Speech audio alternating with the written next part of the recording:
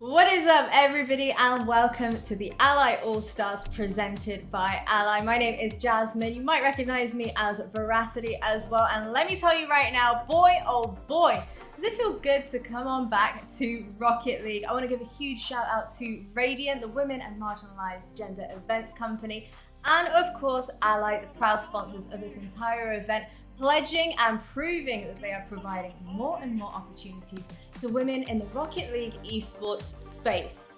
But let's take it back a bit. How on earth did we get to this very point for the Ally All-Stars? Well, the Star Chasers Showdown took place across 5 months throughout 2024, and some of the top placing Star Chasers players were invited to take part in this very tournament as team captains nonetheless, and joining them on every single roster, we had 2 Star Chaser players and either one professional RLCS pro, CRL player, or content creator. But that's enough from me. Let me go ahead and bring some experts on the game to join me on the broadcast and break it down even further. I've got Macfish and Relic. Macfish, let's go ahead and kick off the discussions. First and foremost, manager for BS Plus, huh? That must mean that you have some pretty high expectations of them heading into this tournament. I mean, look, I can be unbiased, and I'm going to be unbiased. If anything, I'm going to be more critical of my players than a very uninspired caster would normally be. But no, I hope that they certainly can take some names. Slumpy, Alanis, and Sarak, of course. But overall, I'm just hoping that the one thing really that I'm hoping for is that we get close games, because we don't want to see blowouts. We want to see everyone have fun, and if the viewers have fun, and that's by having close games, we have fun, and that means the players, well, they might be sweating, but also hopefully having fun.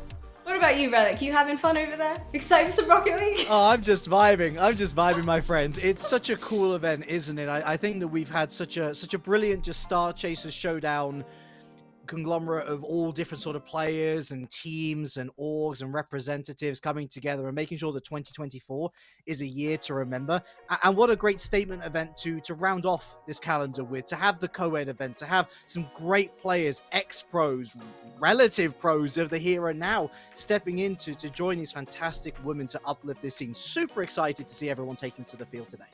Well, you know what, guys? You can go on and on about the good vibes as much as you want. But when it comes down to it, we've got one heck of a prize pool on the line for all of our teams and all of our players. Shout out to Ally for this one. $7,800 on the line here. First place walking away with $3,000. For me personally, I think this is absolutely amazing to reward talent across both EU and NA as well. So Relic, you coming into this and not having seen, a first-hand view like Macfish has here for Star Chasers, how much pressure is this prize money going to be bringing to the table? Because obviously these are not set in stone teams. These are outstanding players amongst outstanding players.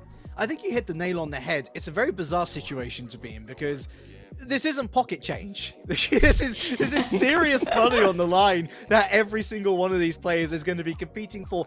And yet, the draft only happened days ago. For some of these players, they might have had the fortune of playing with each other previously, whether it's in ranked or scrims or whatever, but they only knew the identity of their teammates within the last week. And so, how quickly can these players synergize with each other? Are they going to let their assigned pro take the lead? Are they going to let their team captain take the lead? What is the best way forward to earn this prize money? Because at the end of the day, that's what everybody's competing for, Jasmine. They want that #1 title. Well, let me tell you now, even though they've not necessarily had the longest amount of time to get to grips with their teammates and what have you, it's not all a loss, because it is a double elimination bracket for our wonderful 8 teams. So let's go ahead and take a closer look at that. And Macfish, I'm going to come on over to you first, because we're going to be having Alems versus Crimson as one of our matchups. How do you think this one's going to pan out?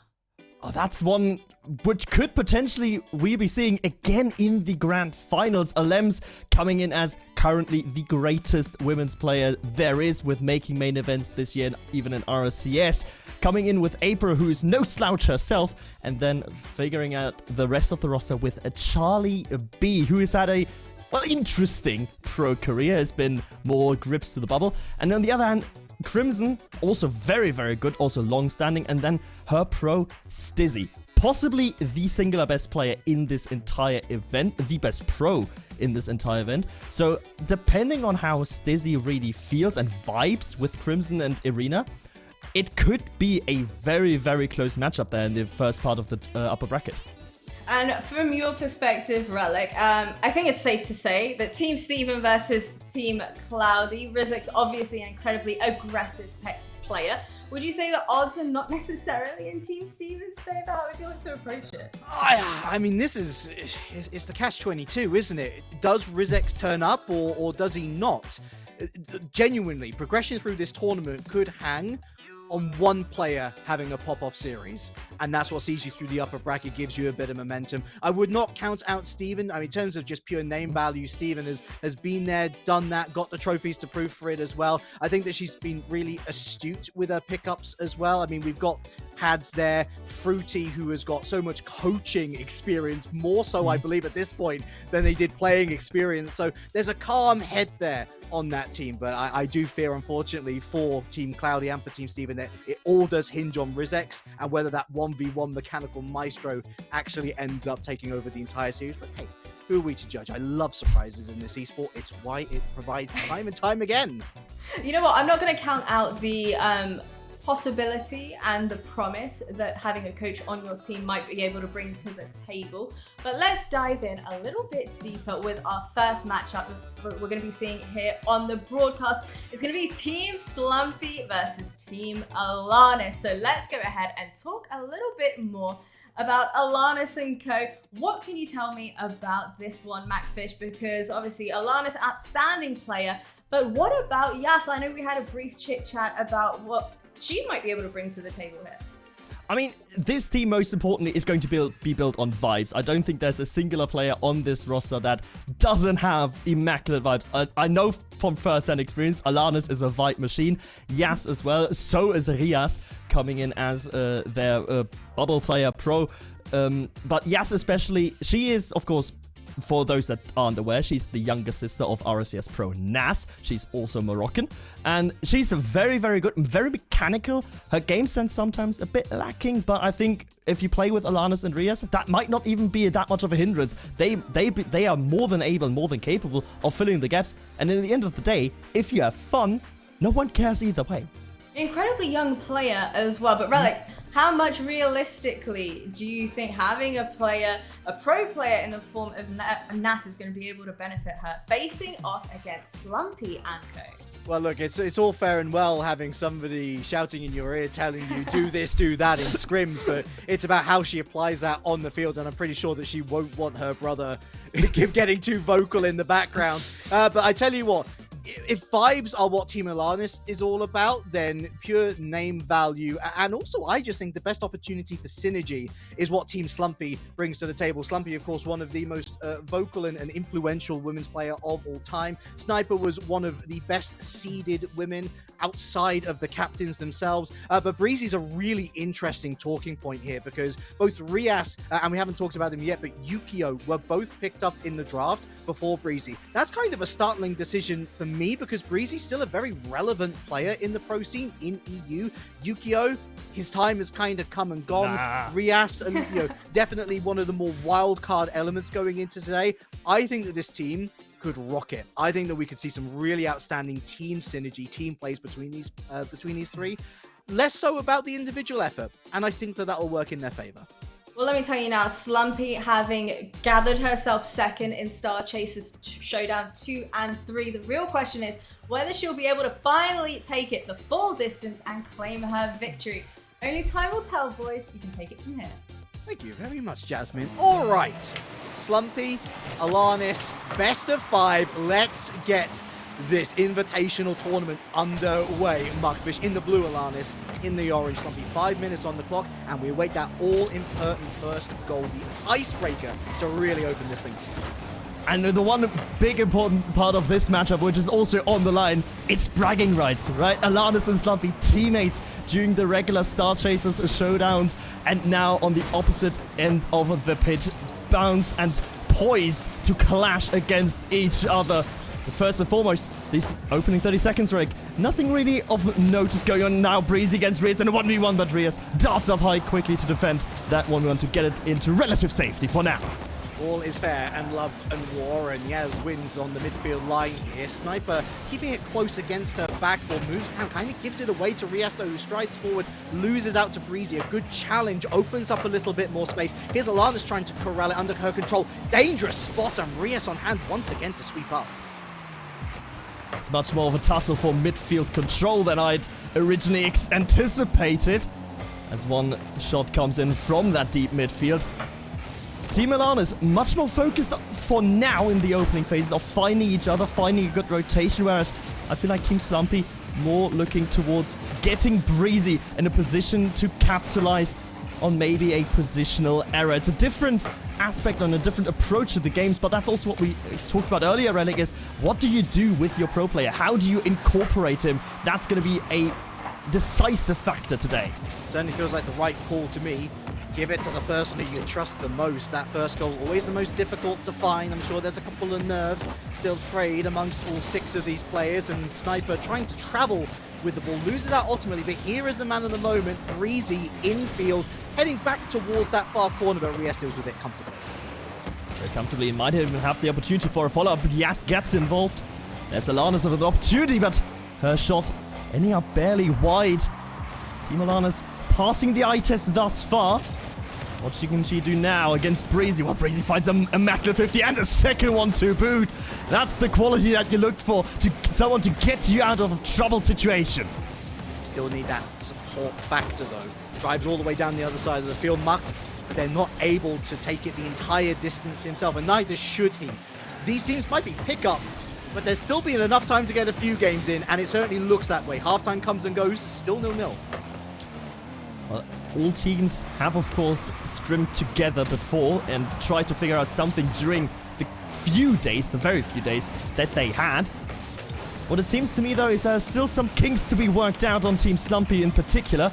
Slumpy and Sniper overall 2 more passive players, 2 more rotational players that try to fill the gaps, but right here, no gaps have been filled. Rias finds the opener for Team Alanis. Slowly, surely. A simple dribble play, but it's on target, over the top of one. Slumpy too late to the scene. Tries to ping it off her own crossbar, unsuccessful in doing so. Breakthrough for Analis. Now Slumpy simply has to click, otherwise we might be in a bit more trouble, and that is exactly what's going to happen. 1v1 finesse, it's Rias at the double.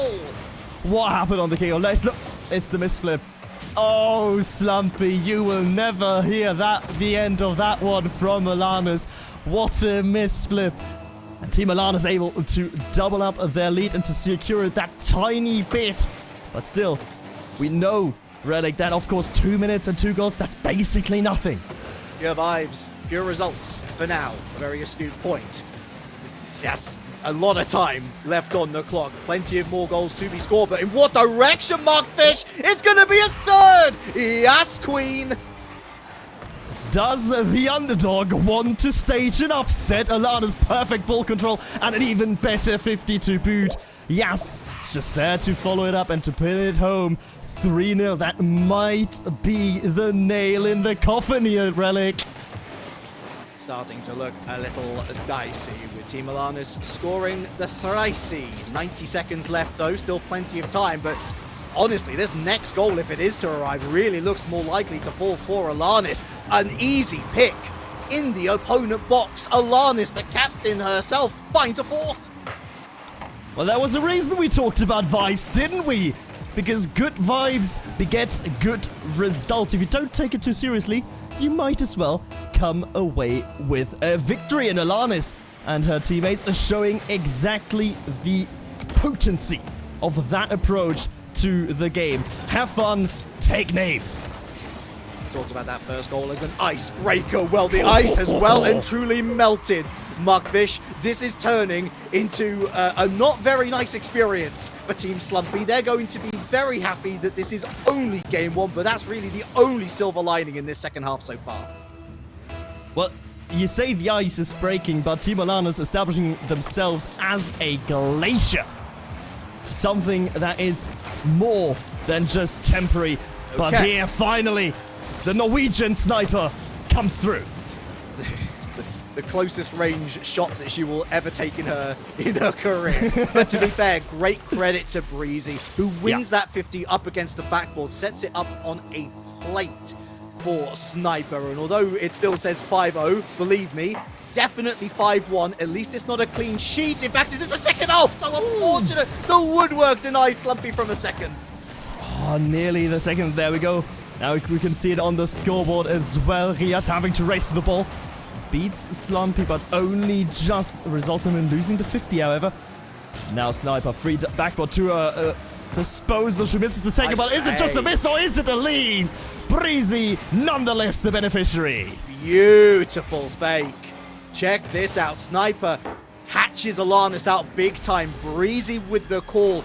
And it's about the shot application as well, with 2 blue cars still in the vicinity of that net. Had to place it perfectly. Did so. 3 goals in 50 seconds. A tall task, but not impossible. Well, it certainly has happened before, but Yas might have something to say about it.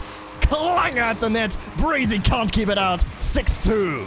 The mole was peering out the ground. Time to get the mallet out, says Yas. And whack. Breezy there in time, to be fair, but just didn't angle the car in a particularly good position at all. If they were able to get a little bit of the front end, then maybe it spikes up over onto the backboard or maybe off to the side. Coulda, woulda, shoulda. 6-2, maybe 7-2 as Yas going on a trip. Ultimately, Corral's possession into this far corner, just wasting time for now. He is already on the ceiling, pre-jumping the clear. He's had a vision, and that vision, well, nearly succeeded at least with him getting a bit of possession, but now it's just to keep it in cool waters and calm waters for Team Alanis, and that is exactly what they're doing. Momentum broken. The 2 consecutive goals do not show any sort of lasting damage on the defensive side of Team Alanis, and Game 1 will find a deserved winner.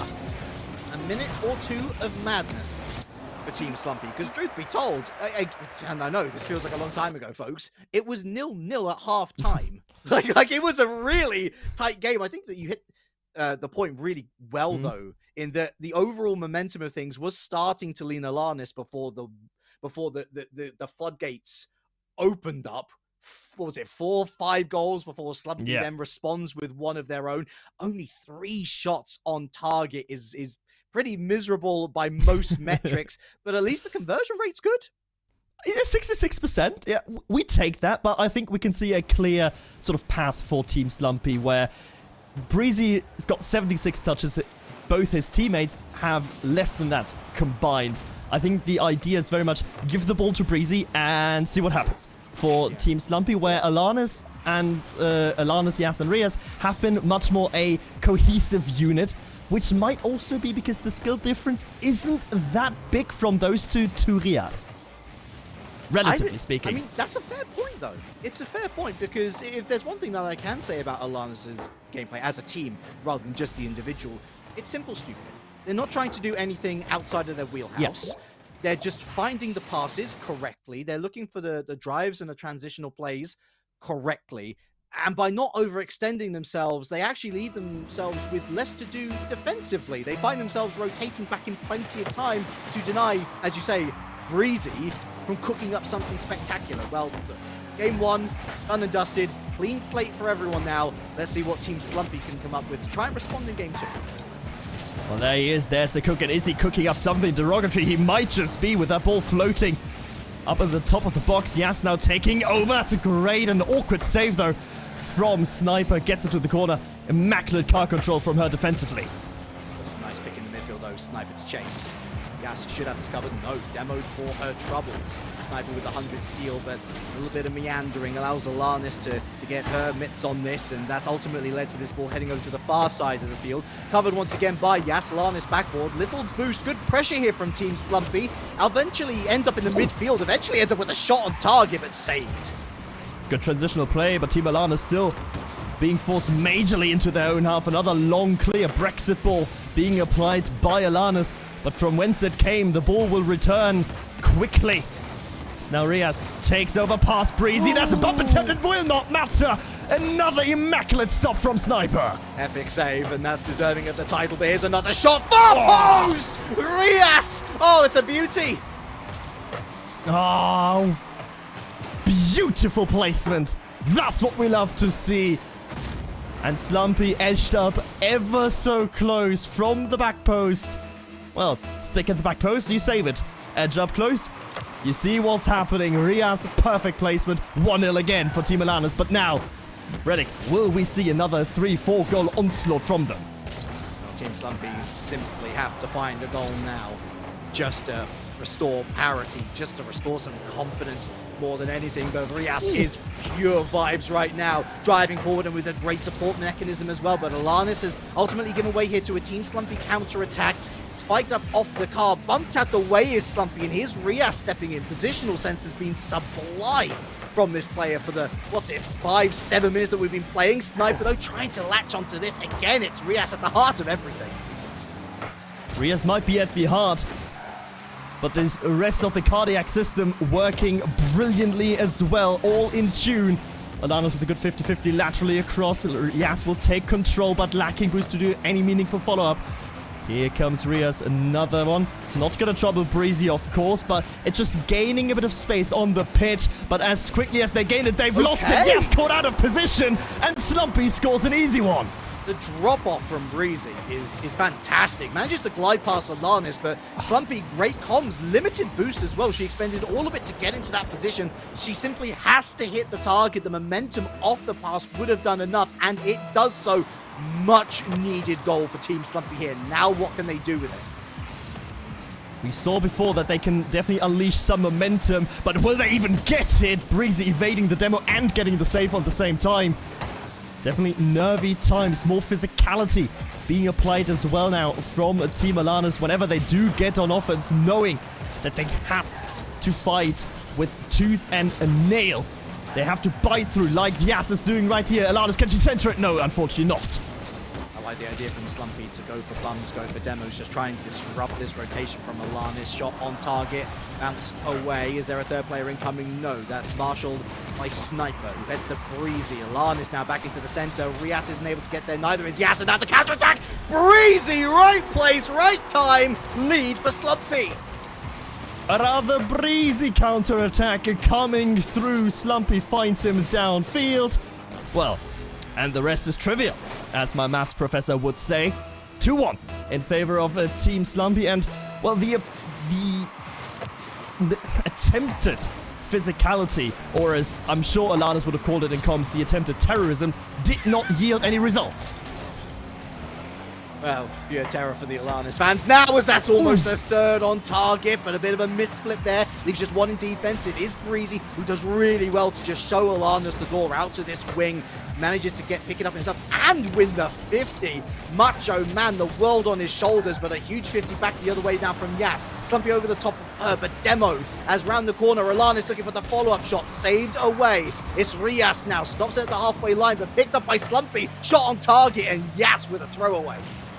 Throw away, but that leaves the ball to be collected by Sniper. Yas having to do some more work to get it out from danger. Slumpy again into that corridor of uncertainty, but neither of her teammates in a position to latch onto the loose ball. Yas, though, on the other end, it's a very quick game now. Less about position, less about rotation, but there's still gaps to be found. An absolute screamer from Slumpy. Slumpy like a homing missile here. Locked onto Rias, found the ball. That's a belter from the back line. 1 minute to go, 2-goal lead. And how the mighty have fallen from 6-2 in game 1. Now a 3-1 deficit for Team Alanis, and a lot of work to do. I certainly hope they shot all of their power in that game, or put all of their power in that game 1, because Team Slumpy is slowly but surely warming up and finding their place in rotation.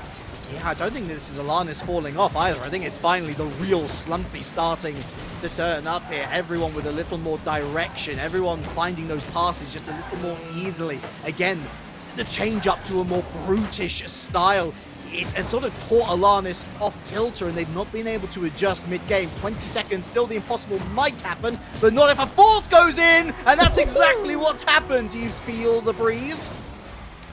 Oh, I've left my windows open, I think, because I certainly do feel it. And again, look at that placement. Top ins. perfectly placed shot. No way the defensive saving that one. And Breezy putting this one to rest. Game 1 is always the most anomalous. I know, I say it every broadcast I'm on, but that's because history backs me up. Hold the phone. 2-4, a kickoff goal, and all of a sudden, Barnstormer finish. Do we see the most miraculous of miracles? As Alanis is absolutely stealing that one away from Yas. Again, brilliant placement on the shot. But now, kickoff strats. BS Plus are known for them. Is this pickup team from Alanis? No, certainly not. No kickoff strat here, and therefore, no result to be gained. Team Slumpy will equalize this series. Bit of medicine served there for Alanis. Again, simple, stupid on the kickoff. Rather than going for something fantastical, just hit the ball. And more than likely, you'll have a player in the right place to deny any goal-scoring opportunity. You can see that the 10 shots on target for Team Alanis. Again, their actual shot output, their chance creation wasn't that bad. More so than Team Slumpy, who were only able to foot up 8. But I wasn't joking. I was half joking. But I wasn't joking around in terms of like, hey, scoring 2 goals from 3 shots on target. Really good, Mucked. And it's a 50% conversion rate this time around in Game 2. And I mean, normally we say, oh, it's good if it's above 30, right? Yeah. Conversion-wise, very good. But also, I think we have to talk about the elephant in the room that all 3 of the goals that Team Slumpy scored, the first 3 goals that Team Slumpy scored, have all been in transition, have all been quick counterattacks where simply Team Alanis over-rotated. They overcommitted. It was easy goals that were being given away. It's good old Brexit ball, isn't it? I know that there's some of you out in chat there were looking at Breezy as the connoisseur of Brexit ball. I would debate its origins handily, but one thing is for certain is that they found a style that works. And it goes back to this point of all pickup teams, relatively speaking, barely any time to really synergize together. Even this brand new powerhouse vitality that we see entering RLCS for next season, right? It was a bit of a slow start. They struggled against teams like 200% good players, but not great players. We're seeing in motion Team Slumpy galvanize her squad together, but they have to put back-to-back performances together now. Let's see if they can do that in game number 3. Well, Markfish, great start. Could have been worse. Could have been worse for Team Slumpy. Alanis, oh, that's an awful position to find herself in, and then Sniper gets the perfect layoff. Slumpy is there, and co-production from Star Chaser's talent. No pro needed. Who's Breezy? So how do you respond now, Team Alanis? What sort of metal do you have in the system? Well, trying to iron out the kinks here in defense are Alanis, as Sniper is left unchallenged for the most part. Yes, a little bit ponderous. Slumpy invited onto it, but mashed out the way, lining up in a row here. Our Team Slumpy on this wing kind of pulls out of it though, Sniper. Maybe a little bit worried about the defensive rotation. Here's Yas now to try and take control of the situation. Alanis may be looking for Yas, but this is going more wide than central. That's actually fortuitous. Well handled by Sniper. Difficult. The vibes now need to be even more on point for Team Alanis if they are facing a 1-0 deficit. She's centering once again. Rias is going to have to beat. He has, and he will not be denied. Oh, there was some venom in that one, wasn't there? It just seems so unthreatening until Rias comes in like a freight train. Brilliant cherry pick. Too slow out the net there is Slumpy to react. And before the first minute is done and dusted, Muck, it's back to parity. 1-1. I think we've got a series on our hands.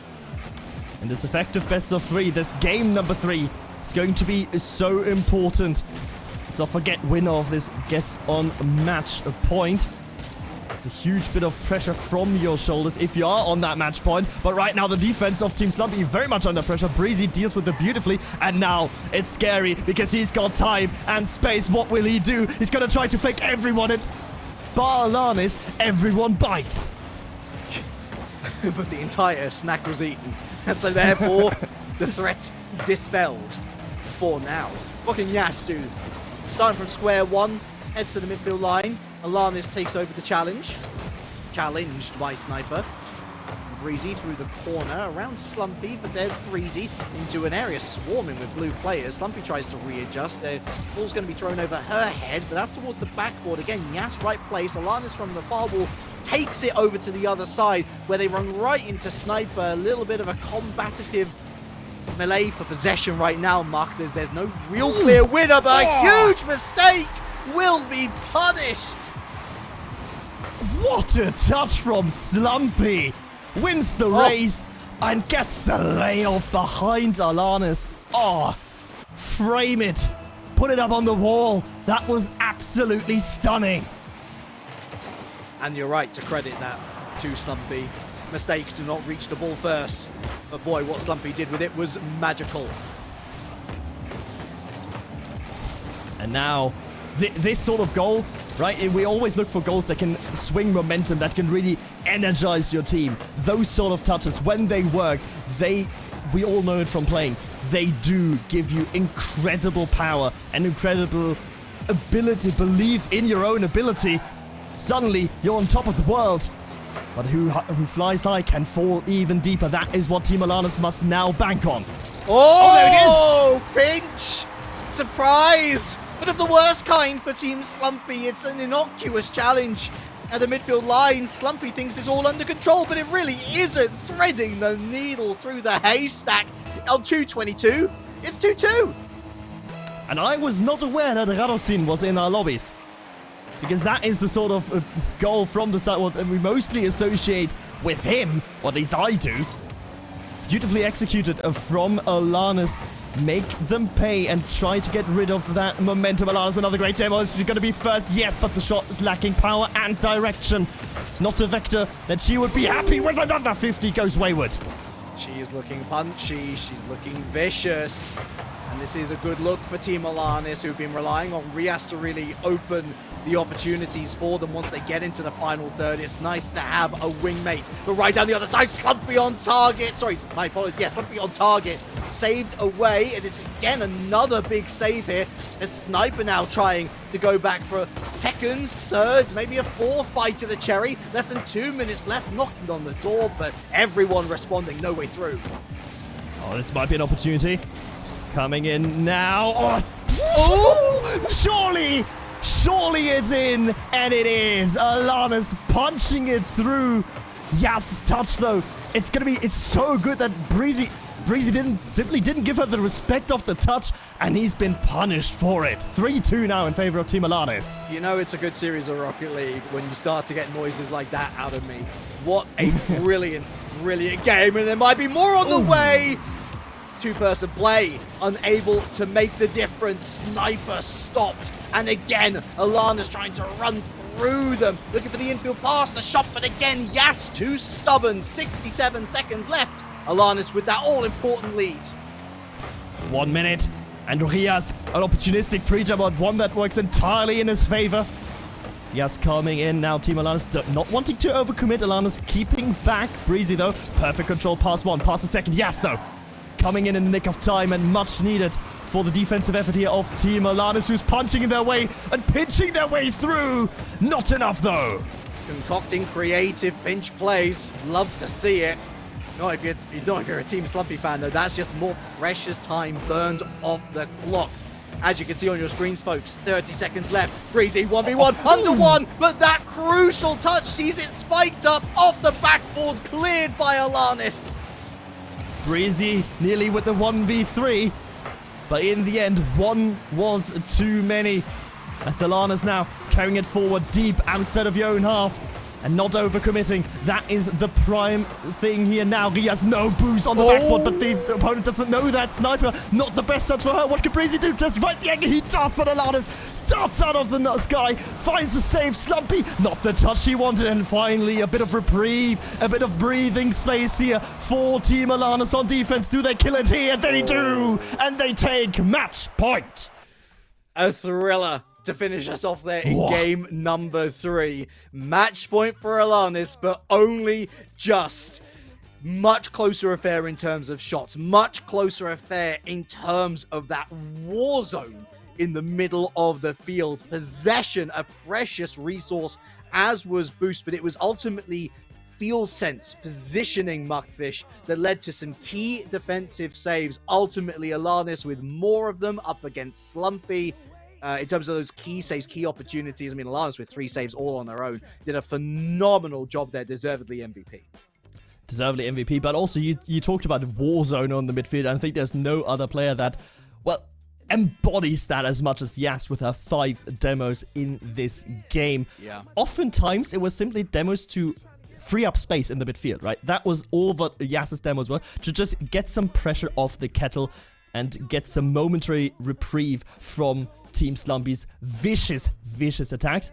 And that has worked exceptionally well for Team Alanis. The big question is, though, can they keep it up here, Relic?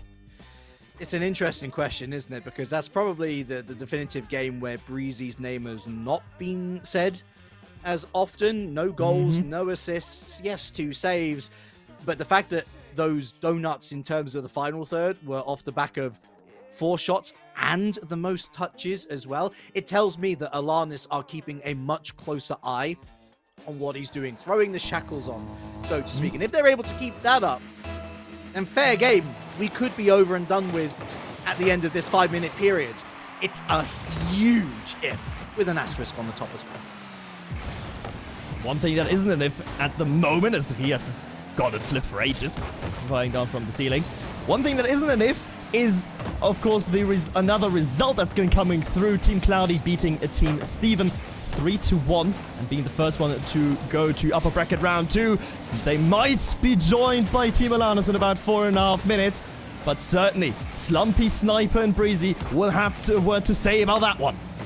Whereas X Factor coming in clutch. Speaking of clutch, Slumpy, that is the save of the series so far. Demolition in the midfield, there might be more. She's out for blood. Here we go, a potential setup opportunity, but Breezy's forced to double back, and it's a good thing that he did. Rias, though, coming forward, and Yas looking for another bump on the opponent. Not finding one this year, and Alanis has got an awkward read in front of her still, though. Does the most important thing, and that is, of course, getting the ball away from the goal into her own corner now. Breezy already in position. But once more, the defensive structure of Team Alanis, it's not sophisticated, it's very basic, but it's oh so coordinated. Slumpy looking to break it down. Past one, dances. Ballerina-esque. Sniper a little bit too far behind. Breezy, too much mustard on that, but Rias still does so well to react in time, throw it off the backboard, and Yas is there to complete this transition downfield. Rias on the chase with a full boost and steals the 100 from Slumpy's corner. Slumpy, who is unable to get on this ball. Alanis throws herself into the challenge. Breezy now trying to get past Yas, but is unable to. Slumpy awkward position. Team Slumpy all over the place defensively. Slumpy not as organized, perhaps, as their counterpart. Yes. Can't get it past one on the backboard. Slumpy trying to alleviate some of that pressure. Rias misses the big boost, goes for the ball immediately. That allows Sniper to come into the challenge. Now Sniper and Slumpy together as one. Together. Oh no, she misses. Breezy though. Yeah, okay, that's in. Oh. If I was a harsher caster, I would be saying, gotta score that. But to be fair, Alanis is bearing down on her at a rate of knots. And so at least Breezy is that final safety net and has the acute sense to go, okay, far post, let's go against the run of this defender as they're arriving, trying to stop me from scoring this all-important goal. What a lead, but still the majority of the game to go. Scary position. And in the end, it doesn't really matter. As long as Breezy scores it, as long as there's a follow-up for Slumpy, you can miss it all you want. Hopefully, next time there will not be a follow-up for Team Alanis, but Rias doesn't need a follow-up. He's been clubbing lately. He's been the bouncer. He's simply wider and bigger than everyone. Oh, it's a bit of an embarrassing oopsie moment there from Team Slumpy. Just ponderous. You're just trying to work their way at a rate of 1 mile an hour through the defense. I'm sorry, but the game ramped up 2 games ago, folks. But hold the phone. We might have a potential opportunity. No, Team Slumpy looking for the boost steals. They've got to set up from square one once again. Maybe something to be cooked in through Sniper. Nothing yet for Team Slumpy. Alanis' defense doing well to keep the ball but away from danger in the corner, but the demo is wreaking havoc! And yes, simply misjudging that one. Breezy, beneficiary, 2-1 lead restored.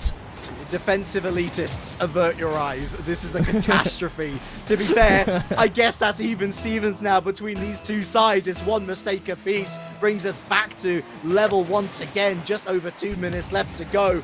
Sometimes those happens, Muckfish, but this is such an important game to be making those mistakes.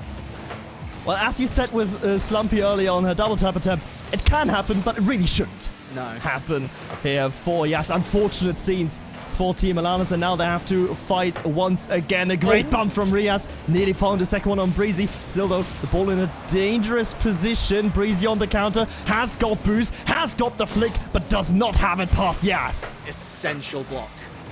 Oh, that's a big win from Alanis. Is that on that's target? Going over the top of one. What a flick onto their own bar. Unbelievable stuff from Sniper, who has continued time and time again to turn up defensively. That shot goes a little too far past the post. Team Alanis peppering this orange net, but they can't quite find that third go-ahead goal. Sniper is the one for the heroic saves, not the basic ones. Another immaculate stop, and that is the lifeline here for Team Slumpy as now Breezy tries to 50 his way through. Yes! No own goals this time. Great 50-50 against Breezy on the ground. Sniper destroyed. Alanis was hoping that Rias would continue the run, didn't. A little bit frayed, a little bit fractured. All of these wonderful link-ups starting to evaporate in the name of desperation. Getting that all-important winner. A reminder, the scoreboard incorrect. It is 2-2. Alanis looking for that game winner. Slumpy looking for the chance to take it to game 5, where we were so much closer to the former. Back into the central area yet again. Team Slumpy surviving by a slither. Breezy getting another one to the side, but 15 seconds still. This onslaught that will continue. Sniper dunked away by Alanis, but the bounce not helping Team Alanis in any way, shape or form. 8 seconds, time eluding, time dripping away into the ether. What can Team Alanis do there on their own backline? They have to keep this ball alive, but they shall not be successful. Relic, we have a game 5. Relic spouting nonsense. Never mind me talking about the scoreboard being incorrect. I'm delighted that I was incorrect, because we do have that game number 5. And Team Alanis, I mean, if they're not sweating at this point, I'm sure they would be. The fact that they tried so hard and they got so creative in the opposition box, only to come away with that one single goal. Meanwhile, Breezy clearly took my comments to heart. From a very nothing game to the critical game. 2 goals off 7 shots and 3 saves in his own half as well. Massive coming of age moment for Breezy in the context of this tournament. And we take it then, Mucked, to Champions Field. What a banger to open up this tournament with. I couldn't have started better. Game 5, a close series. That's all I wanted. I mean, I've already come here and my expectations have been fulfilled. But of course, now it's only the one game that is between these two teams, and a date in the upper bracket semi-finals against Team Alems, who will be Slumpy captaining Sniper and Breezy to great heights. And on the other side, Alanis, the Vibe Machine, together with Rias and Yas. And that support system now for Yas especially, who had that own goal, is going to be crucial. The time for deep breaths is done and dusted. The time to lock in is now. Game 5, round 1, upper bracket. Is this the beginning, the true beginning of the journey to stardom in this Star Chasers Invitational? Well, here's Breezy once again, causing all sorts of trouble in the back line, but Slumpy's got the free shot on target. She takes the lead for her team. Who is your all-star? Who's your North Star? Shining brightest. It's Slumpy coming through from the side wall and taking a crucial first goal for her side. Alanis and co backed up against the wall. It's a good start, but it is an early start, and we have seen many an early start in Game 5 slowly but surely evaporate away. Alanis with the first warning shot for the team in blue, as Yas is taking to the sky. Rias as support, but Team Slumpy with a strong location. Sets it up on a tee for Alanis, who continues this drive over to the far side, back into the center. Breezy with a crucial interception.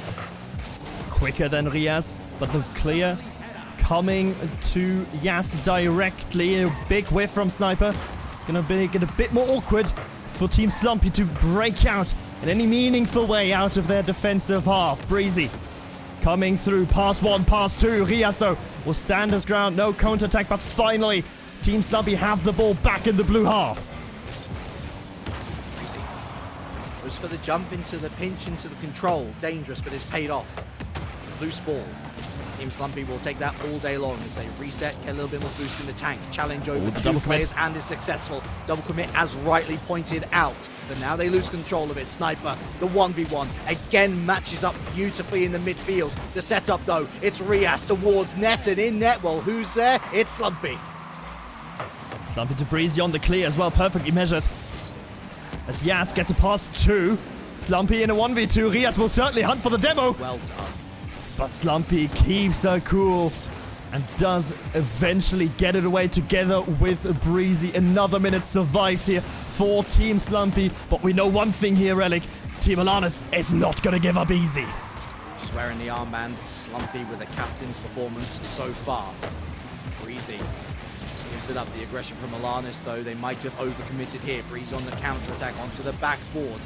Not much more to do from here. Sniper keeps it at, relatively speaking, a standstill. She's demoed. Sent back to the respawn. Alanis out of boost. Breezy up against Rias. Registers a save. Yas on target. The Sniper stays cool. Alanis with another chance but loses control. Precious time is elapsing as Team Slumpy hold the lead. Great read there from Rias on the backboard. Is avoiding any more danger. With that, as he's taking it laterally across the face of play. Breezy abandoning the chance, rather getting Slumpy involved as Rias is hunting once again for even more bumps and demos, especially Breezy has got a target on his back. But as of yet in this game 5, that aggression not paying off particularly well. But sometimes you don't need to. It's one of those moments where any of the W's is an appropriate response. Who? Oh, what? Why? Score that on offense, please. When? Alanis. How? Doesn't matter how. Alanis have got their equalizer. Less than 2 minutes. Barnstormer confirmed. Oh, that one hurts for Sniper. Any other touch, and her teammates were there to save it away. But no, she got the perfect underbody touch to get enough speed on it. It's the most beautiful goal that she will never score in offense ever again. Gotta brush it off. Thing of the past. Gotta focus on the future. You gotta focus on finding that second. Or at least not conceding a second. Seems to be the order of the day as the transition incomplete yet again. Yas to the backboard. Watches this one fly. And Breezy deals with it. One long clear from Breezy. Alanis trying to take her time, but the bouncers are not favoring her. There's an onslaught coming through in the train. It's not stopping. In that corner, Slumpy getting and tugging on that rope to try and establish some sort of field control. Now Sniper following it up. One dump downfield. It's not going to be any problem here for Rias. Breezy, perfect control. Does he have the reset? No, he's choosing to go for the air dribble. Wrong choice. I love that Alanis is starting to slow things down. They're looking to win those challenges and then build upon it step by step. They seem to be the one in more control. A deceiving touch from Breezy. But Alanis has this covered. Another challenge in favor of Breezy looking for Slumpy. That's a great call, but the shot's well wide. The awareness is there for Team Slumpy. The pieces are there, just an iota off for them to click all together. 15 seconds remain in regulation. Yas, confident dive in, trying to keep the ball away. Again, Sniper looking for Slumpy, but Rias will not let anything happen. Breezy, 100 boost, has to be challenged quickly. Got a reset, got a bump though. One gets past me, ball on defender, not both. Uh-oh, are they going to let this stand? They're not going to let this stand. Interesting, a chance to punish there for Alanis not taken. Overtime, it simply had to end this way. Banger series deserves banger ending. Golden goal scenario. It's a backboard. That was a close one. Alanis had to be alert. Heads downfield, beats 2. The setup for Yas not going to be the case. Too close to that orange backboard. The battle of the zebras. Where will it find its end? Who can run further? Alanis taking it on up high, past Sniper, gets control on the flick. Just finds her master in Slumpy on the defense. It's nerve-wracking time. It's nervous time here for both these sides. That's a great pass now from Breezy to Sniper. Goes for the bump. Doesn't need to connect. Slumpy is through. Drops the scope. Takes up the riot shield. And creates a riot in the orange camp. Mind games. Mental fortitude. That's what this series has been all about. And Team Slumpy prevails 3-2. Woo-hoo! And what an opener for our Ally All-Stars European event. Game 5 overtime, and then the dirtiest of plays. I don't need to score fancy. I just need to get rid of the goalie. And breathe. Ooh, deep breaths. What a start to the Ally All-Stars Invitational, folks. This is what we were hoping for when this series was selected. We were given an unmitigated banger, but I think it was a banger thanks in parts where the two parts really weren't there marked. A slow start for Team Slumpy, the team that was the favorite going into this one, and Alanis they weren't even a secondary actor in this. They were star of the show themselves in many respects. Unfortunate to lose, so closely matched were these two sides. I mean, we talked earlier about how we think Slumpy getting Breezy as a middle of the pack pick for a side and criticizing Alanis implicitly in that picking Rias over Breezy. Well, it turns out it wasn't a bad decision to be made, but in the end, Slumpy has gotten herself the better team assembled, but better really by a smidge, a tiniest of margins. If you weren't strapped in now, I'd recommend you buckle up, because there's plenty more where that came from, folks. On the other side of this break, Ally All-Stars returns. See you then.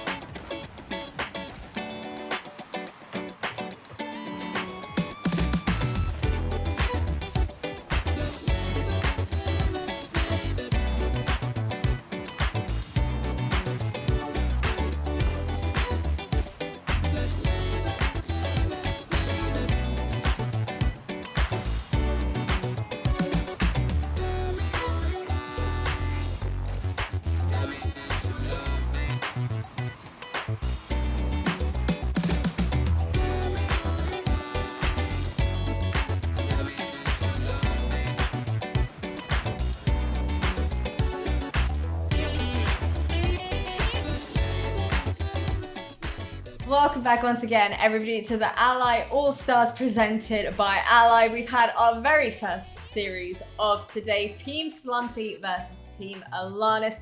Slumpy and Co coming out on top. Macfish, I'm going to come to you first. I need to ask you, was there any kind of trash talk between these two teammates heading into today about who was going to win and why? If it was, it wasn't in our server. If it was, it was in DMs, but I'm very sure there's going to be some words being spoken to one another as far as the ranking within BS Plus is concerned. But apart from that, I just want to take a step back and say, what a banger of a series to start a day. Like, you couldn't ask for anything better, could you? Honestly, let me tell you one thing. At the start of game 1, when we saw it pan out the way it did, Team Alanis winning that one 6-2. From that moment on, I was like, what on earth is going on in the camp of Team Slumpy? And then game 2, Slumpy and Breezy had phenomenal synergy. Sniper coming in with some incredible fakes as well. What do you think the turning point was for the Relic from that game 1 and moving into that game 2? I genuinely think it was just finding the correct way to utilize Breezy, because in game 1 it was literally give to Breezy, see what he does, give to Breezy, see what he does. There was no backup plan, which I'm sorry, but if you're looking to attack in Rocket League, as is the current meta, by the way, you need to have those support players. Yes, of course there's a risk in bringing players up the field because you're at, well, risk of losing out all over the top and hey, your entire backline's exposed. But you can also find the reward through taking those chances. And I think Slumpy, a much more proactive role from game 2 onwards. She was an absolute star in that final game as well. As I said, really galvanized the team, I think, in a big way. And I think Breezy was happy to take a little step back as well. Again, fall back into line, synergize better with everyone else. You're only as good as your weakest player.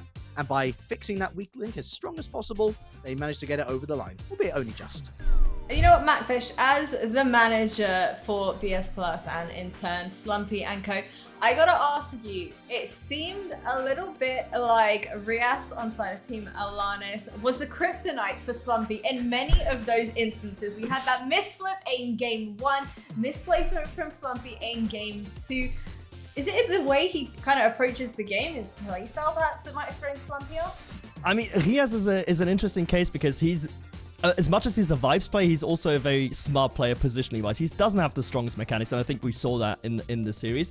But his game sense and his understanding of the game are at a very high level. So if he sees you slipping up, he knows exactly what to do to punish that within a second, and that might be a contributing factor to why it happened to be Slumpy most of the time. I mean, bad luck, I guess. But yeah, that's I guess the strength that Rias brings to Team Alanis as well. That knowledge. Bro really just hit her with an unlucko. GG. Yeah. Go next. But, you know, GG, go next. But I want to give props to Alanis as well, especially in that game 3. Phenomenal performance from her. 52 touches, 3 shots, 2 goals for her as well. I feel like astounding performance. We couldn't possibly ask for much more in that entire series. Relic, was that a bit of a surprise for you to see us going into that overtime? Oh, the overtime by that point, not so much. I think we'd seen enough over the course of the series to say, okay, well, this really is as close as the results are suggesting. Breezy eking out the MVP, as we can see. Average score of 504, 5 goals, 5 assists. For me, again, after game 2, not becoming a little more conservative, just becoming a little more proactive in the overall rotation is where those 13 saves come from, as well as matching with a decent shot output. Look, I think for my money, at least, a lot of this game comes down to a lot of players finding themselves and finding confidence.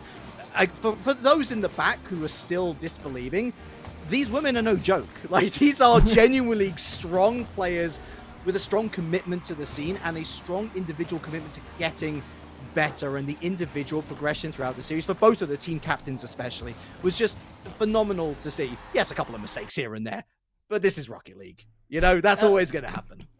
Let me tell you now, I'm especially happy that my mic was muted and my camera wasn't on during those games, because yes, Breezy had a great performance, but there were many instances in which Slumpy and Sniper really shone, really came alive, collaborated between the two of them And you guys mentioned it during your cast. No breezy needed. These ladies are well and truly capable of holding their own. And I think that's why I absolutely love seeing these teams all come together, because it shows us that the potential is there. There is really no difference between a lot of these players as well. So Macfish, anything you want to say to your two teammates, I guess? Alanis, get good, and Slumpy, go win against Alems. I believe. Well, there we have it. That's the banter we have at Beast, but we're very direct. We take the mick out of each other. It's fine. Okay, Unlucko, GG, go Unlucko, next. GG, go next. Yeah, basically that's the TLDR of the entire situation. Game 1, Series 1 has been done and dusted, but we will be back after the break where we're going to be diving into plenty more Rocket League, and we'll see you soon.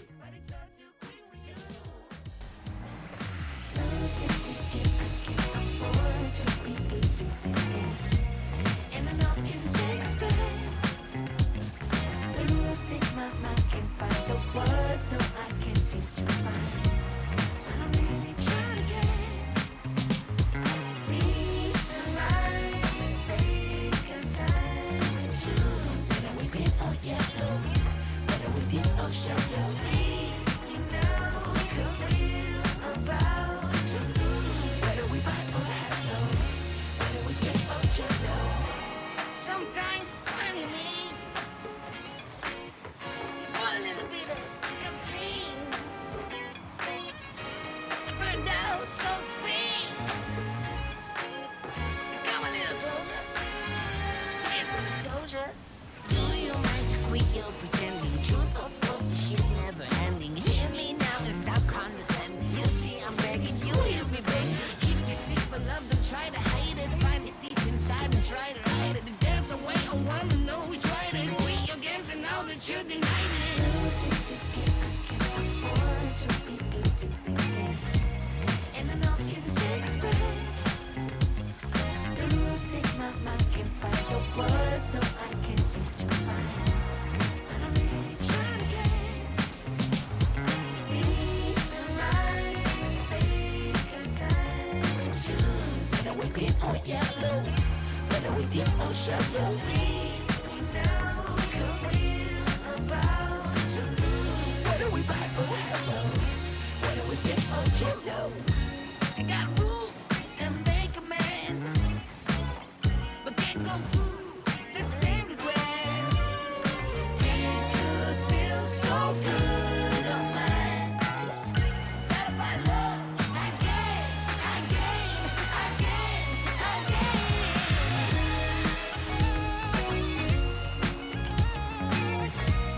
And I know you deserve respect.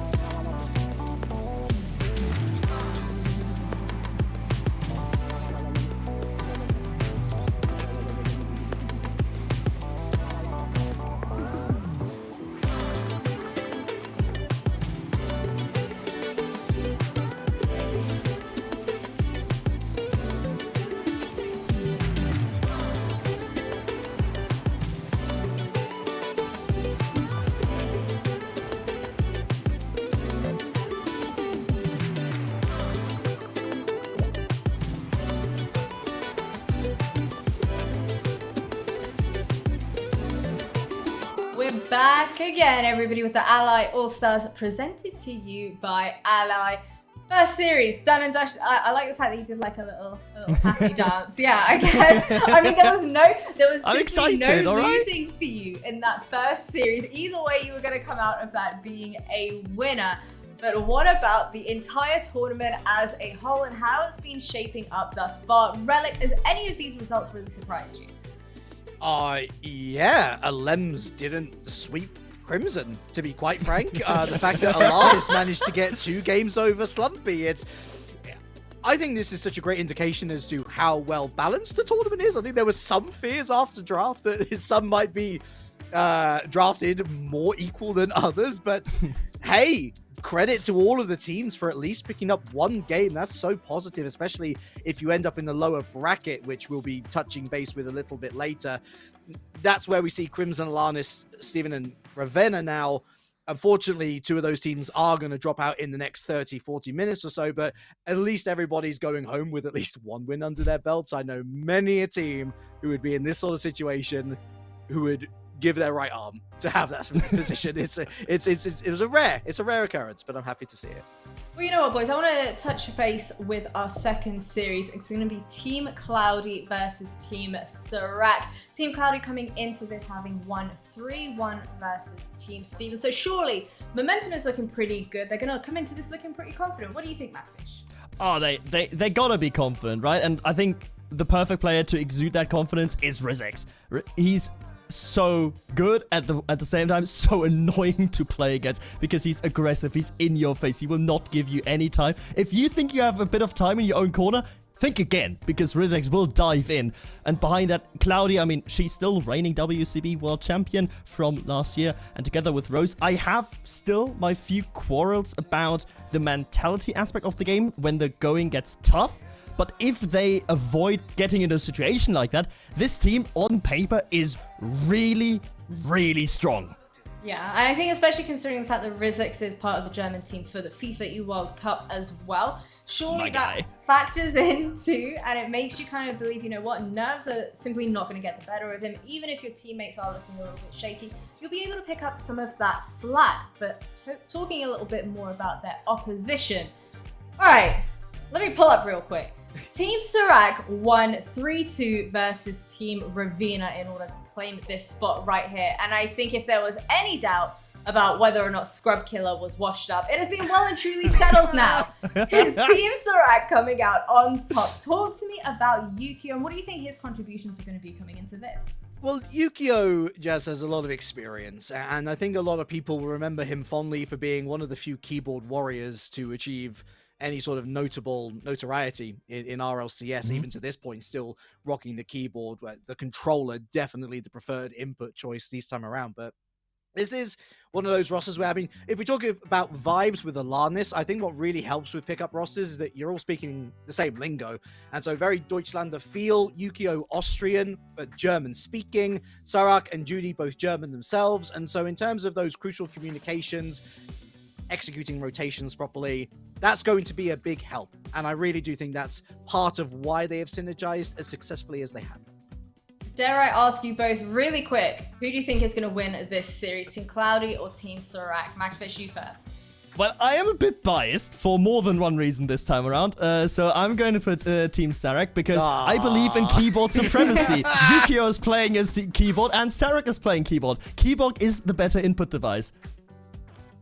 Relic, who do you think? Cloudy's got Rizex. You kidding me? It's Cloudy. They look really strong. I'm sorry. And to beat Steven by 2 games advantage?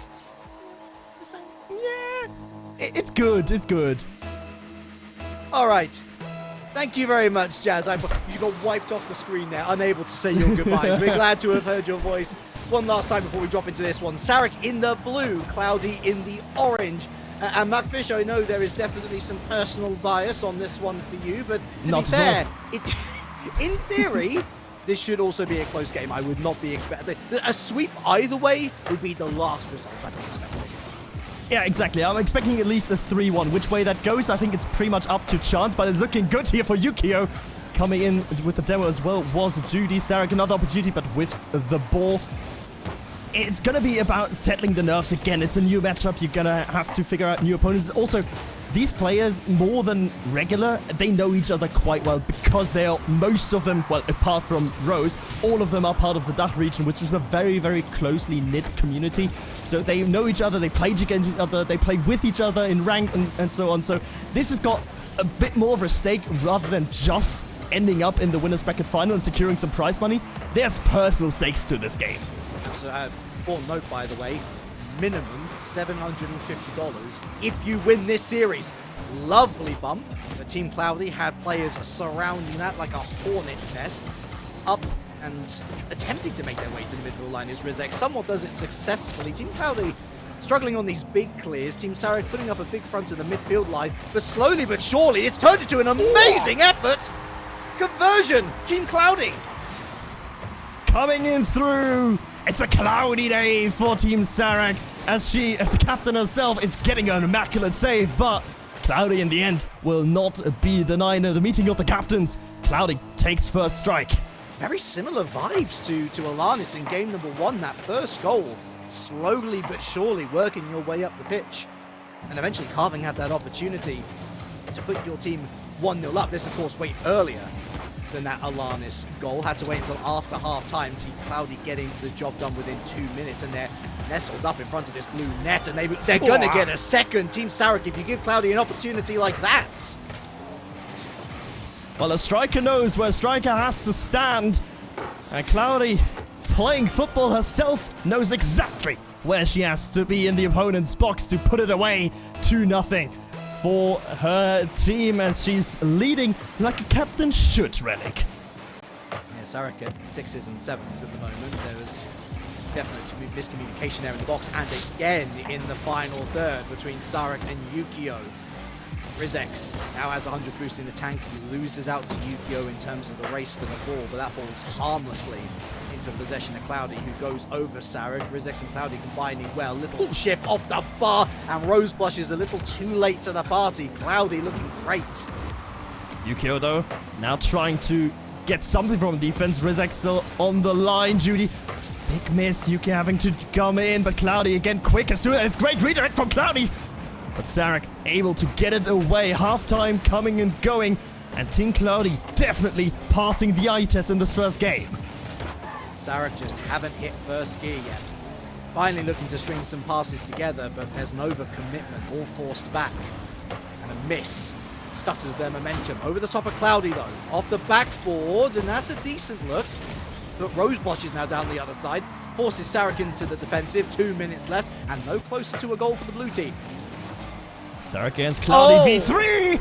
And for the third time running, Cloudy will win that contest. The forecast is looking rather overcast. Sarek finds the player, does not find the ball, but it's the player who caresses the ball past the on-rushing defender and into the net. It's a clean 2 minutes on the clock. It's a clean 3-0 scoreline. Could be turned into 4. Mismanagement again in the defense as Cloudy throws one into the center. Rose Blushes throws themselves at it. Manages to bring it back into the central area as well, really successfully, but no fourth goal for now. Maybe some time here for Team Sarek, but again, the pressure coming out immediately. It wasn't Rizex, this time was Cloudy. Apparently giving and gifting that aggressive style to his teammates, and Cloudy scoring her 4th of the opening game. This is beautiful from Rose Blushes. Puts Sarek in a horrible position, and Cloudy really rewarded for her intrepidation there. Again, chucks herself at the opportunity and does roll with a little bit of luck, yes, but fortune favors the bold. Demo coming out. Oh! Cloudy. It's Rose! What a strike! What a goal! Oh my goodness me, I'm supposed to be saving my throat. I'm off the back of a cold, but this was ice cold. Unreal interplay, mid-air, falls on it like an angel from the heavens. Rose Blushes with a fabulous 5th. Clip it and ship it. That was goal of the day, potentially already, and we're only in the winners semi-finals. 5-0, a statement of intent from Team Cloudy. Team Sarek I need a trip to the therapist's office after that one. That is mentally damaging to see such a high quality goal in game 1 when everybody's supposed to be at their slowest, when they're trying to find out how each other plays. Well, here's how Team Cloudy plays. They're scoring for fun, Mutt. Half a dozen, and Rizix does it all by his lonesome. This time around, no defender to be left to be cleared. 6-0 the lead. Well, there are dominant displays here, Relic, but this is beyond domination. There's clip-worthy moments. And that speaks of a team that is confident more than anything. Oh, Rizix! Stop it, you saucy dog. One challenge, one bounce, control, bish, bash, bosh, underneath the crossbar. And when does it start to get demoralizing now, right? Because we have to think about, okay, how do you actually find a way back into this series? Not this game, because this game is truly, well and truly lost, but into the series. Because right now, you're being outpaced, you're being outplayed, you're being outsmarted, you're being out everything from Team Cloudy. Team Sarek has to find something special. They do find it. It's a game with Germany, so it has to be done. The Brazil. It's so simple, but at least he gets it on target. Yukio with some form of saving grace for Sarek. To return to your question, to return to your point, it is one of two ways already. You have either, as a team, already scratched off this game. GG's, that was a little bit terrible. We're gonna go next. Or it is just pure demoralizing. And to come back from this sort of game, it doesn't matter how you score, you just simply have to. There is no ifs, buts, or whats about it. You just got to play. And sometimes just hope for the best, hope for fortune, hope for overconfidence from your opposition, because that's really the one question mark over this orange side now. Team Cloudy looked the business, the best performance in an individual game that we've had on stream so far. But if they start to have that little bit of ego that creeps into the system, that's when the door will open for Sarek to strike themselves. I mean, the look at the stats is demoralizing enough in itself. 14 shots from Team Cloudy, 7 goals. It's still 50% shot accuracy. We talked about it earlier with Slumpy's shot accuracy being as high as 50 or even higher. That's still incredibly well. And, I mean, for Team Sarek, only one defender. That was Sarek herself. And the less talked about Judy, the better. I mean, that's really your problems tied up with a neat little... Well, it's not really a neat little bow. It's not a present. It's more like a... It's very ugly. We're coming towards Christmas. It's like a sack of coal. There we go. There's the analogy I'm looking for. You got Judy, who is unable to get involved with the play. Again, score accumulated from touches of the ball combined with your actual actions in-game. She was a non-factor. And the fact that Sarek is the only player making saves out of the entire team, that's dysfunctional. And that's putting it nicely. So the problems are at least obvious for Sarek to deal with. It's now a question of, can they deal with it? Look, we saw who they beat in the last round, Matt. So we got to believe that there is some team in there to be enjoyed. I mean, there certainly is. I think it's getting Judy online and then figuring out, okay, how do we deal with this really aggressive style of play? Because, I mean, that's one thing that we haven't really focused on about. We talked about, Rizix is very aggressive and, you know, the mental could be a bit difficult. But no, Cloudy and Rose are very, very aggressive players in their own rights. Oh, as Cloudy nearly puts on the first here for her own team again in game 2. But this aggression, that's a playstyle that I know for a fact that Sarek hates to play against. She has to deal with it, and her team has to deal with that playstyle now. Yukio as well on the keyboard. I'm sorry, you might be a keyboard warrior, but sometimes I find myself, even on games that I know very well and true, having that brief moment of hesitation to look down to make sure I'm hitting the right key. It isn't as intuitive. This is a team that, I think you're spot on the money, would like to have a little more calm, slow things down, take control, but there is no control! There is no time! There is only hurt! Rose to Rizix, 1-0, and what a redirect it was! Not the worst possible start, but it could have been better. 1-0 Cloudy, break through the line. Cloudy does well to just dispel this, go on her travels. Into the blue half, Demo on the far side. Ice bomb from Sarek, really intelligent. That's on target, beautiful play. I don't know if Sarah calls for it or if Yukio called for it, but doesn't matter. It worked out in the end. Get away, Rizex. You've caused me enough pain already. 1-0, and that's one that's gonna feel great for the mental. Such an intelligent bump, such a difficult bump to achieve as well. Mid-air, having to change trajectory, keep an eye on the person who you're attempting to bump. That was difficult to pull off. But they've restored parity, equalizer for Team Sarek, and early as well. Here's another bump now as Cloudy sees over the top. That's a shot straight down the middle. Easy save for Rizex.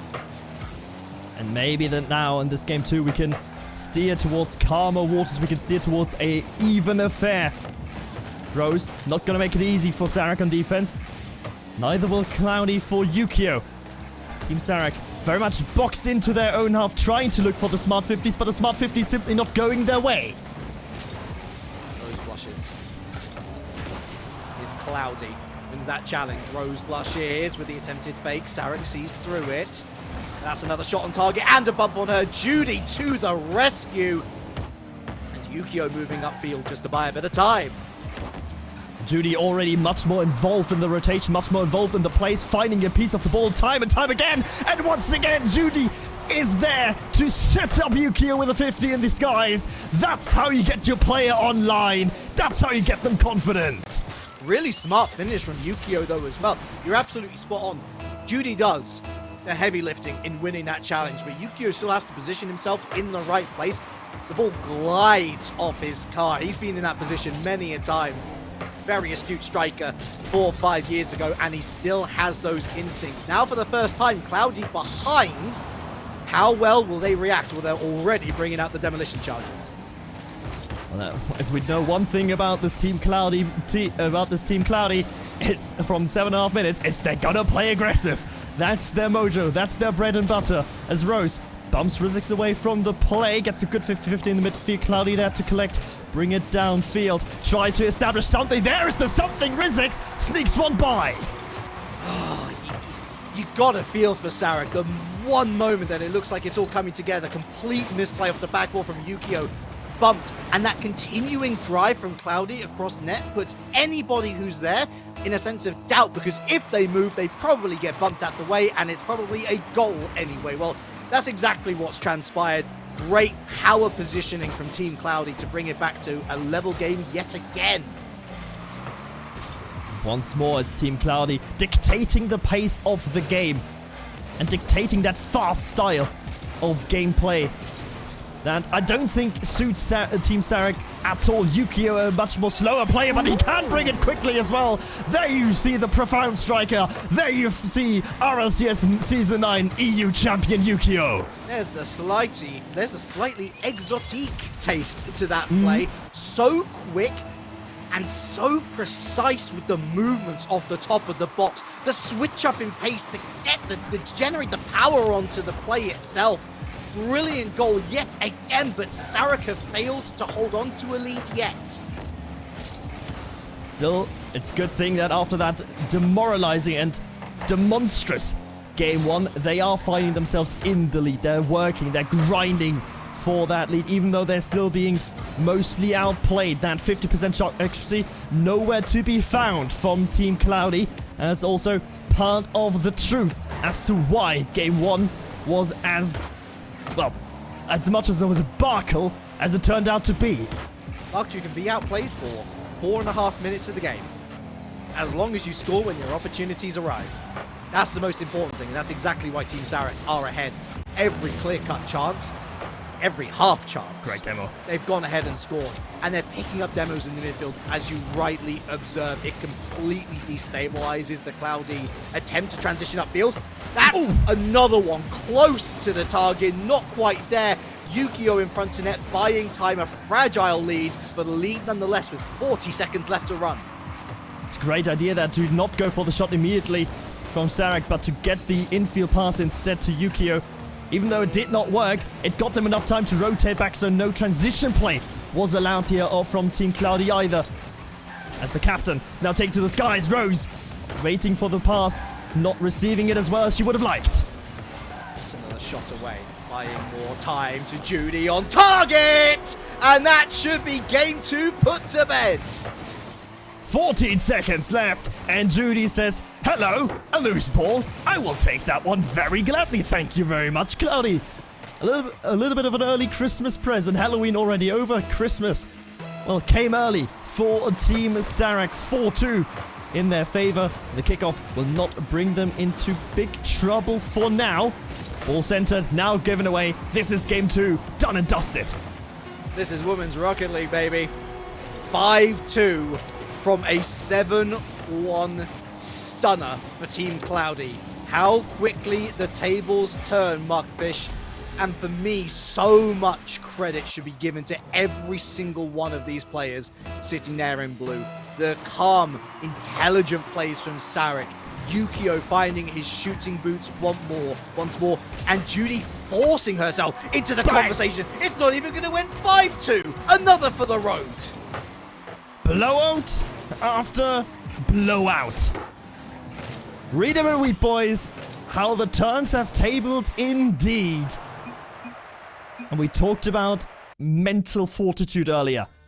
Team Sarak has shown that in spades, and especially a lot of credit, I think, has to be given to Judy. From a absolute non-performance in game 1 to a brilliant one in game 2. Oh, undeniably so. I mean, look at the difference in shot counter. It's literally they've exchanged positions. Team Cloudy with only the 6 shots on target, over 10 for their opponents, Team Sarek. But Yukio, for me, as much as I think Sarek, I mean, this was the play for me. Such a selfless and yet super intuitive act from Sarek to bump that player away, but Yukio still had to be there. This is only mistake, really. But you can afford that if your goal output is as extreme as what we saw.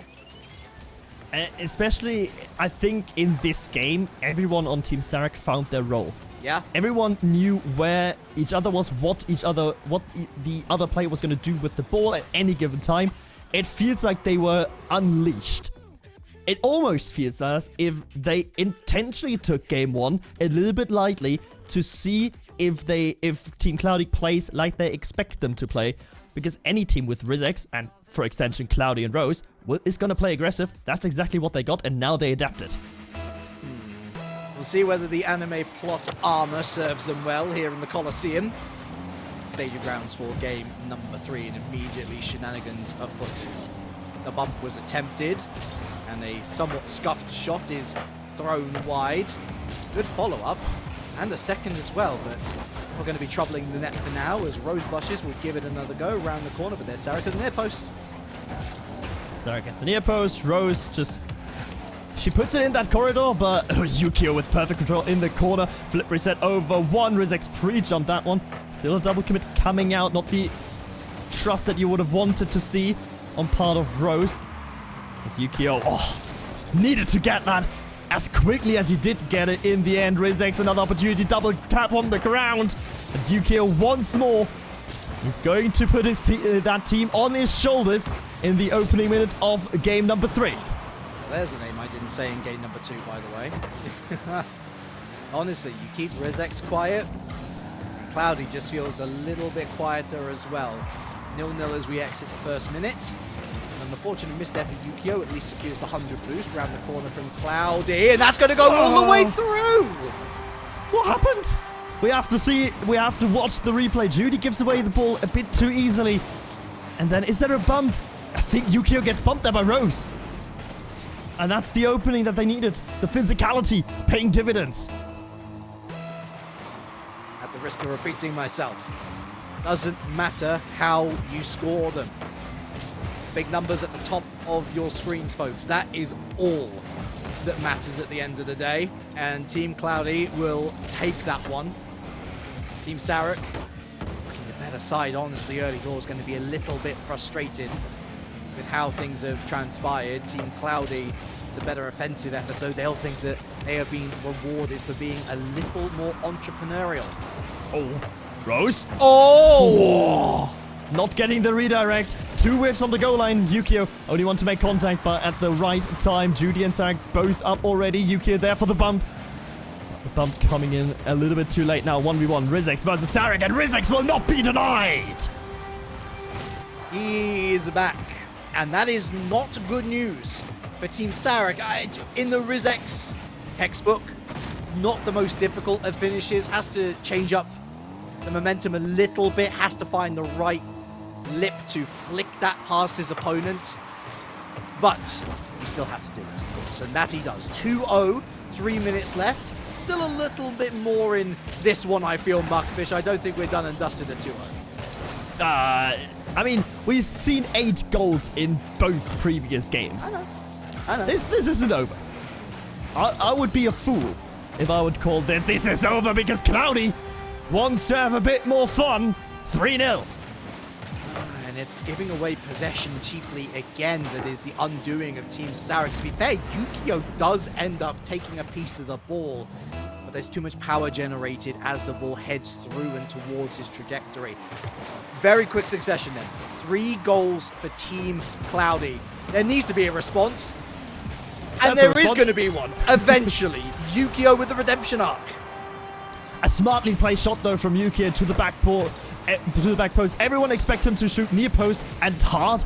So it's for him to just take the power away and focus more on his positioning. Very heads-up shot from Yukio. Very, very intelligent shot from Yukio. Knew exactly what was needed and what was asked of him in that situation. So Demo comes through after the kick of Judy. Nearly together with Yukio, creating some shenanigans as Team Sarek is blowing for the comeback in the second half of Game 3. Plenty of time, but they need more than kickoff goals. They need to be a little bit more creative in their plays. Maybe time to get the bumps out once again. It's a dangerous position. That's going to be rewarded. Rose blushes with a beautiful chip to re-extend the lead.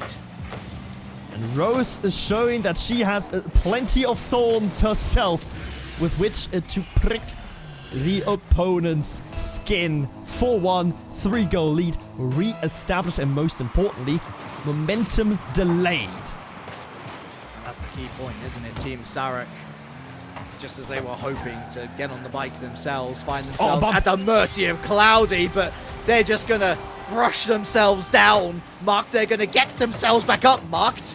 And Yukio, again, a little bit of fortune at this, but a hold up on Rizex on the backboard gives him an open drive-in. Get down and dirty. Bumps galore. Bumps open the lane for Team Sarek. 2-4, 2 goals deficit. And again, we're heading into an affair that is rather high scoring. Neither of these two teams is very much interested in keeping a low score.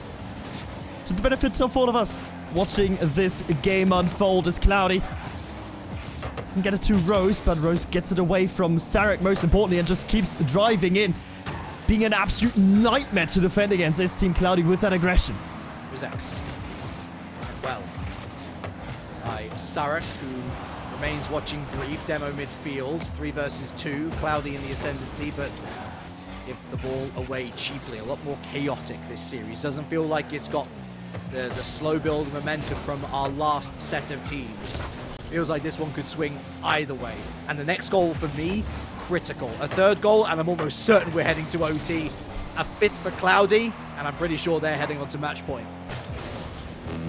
It's much less about a structured game plan. It's much more about the here and now in this series. I think you're very much correct, which feels counterintuitive given that most players here are of German origin. But hey, apparently that efficiency in that organization doesn't translate into every form of life. As 40 seconds still remain for Team Cloudy to get their 2-goal lead over the line. Yukio calls off Sarek. Good choice. Full boost. Yukio all on his own! Oh dear, Team Cloudy. How are your nerves? 31 seconds and there's an angry Austrian going Super Saiyan. Great catch and wave dash from Yukio to put and slash the lead in half of Team Cloudy. 3-4, kickoff strat, Spanish kickoff missed. On behalf of Sarek, Rizex will get boost and ball control. That was an opportunity, but it was wasted. goes. It's Yukio who's able to look through the facade. Cloudy anywhere but here. Sarek round the corner. Demo power play into the center. Judy waits. Judy shoots! 4-4! Get the wrecking ball out! Demo from Yukio, bump from Sarek! And Judy has an open lane to shoot at, and her nerves will not fail her. You called it, Relic. If we see the third for Team Sarek, we will go to overtime, but might we even see the fifth after the kickoff? Rizix has to hit it, and he does. It is as simple as simply don't concede. Genuinely. But Sarek are on a mission. Yukio round the corner. There's Judy lying in wait. Rizix catches this though. Rose Blushes has run out of boost. Cloudy hasn't though. Continues his trajectory forward ever so slightly, ever so surely, but that's well out of Rose Blushes. I mean, she manages to get a touch on it, bless her. Up to the backboard. Yukio surely going to want to look to spike this. Surely not going to do the full court carry. Or is he? Cloudy now with 100 boost over the top of Sarek, and that's still not hitting the floor. Team Cloudy keeping it alive. Team Sarek helping there in their pinch play towards net, not going to be converted. OT. You can see from Judy's positioning, all she wanted from that play was the pinch. And now, good kickoff follow, hard follow. Yukio beaten though by Rizix, and now we move into overtime mode. No mistakes allowed. Rizix finds Rose, but the save is made. Yukio! And again denied by Judy. Unreal save. Potential series saving save. As Sarek uses the underside of her car, the Fennec twisting and contorting to her will. Judy, this is going to fall kindly for Yukio. Over the top of one, doesn't find the second. Rose Blushes in the way. It's Judy with 0 boost. Cloudy with minimal boost. Tries to parade their way through the middle. That's where Rizix is. Musty flick demo and saved away. I didn't think the demo was going to come through, but thank God that Judy double committed on that one, just on the off chance that it might. And it kept her in. Judy twice now. The game saver for Team Sarek. Yukio, low boost, what can he do? Nothing, has to abort that mission. Rose Blushes though, no boost in her tank either. It's going to become a hard-fought boost battle here. Into the corner, into the corridor. Judy puts it, but Rizix is there to respond and collect. Absolute certainty in the air from Team Sarek. They are going all beans in. Rose Blushes tries to get in front of the defense, but the ball is batted all the way down into their own half of the court. Yukio sideways, was maybe hoping for Judy, ends up following up himself. 10 boost, Judy has to pull out here. Double commit though from Team Cloudy allows Sarek to start a chip and a counter-attack themselves into the corner. No second touch. Assistance from Yukio. Potential overcommitment. Rizix towards the net. Judy, for the third time in overtime, saves the game. Judy maybe have called it a little bit too far upfield, but it doesn't bite her yet. Yukio, low boost. The opponent doesn't know that, but Rizix now got control. Sarek already pre-jumping and gets a piece of the ball. Crucial for the defensive status. Yukio gets the clear. 2 minutes of overtime, and it's a nail-biter in game 3. Sarek is under her and over Judy. It's just Yukio, but there's no one else left. It's Team Cloudy who snatches it to death. Judy, I think she didn't double jump. Miss input or something. The input got eaten. I don't know what happened. But Team Cloudy and Cloudy herself, she will not give a care in the world for it, because she is the beneficiary and she wins that overtime. Momentous win. Absolutely. You can't state the importance of this win. Your maths teacher is back. They simply played the numbers game, Team Cloudy. Too many players. Too little of Yukio, who was heroic in his own right. Involved in 3 of the 4 goals, as was Sarek. And Judy, incredible plays in that overtime position. And they did well to get there, Mucked. Let us not forget, they had to come from 2 goals down with, 30 seconds left to even be there in the first place. And they made that nearly even on that prolonged 0-second affair. They nearly conceded one as well, so even getting to that overtime was an achievement in itself. Team Cloudy shown they're vulnerable on defense, but so do Team Sarek. I think defense is genuinely... This feels like 2s. This doesn't feel like 3s. It's much less tactical. It just pedal to the metal. It comes down to the individuals, doesn't it? Yeah. Who is ready to step up and seize the moment? And I think that all 6 of these players at different points in game number 3 shone brightly. But the key now is, how do you get all 3 players on that one team shining concurrently? And it feels like there's been no answer to this question as of yet. For Team Cloudy, they're going to be hoping they find it here, because one more win and they're into the upper finals. They're into the money. And that upper final is guaranteed top 3 placement. Guaranteed $1,500 for whoever wins this very series. And the other one, well, they're going to have to track through the lower bracket. Sarek does not want that to happen to her team, so is trying to put the hurt onto the defense. Judy's shot is going to be past Cloudy. It's going to be in. Confudulation is the only word that I can think of to describe the last 10 seconds of what I've just watched. No one in real control, but Judy plays this so smartly. Even as far out as she is, even as far over as she is, she spots that far corner completely absent of any orange player, shoots for it, slots it into that bottom pocket with perfection. And that earns her team an early lead, but there's a long, long way to go yet. And with defensive displays, we've seen that lead will not last. Rose nearly trying to prove my point, but in the end beaten just by Yukio. Rizex, well, his pressure is not going to result in anything. Rose misjudges that, but at least still gets a piece of the ball. Sarek to Judy. There's a shot. Crossbar down. It's not in yet. It's in now. Judy has been stepping up the last 5 minutes. The initial shot was really good. Did enough to commit Rizex, to commit Rose. And she had the time in pocket to follow it up and slam it home to double the lead for her team now. Still not safe marked. But a 3rd goal in the next minute or so, and they can start to play with a bit more caution. It's still very early doors, isn't it? And we know the 2-0 lead. It suggests safety when there's actually no safety to be had. Yukio to the backboard, but Rizex has seen that trick before many a time. He's well versed in defending it. As Sarek darts at the skies, tries to play the 50-50 against Rose. It works out beautifully for her. It works out beautifully for her team. Yukio to finish it, and that's the 3rd that you asked for, Relic. This man knows many languages. Rocket League, one of them. What a read. What a read. And such a deft finish as well. Tight angle to slot that in, despite it looking easier on replay than what it actually is. There is that daylight for Team Sarek. But now comes the arguably harder part. Defending, and defending with the threat to counter when necessary. You got the lead. What can you do with it? Well, Yukio is gonna extend. No, he's not! How? What? Why? So many questions. The only answer we have is that save from Rizex.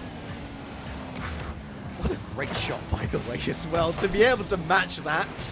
Sensational defending from Team Cloud. He could have done with that, I don't know, over the last 2 minutes or so when they were conceding 3 goals. But better late than never, especially with half the game yet to go. If Sarek can score 3 goals, then you can bet your bottom dollar, or I guess euro in this case.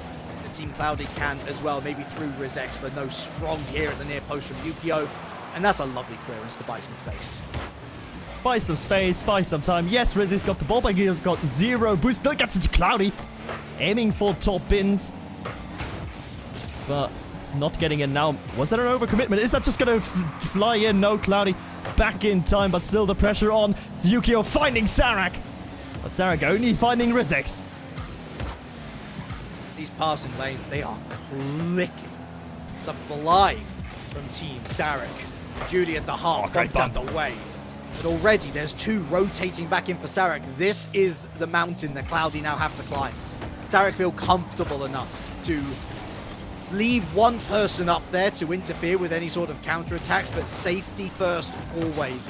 Load those 100 boosts, and you've got so much power to play with in the defense. But that's a great shot. I mean, I feel like it was calculated off the bar. Rizex in field. Rose was looking for the bump. A miss ultimately allows Rose that chance to 180. Is this the start of the comeback? Well, we know that the weather in the mountains, it can change rather quickly. The sun broke through, but might we have an overcast affair after all? Rizek's ground double tap, and the dunk on Yuki is not going to be enough now. Sarek against Cloudy, 1v1, what can she do? It's going to be a neutral 50, and then Sarek taking it to the side. No goal scoring opportunity to be had. 70 seconds, 2 goals to lead. Team Cloudy, you're up. Loose. Cloudy first on the scene. Ah. No, misses. Rizex. See Rose rotating out, and Cloudy has been brutalized in the blue box. Yukio waiting to see what Rizex, Cloudy, what they can do, what they can concoct. Rose Blush is lurking as well, looking for the bumps. Yukio all on their own, and the bump rather fortuitous, but here's Rizex now. 1v2. Rizex looking for the bump himself. He tries to slot in top pocket. Doesn't quite find the application, and the breakaway for Team Yukio. Sarek sees Yukio into the center for Sarek! 4-1! That's the nail in the coffin. While Team Cloudy was still disguised as a witch trying to concoct an elaborate potion, Team Sarek is coming in as a mummy and is sending them back to sleep. Team Sarek after that game 1, boy, after that game 1, Fantasyland to take it to game 5. And that's exactly where they are heading, barring a miraculous endgame situation for Team Cloudy. Judy, it's 1v1, and she gets denied by the woodwork, but the damage has there. been done, marked. Time elapsed, and there it is. You know, sometimes a good thing, it just takes time. You know, Rome wasn't built in a day, and that goal wasn't conceived with one shot. It was one perfect shot from Yukio. Placement, astonishing, sublime. Replacement Prince, perhaps a royal performance befitting Team Sarek. They've got one more to go. The momentum is with them as they head into game 5. But if this series has proven anything, it's that no one team, no one player is in the box seat. Anyone's guess as we head into our final 5-minute period. And Team Sarek, they've been here before in their previous round against Team Ravina, going on to Champions Field, going into that game 5, winning ultimately in overtime. This, for Team Cloudy, is entirely new territory. And we see Team Cloudy having problems. It's very much Rizex, and then a bit of nothing. They're going to want to put all of their copium into the... Oh, well, Rizex turned up in game 1 and 3, so... Odd He'll turn numbers up here even, again. right? Odd numbers even. Yeah.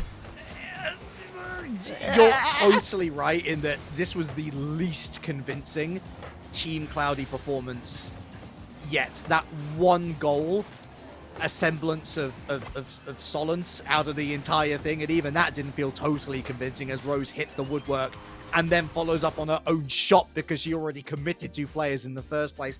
I don't know, man. Team Sarek, for me, they feel like they've really got the bit between their teeth now. But then again, I am the king of cursed, and I wear my crown with no pride.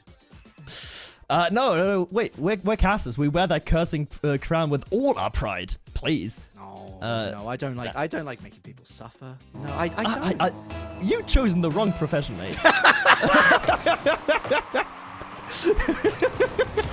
But nonetheless, these players on the pitch, they've certainly chosen the correct profession as we head to Champions Field. Game 5 already underway. 5 minutes to decide who will meet Team LMs in the winner bracket final, and already befittingly will have a $1,500 paycheck awaiting themselves at least. On your screens for free, by the way, you've had 9 absolutely sensational games to watch. Some real clippable moments, some real game-breaking moments, and a game-leading moment for Sarek in Game 5. How's your medicine, Rizex? Asks Sarek. Diving in aggressively, getting the 50, getting the reward, boldness coming in clutch. For once, the momentum continues through. Team Cloudy, bereft of confidence or simply out of ideas. I'm waiting Team Orange, I'm waiting Team Blue as well to see whether they can extend this lead. Again, rewarding the adventure, rewarding the initiative, Team Sarek, and how on it with Rizex they are. There's still 4 minutes, the better part of left. Team Cloudy in the ascendancy.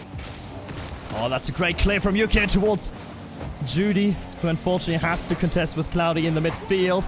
Tear shot saved away on the line. Team Sarek being forced back, but Yukio, hang on, that's a breakaway. Can he pinch it center? He can, but Sarek is too far away. Rizex will turn over the possession. Yukio turning on a dime. Truly vibing. This is prime Yukio right here. Wild cards, but a wild card that you can count on. Quick fingers from Rizex. The bar of the car bending to his will as Judy runs into Rizex at the wrong time. Yukio goes skyward. Cloudy waits past Yukio. Cloudy into the center. But Rose blushes on target, but not enough pace. Third bite of the cherry. Still not enough. Still safe, but boost running dry. Judy got herself the back 100, now back in position as well. Has to make a touch with this play. Rose leaving it. Rizex, oh, I cannot get past Judy. Should be a safe clear. Not great from Yukio, in all honesty, and that's given Rizex the time to get a piece of it. Yukio up again, 90 degrees. Straight into the great air. touch. Rizex, though, open net, not quite. Sarek there in time with plenty of boosts as well. Team Sarek have been so good in just conserving these boost levels in case of emergency. Break the glass. 2.5 minutes left. A fragile lead is all they have to show. Fragile lead, but a lead nonetheless. But that's an overcommit here from Yukio. Judy all on her lonesome against Cloudy. And Cloudy crossbar down. Unbelievable. Denied by the woodwork. Still not over. There it is. A sequence of events that has to be seen to be believed. I cannot believe that didn't go in and off the crossbar, but Yukio, with the miss of the series thus far, you simply have to hit the ball. That's all you've got to do. And because of that, his team pays. The fragile lead has been shattered, and this series is blown wide open again. Well, clearly, someone didn't put a label on that fragile box. Handle with care. Handle. Yukio handles the entire opponent's team. But there's no follow-up. There it is. Judy barging through. Lead reinstated. Yukio, I wasn't familiar with your game. So unfortunate not to score, but then Turtles to become a golf tee for Judy. Professional golfer, didn't we know? Lead re-established for Sarek, but it ain't over yet. That is a goal against the run of play. Team Cloudy, angry now, is going to be hunting you even more than they were before. Rizex beaten by Yukio. Where's the follow-up? There's Judy leaving it for Sarek. Open net. Well, not so open after all. Rizex still in position, but Rose getting the boost, getting the transition, getting the ball out of her own half. Yukio watches mindfully. That would have been a great ball maybe 2 or 3 minutes earlier.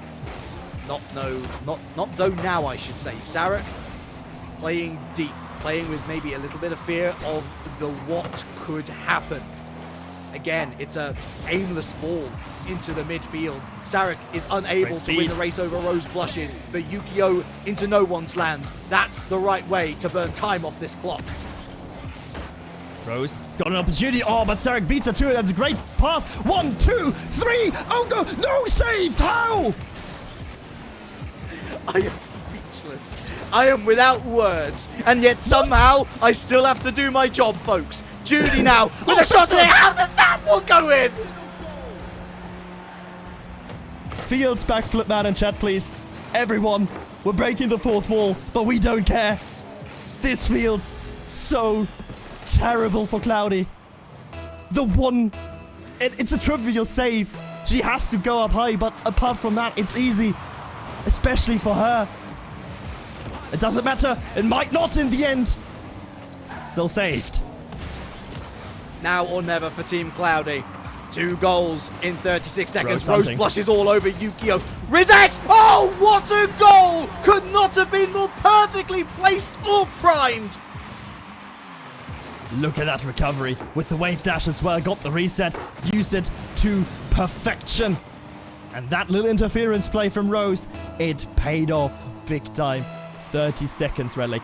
30 seconds for Team Cloudy to do what Team Sarek did before and force overtime. Hold on, folks. This ride's almost over, but Sarek have ridden it like a champ. Cloudy from square one, 0 boost, hopes and a dream. Waits out 1, doesn't wait out the second. Judy back to Sarek to put the cherry on top. That's the decider, and that's game for Team Sarek. Clutch in Series 1, clutch in Series 2. What a tournament so far. Every team showing up. But when it matters most, on Champions Field, with money at stake, you can always call Sarek 5-2. And that is a statement as they move forward into the upper finals. Team Cloudy with a rout in game 1. A Brazil in game 1. Can't see the job through. They fall into the lower bracket marked.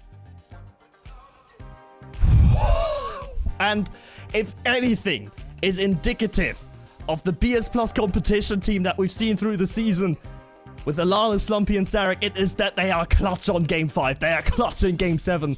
And Sarek has shown the embodiment of that spirit yet again, securing the winner bracket final, securing a date with Team LMs.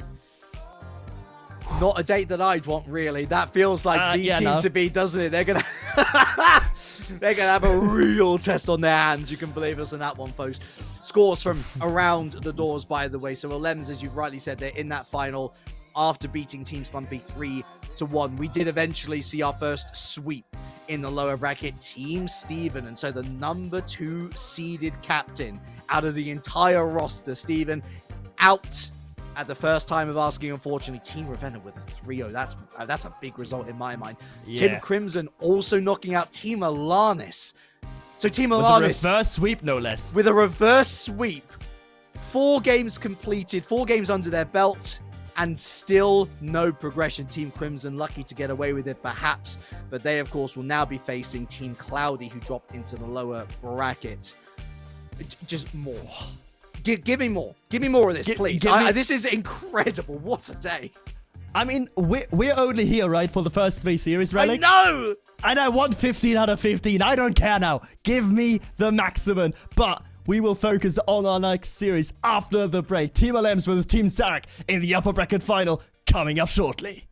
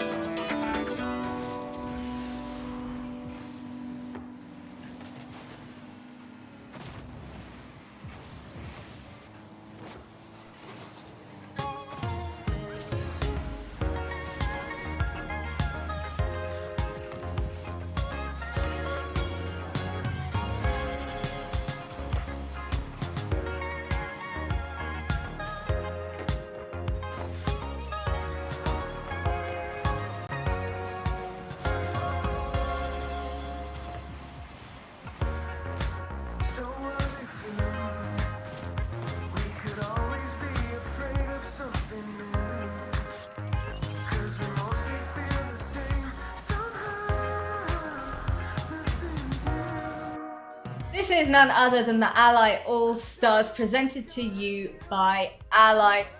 Guys, I don't know what it is. It's something in the air, it's something on the server, it's something between us here, but every series we've had thus far on the broadcast has gone the full distance, the full best of 5.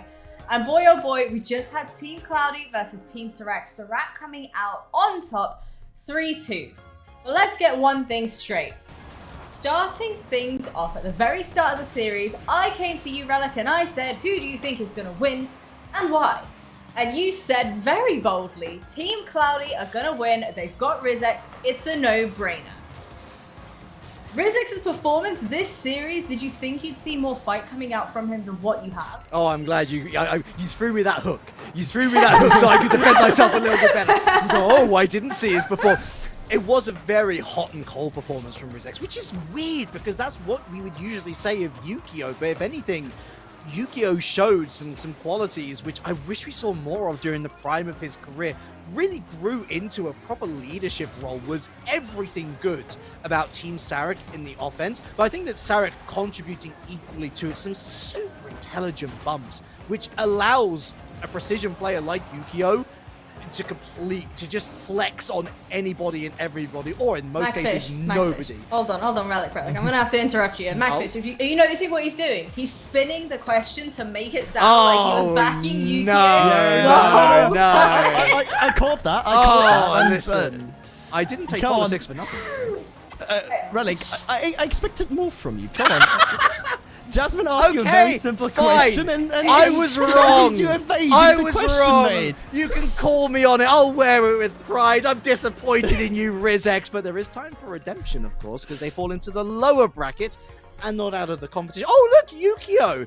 Match Perfect MVP. timing. It's almost as if I was being Ally for match it. MVP. None other than Yukio. You know what? I was gonna come to you, Macfish, and ask you a little bit about Yukio, but since Relic wanted to steal your thunder, I'm going to come to you and speak to you about Serac, because game 1, Team Serac only actually had 5 shots between them all, and they lost that game 1 7-1. Serac is the only player defending for them. What on earth do you think the game plan was heading into that? Well, I can't speak to that, but I can speak to the fact that instantly after the series ended, she was in my DMs and said, well, this game 1 was terrible, but apart from that was quite good. Like, this game 1, I think it was just, I think the less said about that one, it was a blip. When you say about hot and cold for Rizex, and I think that extends to the entirety of Team Cloudy, that game 1 was Siberian gulag level of cold for Team Serac. Absolutely below zero, near 0 Kelvin even, if we go away from the degree centigrade. So yeah, that was absolutely nothing. But after that, after everyone found their role, and I think the one player that we haven't mentioned before, after Judy got online and got confident and got her rhythm, that must have been a Herculean effort from Serac and Yukio after game 1 to speak her into that confidence. But afterwards, and they're playing 3v3, everyone gets involved. You could see the team cohesion. It was just there. It was great. And then you have such a precise player like Yukio that can make up for mistakes, and someone who, if you open a meter for him, he's going to score. He's just going to make it. Well, you know what? I really do want to give props in way of Cloudy as well. I think she played absolutely exceptional. Game 1, 4 goals. Game 3, 3 goals. Definitely stepping into her own and proving exactly why she deserves to be here on the server playing alongside some of these incredible players. And that is exactly why I want to give a huge shout out to Ally, who have continued to provide more and more opportunities and events for women in Rocket League esports, and they made a pledge in 2022 to reach 50-50 media spend across both men's and women's sports, and yes, that includes esports as well, because let's be honest, playing on the server when the pressure is mounting and there's a hell of a lot of prize money on the line is no easy feat. But let's go ahead and check in with who is still in contention for winning some of that prize money with our fantastic bracket. You boys touched upon it a little bit earlier on. It's going to be Team Alems versus Team Serac for our next one over here on the broadcast.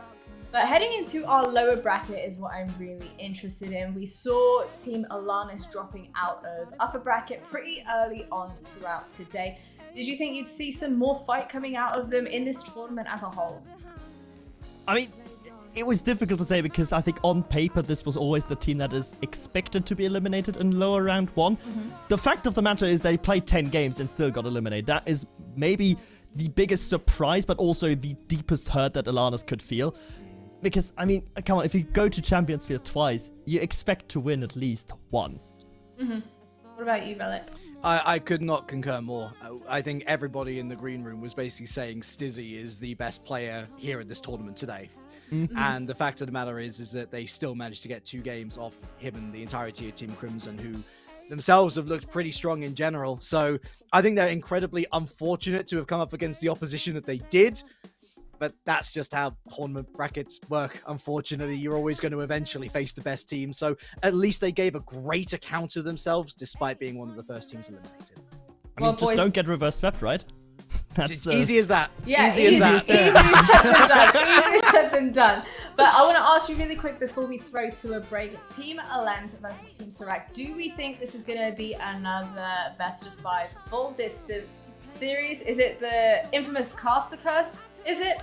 Is that what we're calling it now? The prophecies have foretold such greatness that we see 15 out of 15 games. I'm manifesting it as we speak.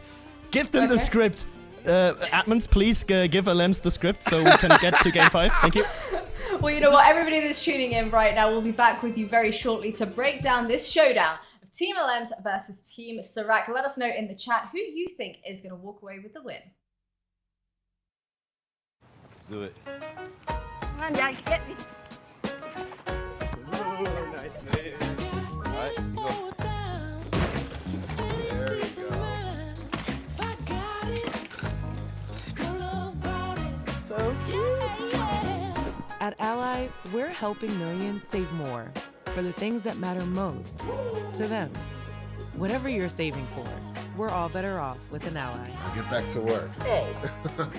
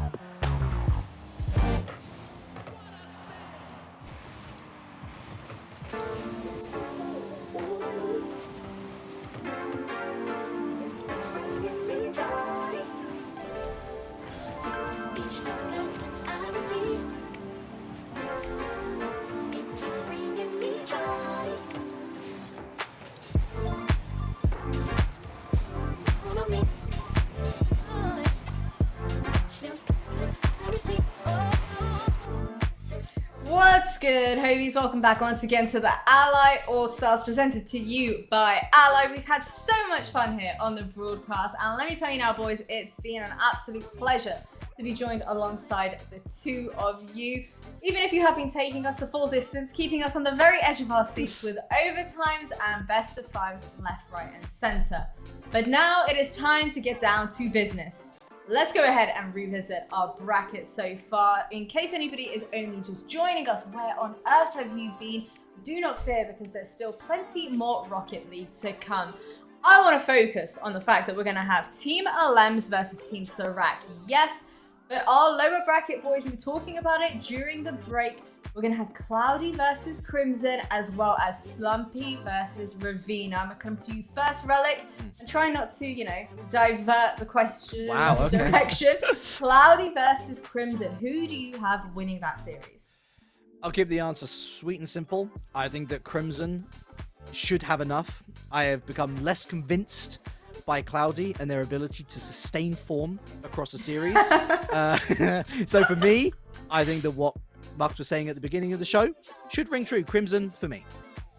Okay, well, you know what? Let's go ahead and focus more on this Team Alems and Team Sorak showdown.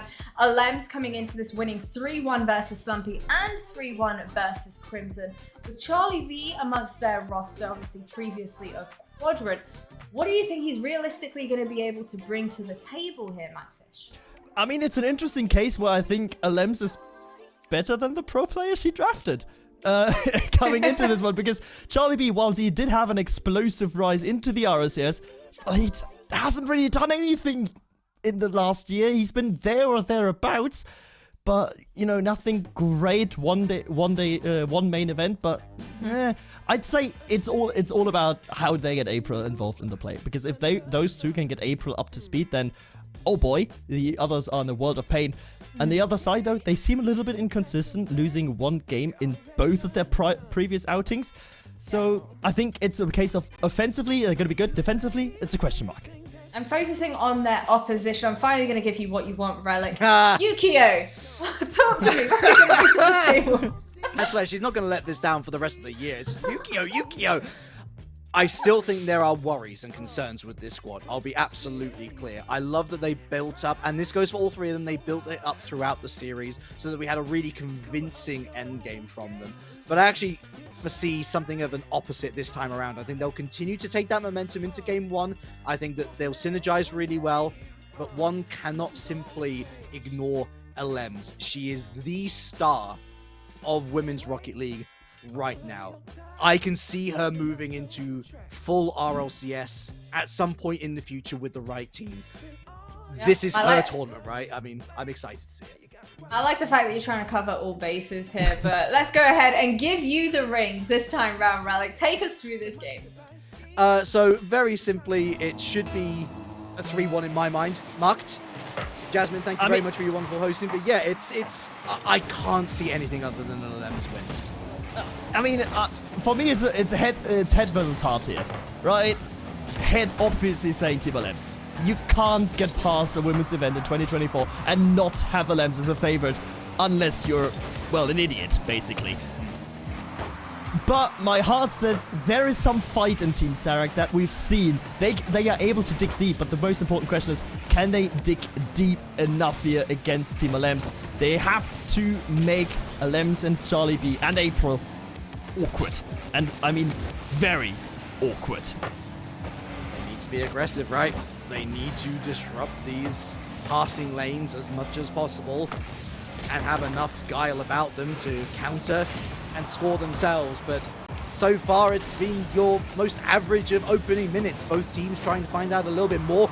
Early shot opportunity for Alems, and April follows up 1-0 to the orange side. 1-0, and a smart bump there as well on the ground from Charlie B. Just getting rid of Yukio, opening the way up for April, who has her easiest shot yet and her easiest goal potentially of the entire day. That's one she'll gladly take. Team Alems up by one inside, just inside the opening minute. And here they are again. Alems commits Sorak on target. Yukio saves. Little pop up. and follows the trajectory, grabs an unneeded demo, undesired demo, but a demo nonetheless. But now, infield, 2 Alems off the bar, off the backboard, and thrown away by Sarek. These sort of counter situations are exactly what Team Sarek is going to be looking for. When they catch Team Alems overcommitting, when they catch Team Alems putting all 3 of their players forward, that's when they need to strike, and that's when they need to strike precisely. Now, once more, Alems to the skies, finds April on April against the woodwork. A scare for Yukio, but he just stays stoically on his goal line. How much the Judy can do there. Harassment from Alems onto this blue defense. Charlie B, full boost, and an open net potentially. Sarek with 0 boost, but she manages to throw it away. And now down the other side, 1v1 versus Alems. And Alems matches it back into the center, but Yukio too late, central again. But Team Sarek still can't convert. But it's more than it was before. There is offense there. There is fight from Team Sarek, but they have to be careful. CB down and in at the back post. Placement over power. It's good yet again. Beautiful from Charlie B and Alems with that ghost touch. And as we head towards the 2.5 minute mark, I'd say it's a fair reflection of how the game has gone so far, Max. Alems with the far higher quality and quantity of chances. Sarek with barely a sniff down the other end. Barely one, if we're being generous, for Team Sarek in this opening half. But we've seen in the last series, sort of as a first glance, might be a bit of an underperformance, but they also look and take as much information as they possibly can from their opponent in game 1 as Yukio and Sarek try to combine. That shot is lacking and is wanting all the categories that it's needed. Power and placement on the other side. Charlie B, reset acquired, goes for the bump, tries to open up the lane for Lems, but Yukio stands firm. We've seen a couple of moments now, Mark, where Team Sarek have the opportunity to just be a nuisance, to secure a demo, for demo's sake. And they haven't. Alems is relatively untroubled. Demure, you might say. But that's an open net. Too tight an angle, though, to shoot from.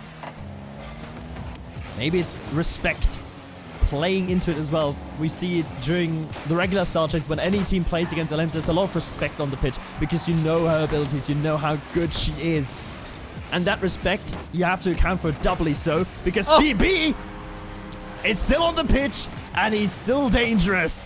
3-0. Brilliant redirect. Brilliant reaction time as well.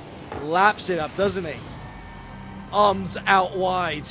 Palms facing camera. Absolute cinema, he says. And that is certainly a theatrical scoreline. 3-0. Comfortable for Team Alems. That's the scoreline.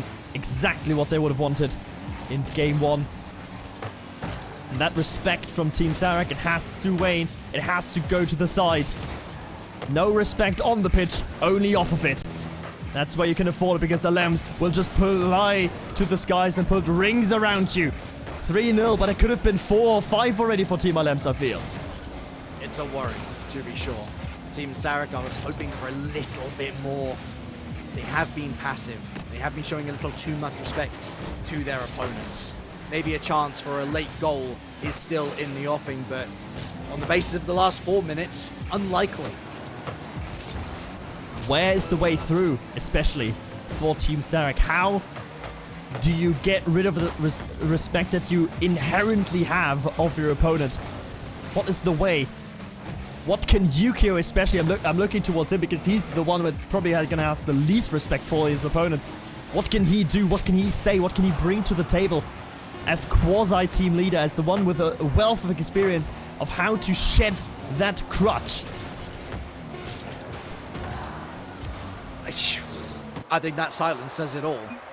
The answers are lacking because I didn't see much inspiration in this game. From either side, to be quite frank, it was quiet for Sarek. It was administrative for Team Alems. Even Alems, with a 3-0 scoreline, only had 7 shots on target. That was mundane by today's standards. It might be mundane. Others might call it professional. Sure. From Team Alems. They came here to do the job, and they did exactly what was asked of them. Early goal in the opening minute there from April, and then just didn't have the foot off the gas. Had one little scare where Lem saved it away, but then sublime attacking, and in the end they just kept control. It was almost Barcelona-esque in the way they approached the game. If I have the ball, my opponent cannot score. We'll see whether that methodology sticks, because if there was one key element to Sarek's success in the semi-finals, it's that they were able to adapt as the series went on. And admittedly, that might be clutching at straws, given that they didn't look close to scoring a goal, maybe barring that one opportunity which Alems saves halfway through the game. But they do have that capacity for improvement, that capacity for growth. Again, I will lavish praise onto Yukio. I think a real crutch for the team enables Sarek, who then in turn enables Judy. But we got to see a more convincing start. We've got to see a more threatening start. At least get a few more shots on target is all I'm asking. Something to latch on to hope for Team Sarek, as April comes in with the ceiling pinch. Not going to trouble anyone. The first little wake-up call for the start of game 2. Alems looking for Charlie B, not finding him, and maybe now an opportunity for Yukio. Low boost on Alems and April, but Alems still finding the save. Incredibly done. That's up. This is going to go into no one's land. April gets the demo, but misses out on forward progression. Yukio is falling out to Judy, who's demoed by April. Love this early read from Alems, not giving Sarek an inch, let alone a mile. And Alems with the intelligence to turn around and keep possession, but hold the phone. Shot on target, saved by Charlie B. Now down the other end, April throws it, but Yukio collects. Go past what? Not past one. CB somehow gets a touch on it, but that will go waywards and backwards as April is deleted from the pitch. No further demos found from Yukio. Judy having to move in. There's a bit of miscommunication between herself and Sarek. That allows Team Alems to get away from the grip of Team Sarek. A shot on target is not going to trouble the defense too much, but still possession, name of the game here for Team Alems. Recycle masters here on Team Alems. Constant possession. Barcelona-esque, as you say, and that's past Judy. It readjusts well as Sarek watches brief. Down looking for Yukio, who misses any form of a challenge. CB. Sarek is not going to play a part in this. Yukio, though, marshals it well enough. Still slow. Challenge to Alems towards net. Too short of the post. It gives Sarek a countering opportunity, but snuffed early. Great bumps there again as well on the backline from April, hindering the follow-up. Alems now with the reset. Judy, great 50-50, but it's deleted from the pitch. Alems through the smoke screen. Can get it set? Yes, she can. CB coming in at a nick of time. There's the can opener. Pure panic. Alems does super well, but Sarek throws herself, and Alems just leaves the ball. So Sarek only finds the car. And with two players lying in wait, it was a matter of when, not if, the goal was going to be scored. Alems had to be patient, but it has been rewarded.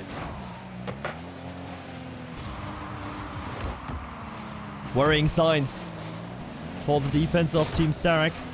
Judy. Oh, April coming in. Opportunistic challenge. Fortuitous goal. Doesn't matter. It's 2-0. Blink and you miss it moment. But Judy caught napping on the backboard, and this off the back of Sarek, who shoots the ball up and not particularly far away from the net either. Clearances, a huge part of the Rocket League meta right now. If you don't got that basic down, Mark, you're really going to be under the cosh. And Alems growing from strength to strength after the game gone, and it again feels like only they can score. There's a reason they are being considered as the tournament favorites are Team Alems. Plays like this, and sometimes even a little bit of a fortuitous game luck going your way. But maybe here something, a pass towards Judy, well, will fail because simply Judy wasn't there to receive it. CB demoed, and now maybe a moment of reprieve, but no. Still unrelenting pressure coming out from Team Alems. Alems down to Charlie B. Oh my goodness, the crossbar robs us. I've just recovered from illness. Please save me, somebody. Yukio, though, down the other side. Alem's demoed, but Judy too late. Hold on, backboard, but there's April. I want to bring us back to maybe 30 seconds ago, where I caught Charlie B flipping onto his back and boosting Tokyo Drift style into the 100 boost. That's the confidence levels that Alems are currently working with. Sarek, I am afraid. I am very afraid.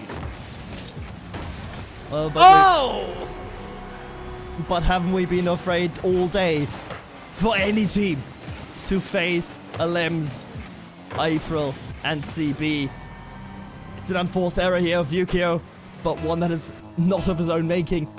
Wrong time, wrong place, wrong time.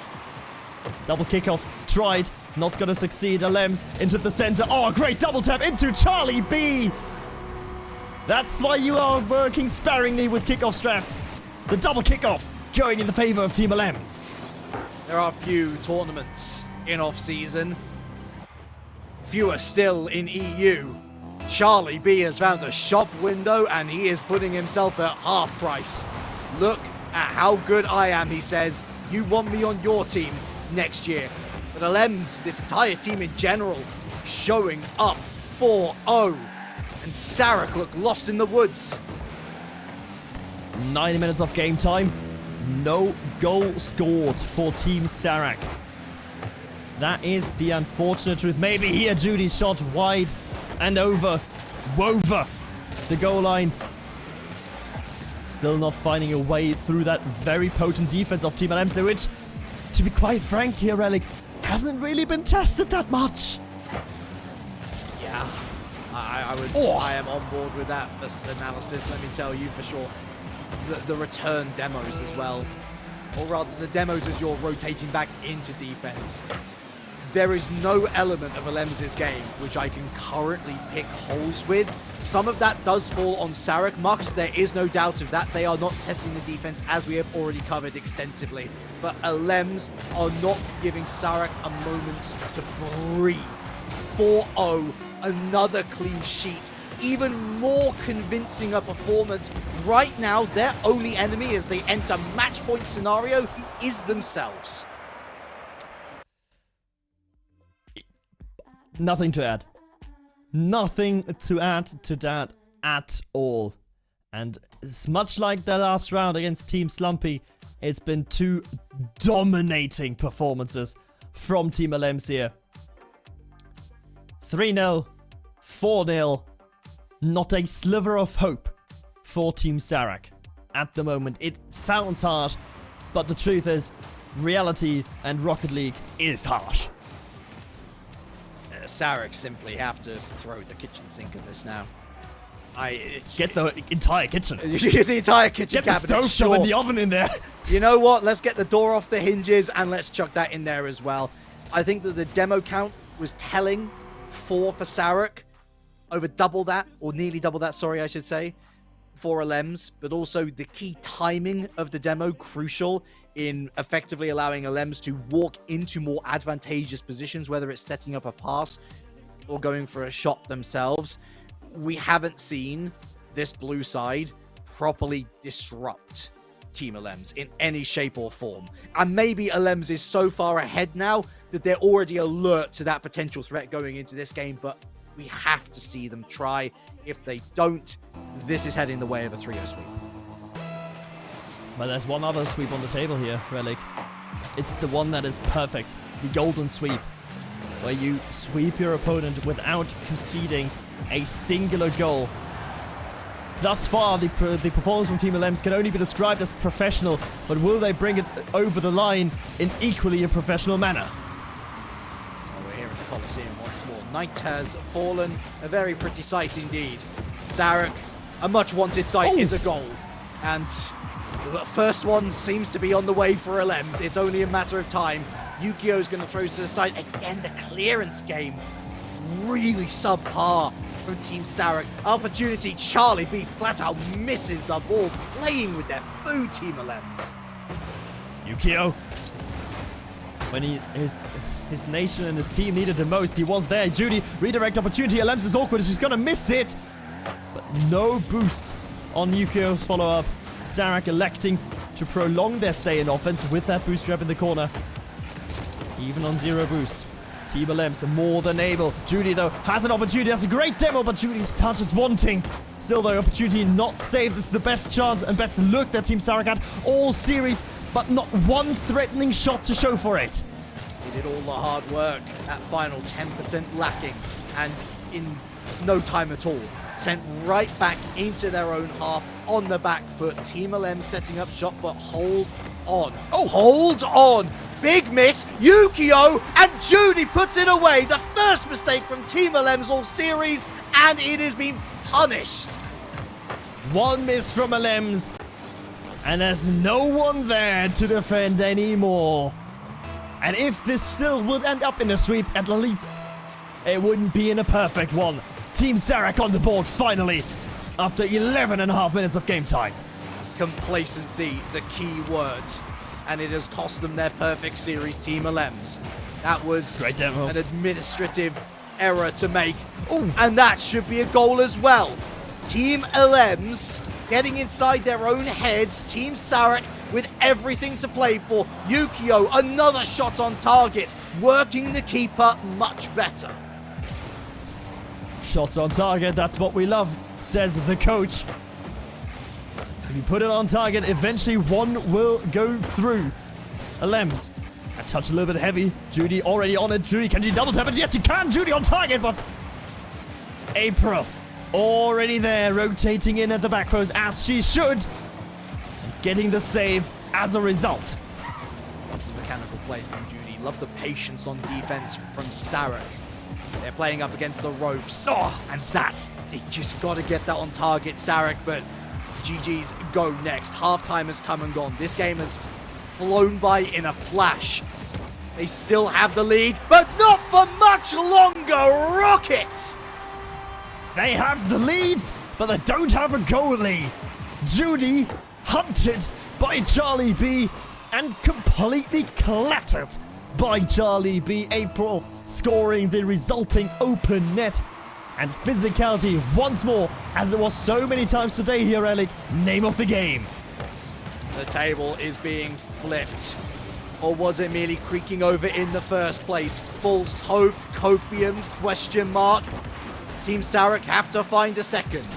They've only just found their first all series, and they're being asked to do it again. Team LMs, meanwhile, setting up a little bit more defensively. Look back there, LMs able to react to Judy picking the pockets of her teammate mid-air. And again, following up, Yukio towards net, but once again, April on hand with the pumps to throw it away. And Judy takes it out of the hands of Sarek. They're tripping over themselves.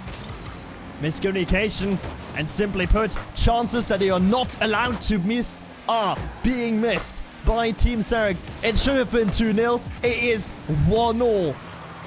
With 80 seconds left, Sarek finding Yukio in space. Yukio, does he have the read? No, waterfall down will deny him. And Judy, fortunately not in the perfect place to follow up herself. As again, it goes down the other side of the pitch. Yukio can't keep it out. LMs to turn the scoreboard upside down. I wanted to give him his moment to shine, Yukio. I wanted to lavish him with praise, because unfortunately that is a moment that feels very Yukio coded. Such an unnecessary mistake. And what a time to make it as well, Muckfish. 60 seconds left. And now it's not just about finding the second. They've got to find a third as well. First, they got to defend, though. Yukio, heavy touch. Can he find someone center? Yes, there is. Sarek. But Lem's already driving in deep. Judy's positioning not perfect. Again, just a slight little misreads on game awareness side. That is costing Team Sarek dearly. Judy, though, great opportunity for past midfield. Yukio to Sarek, but she's already rotated all the way back. Need to start from scratch again is Team Sarek. Pressure. Judy through the corner. Sarek waiting. Nice first touch, but Team LMs have set up the defensive battalions. And they find the pinch and the clearance, and they're all the way downfield. And that's a misplay from Judy, who's gifted back the ball by Yukio. Fair play. That has enabled them to move up the field. But they need to find the goal, and they need to find it now for overtime. But that's a huge challenge from Alems. The full court carry required! Or maybe not! Alems, woman of the hour. Bow down to your queen! Alems comes through and secures her team a spot in the grand final. And what a shot it's been. Artistically insane. And this entire Team Relic, it has to be said, is absolutely off their rocker. They are going to be a little bit miffed that they didn't keep that clean sheet. Such a simple goal to concede in the end. Something that they should have dealt with as the play developed. But it is also their first sweep of the day. It is a sweep that guarantees them a place in the grand final. For Team Sarek, the redemption tour is still on. They will fall into the lower finals. They are guaranteed top 3 no matter what. But I still think that for this side, a disappointing showing. Against Team Alems, yes, but also you're talking about Team Alems, who is Very on fair. paper the favorite, right? There's no two ways about it. They are the favorite, and they're showing up in a manner which is befitting of the favorite. The main thing that Team Sarek has to do now is regroup. Regroup for the lower bracket. You've got about 45 minutes-ish of a break. 45 minutes, maybe an hour to a break. Refresh. Go off the call. Go away from your PC. Take a half an hour break. Do something else. Maybe eat. And then come back fresh in the mind for that lower bracket final. Because there's still a grand final up for grabs. And, well, thus far, a BS Plus competition player has always finished in top 2. So that honor, I think, will very much have to fall to Sarek. She's most likely to be that player. And I know that you're very proud of that fact as well. Very well read off. Did you notice? I did notice. I think everybody in the room noticed, to be fair. But hey, speaking of breaks, we're going to be taking one very short one before the wonderful Jasmine comes back and we talk through that series in a little more detail. And then the rest of the bracket awakes, folks. If you've just joined us, where have you been? We'll see you after this, all right? Cool. Yeah, okay. Sweet.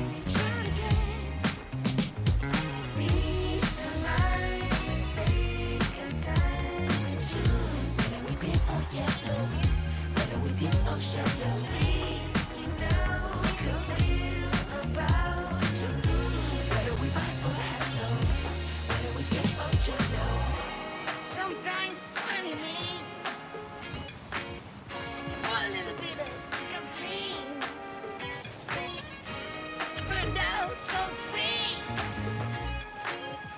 Come a little closer. Here's for disclosure. Do you mind to quit your pretending? Truth or false, this shit never ending. Hear me now and stop condescending. You see, I'm begging you, hear me beg. If you seek for love, then try to hide it. Find it deep inside and try to hide it. If there's a way, I wanna know we tried it. Quit your games and now that you deny it. This is the Ally All-Stars presented to you by Ally. Rocket League is a world of fun, shall we say, so far. But one thing is for certain, we've finally broken that full best of 5 series curse that's been bestowing upon us. Alems versus Team Serac is the showdown that we have just witnessed, though. Magfish, talk to me. Did you think it would be such a dominant performance coming out from Alems? Well, the short answer is yes, because it's Alems, and Alems has been nothing but dominant in the entire year of Star Chasers, of the Star Chasers Showdown. So, yeah, I mean, every grand final she's been, I think she won 4-0. So, there's 1-4-1 in there, but you know, she rarely drops games, is what I'm getting at. And if anything, I think Relic and I talked about it. At most, we gave Team Serac 1 game. The fact of the matter is, they could have gotten that 1 game on Utopia if they were a bit more clinical, but c'est la vie, I guess. You know, it's funny you should say that, though, because I would have hedged my bets that Relic would have been backing Team Serac all the way. Judging from, you know, how passionate he was earlier on, it seems like he was incredibly quick to jump ship. So from your perspective, Relic, why do you think it is that Team Serac were not able to pull all of their tricks out of the hat, as it were, and give us a bit more of a promising showing?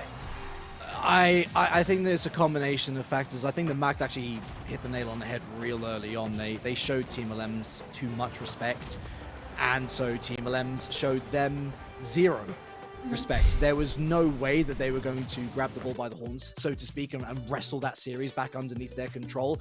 I think that April, who takes up the MVP, had a standout game here, and she was dominative on this opposition, not giving them an ounce, not giving them a chance to breathe. So many challenges.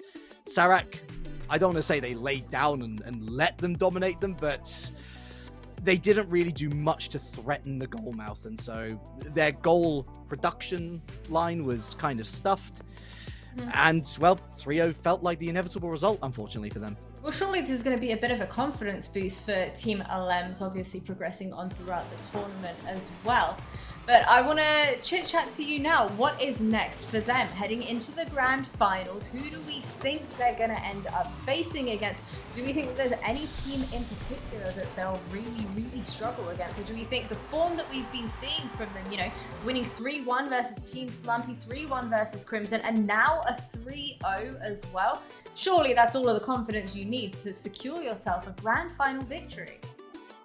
I mean, the only thing they have is now, the only bad thing, quote-unquote bad thing, is that they have is they're going to have to wait for the upper bracket, right? So the question is always going to be the same when you drop this late in a double elim bracket is, or when you're waiting in the grand final. What do you do in the meantime? Do you stick in rank? Do you play free play? Do you just bin off entirely and go make some food or something whilst you wait? And then having to come back, it can be difficult, and we've seen teams struggle with that long wait period. So if the lower bracket team has got any hope against this Team Alems in the best of 7, which the grand final is going to be, it's going to be being cold in the first games, and you as the lower bracket team having to come out the gate. Well, you know what, speaking of that lower bracket, let's go ahead and take a look at it, because I completely agree with you, Macfish. I feel like overplaying is very much a thing as well. You can end up getting in your own head. You know, one mistake in a ranked game or in a casual game with your teammates can often feel like the end of the world. Oh my god, why am I missing my shots? Why am I crumbling under the pressure? It can get a little bit too much for them. So now, Relic, I want you to tell me, who do you think is going to be joining Team Alems in the grand final? Obviously, you boys are not going to be here, sadly, for our next lower bracket matches. So I want you to predict the future, as it were. What is in the crystal ball? I still lean towards Crimson. Okay. I think that they've got that pop-off potential within them to threaten the Alems, who might be cold coming into that grand final. I wouldn't count out Slumpy, but I think that genuinely, like Serac, for me, have gone off the boil. That's a huge hit to the confidence to have only scored 1 goal out of 3 games. And they're going to be sitting and watching. That's really the only benefit to them, is they'll be able to watch this next series, do their homework, and maybe we will see some form of a resurgence in about 45 minutes or so.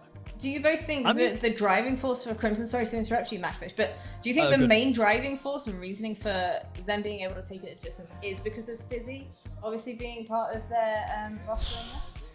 I mean, it's a big force, right? Because Stizzy is just that good. And I think he just probably needed a bit of time to get to know how Crimson Reina played and, you know, get to piece everything together. But now it seems to be pieced together.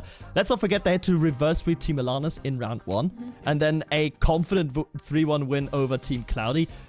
I mean, pretty much all 1-goal games or 2-goal games. So very close. But still, I think it's an X factor. But as I'm biased, I'm going to say hell no to reasoning and say, give me Team Slumpy against Team Sarek in the lower bracket final. Okay, forget about the lower bracket final. Before I say goodbye to you both of you, I want you to tell me who is going to win the Ally All-Stars. Relic, do you want to count down to 3? 3, 2, 2, 1. Alems. Alems. Yeah. There you go. Oh, okay. You heard it here first, folks. My casters have spoken to both of you. It's been an absolute pleasure to be joined alongside the two of you. Fun as always, and hopefully we get to see you next time. But after the break, I will be joined alongside Months and Geordies, who will also be taking us through plenty more Rocket League chaos action, whatever you want to call it. I can't wait for it.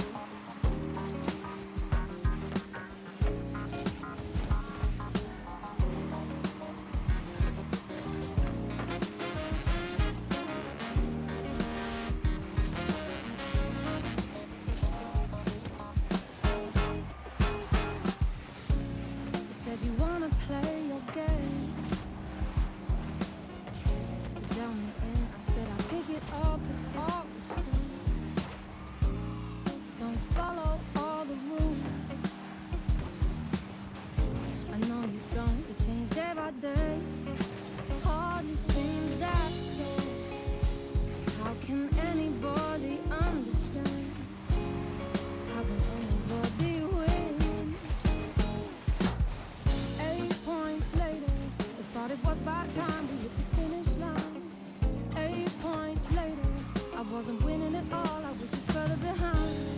You played your hand, but showed my cards. I took my talks right from your heart. I laid them down before your eyes. Game over, blow the whistle, we're out of time.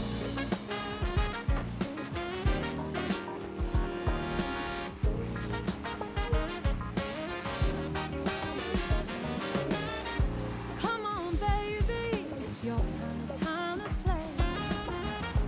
What are you scared of? Why do you keep running away?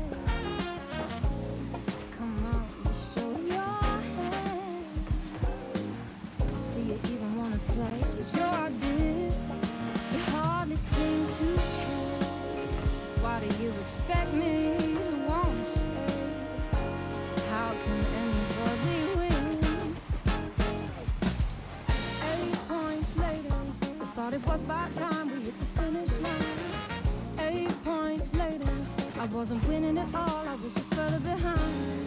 You played your hand, but showed my cards. I took my talks right from your heart. I laid them down before your eyes. Game over, blow the whistle, we're out of time. You're just using me for fun, to take the win, and then we're done. I thought I meant a little more. Don't wanna play no more. Come on, boy, tag me out.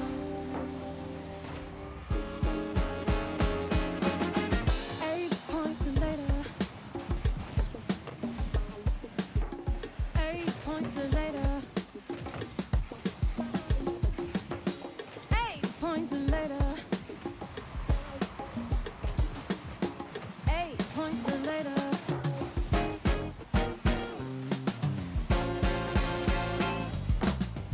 8 points later, I thought it was about time we hit the finish line. 8 points later, I wasn't winning at all, I was just further behind. You played your hand, I showed my cards. I took my towels right from my heart. You laid them down before my eyes. Game over, blow the whistle, we're out of time.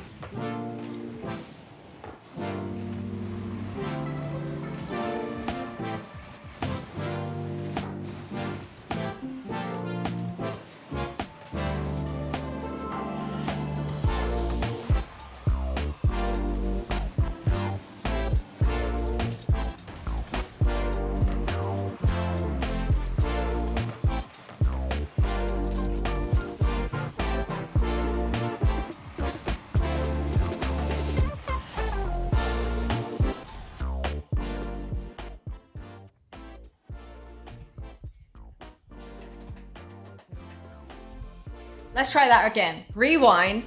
Part 2. This is the Ally All-Stars presented to you by Ally. My name is Jasmine. And this time around, I got some more fabulous guests to join me on the broadcast. I've got Muntz and I've got Geordies. I'm going to start with you first, Muntz. How have you been enjoying the show so far?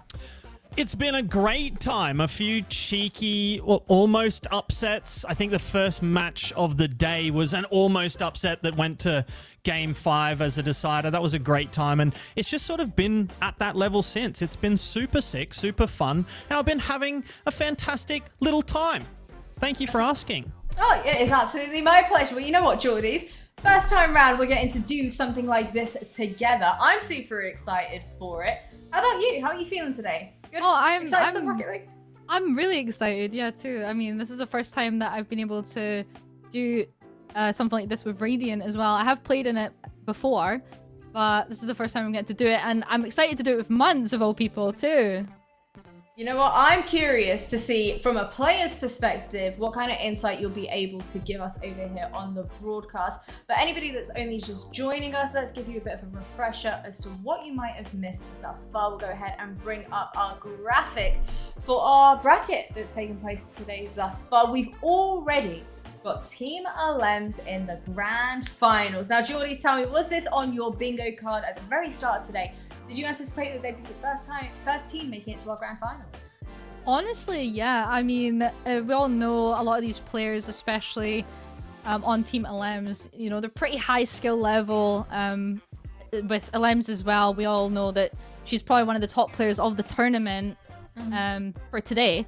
So wasn't a doubt in my mind at all that they were going to be the first team to make grand finals. And Muntz, obviously you were joining us in Discord, watching the games from the very start as well. What did you make of that Team Slumpy and Team Alanis showdown that we had as our opening matchup? Did you think Team Slumpy would come out on top? I did. I thought it'd be a little bit easier. I won't lie. I thought they'd be a little bit more comfortable on their way through round number 1, but they had a bit of a scare.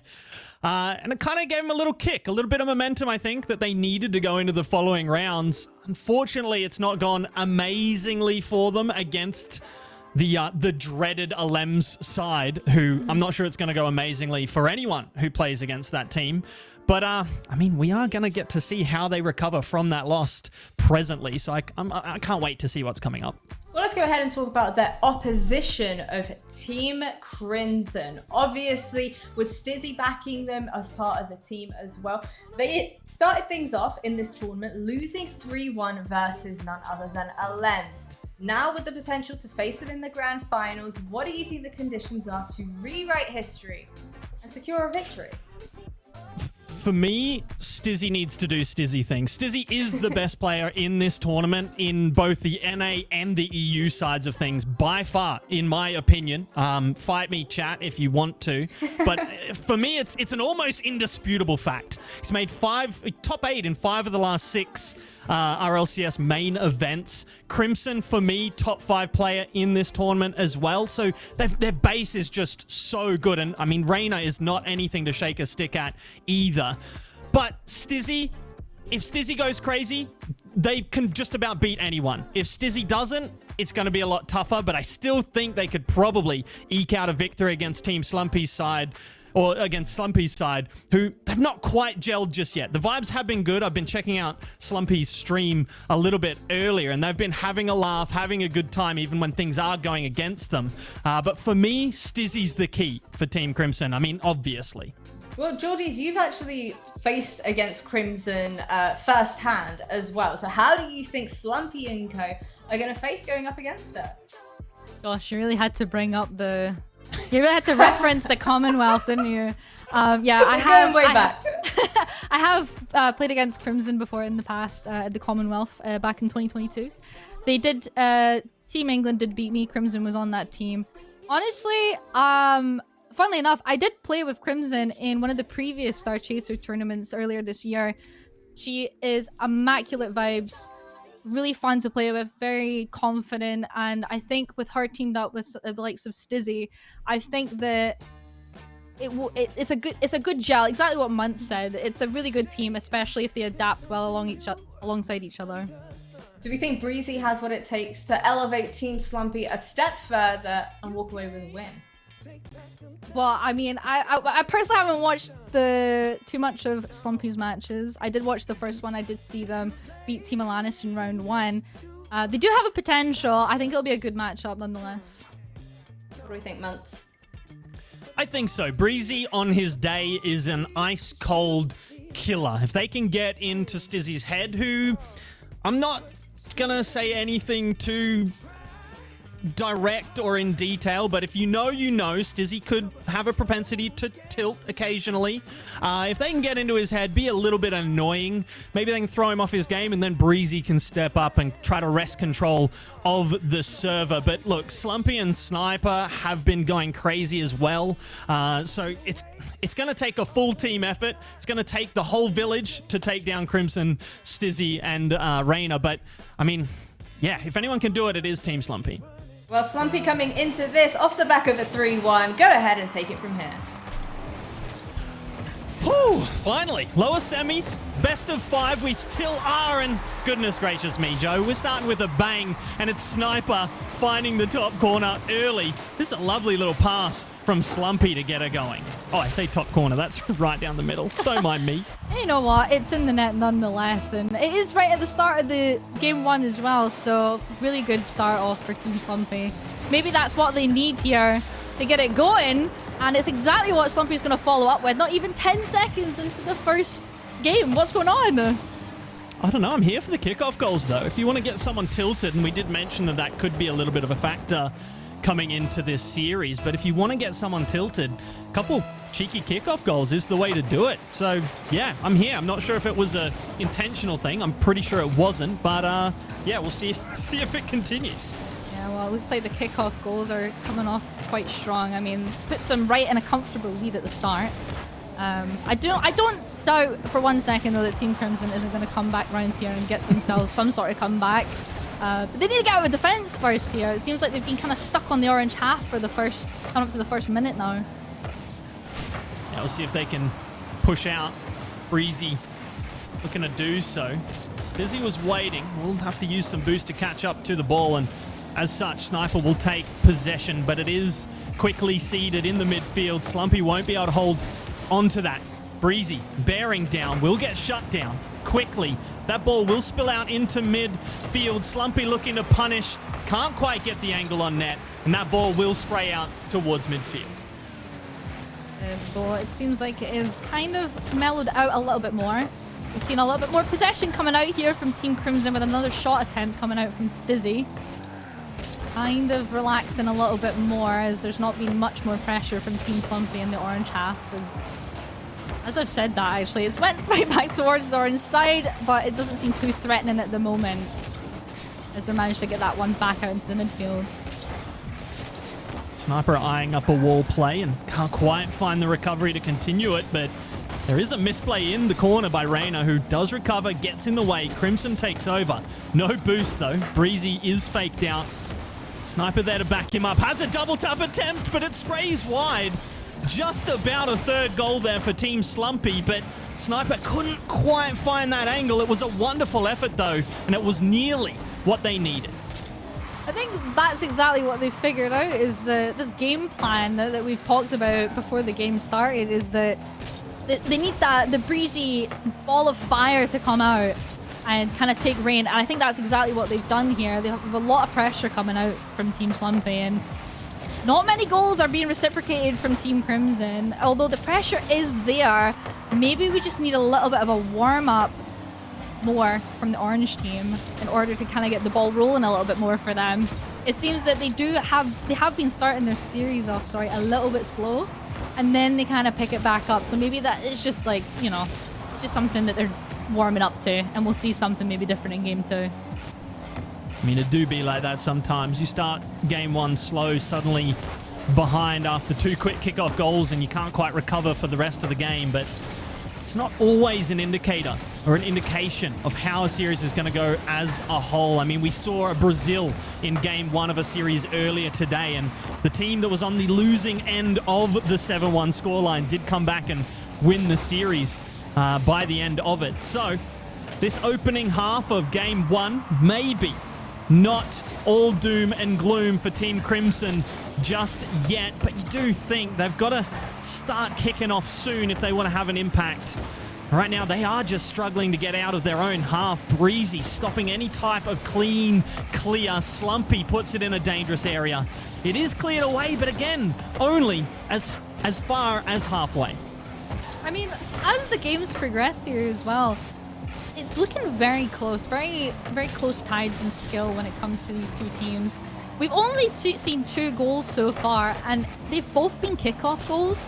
So it could just be a case that maybe the kickoffs from Team Slumpy were a little bit more elevated than Team Crimson, because nothing else has happened here. There's not been too much pressure. Maybe a couple shots here and there as the ball kind of trickles towards their nets, but nothing's really came of it so far.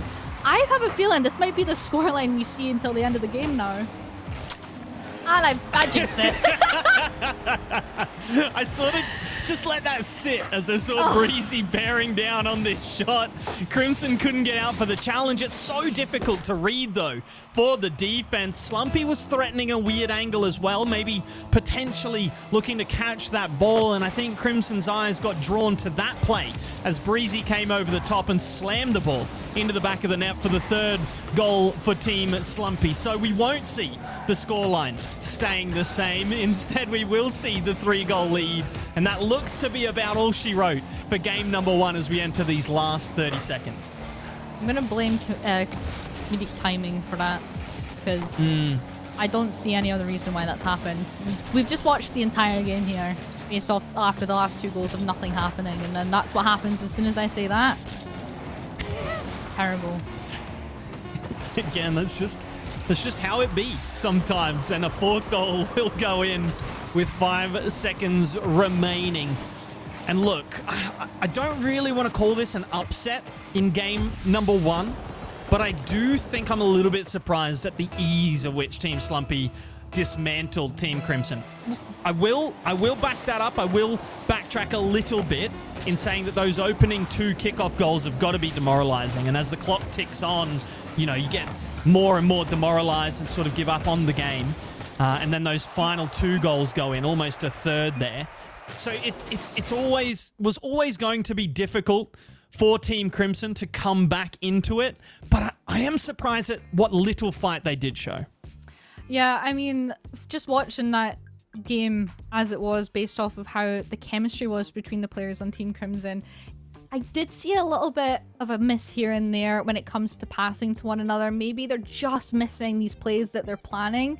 And maybe that's where Slumpy's team has intercepted and kind of utilized that and created these goals, especially the later goals that they scored throughout the game. Because I feel like the kickoff goals at the start, maybe it's just, you know, start of the series jitters. They got the upper hand.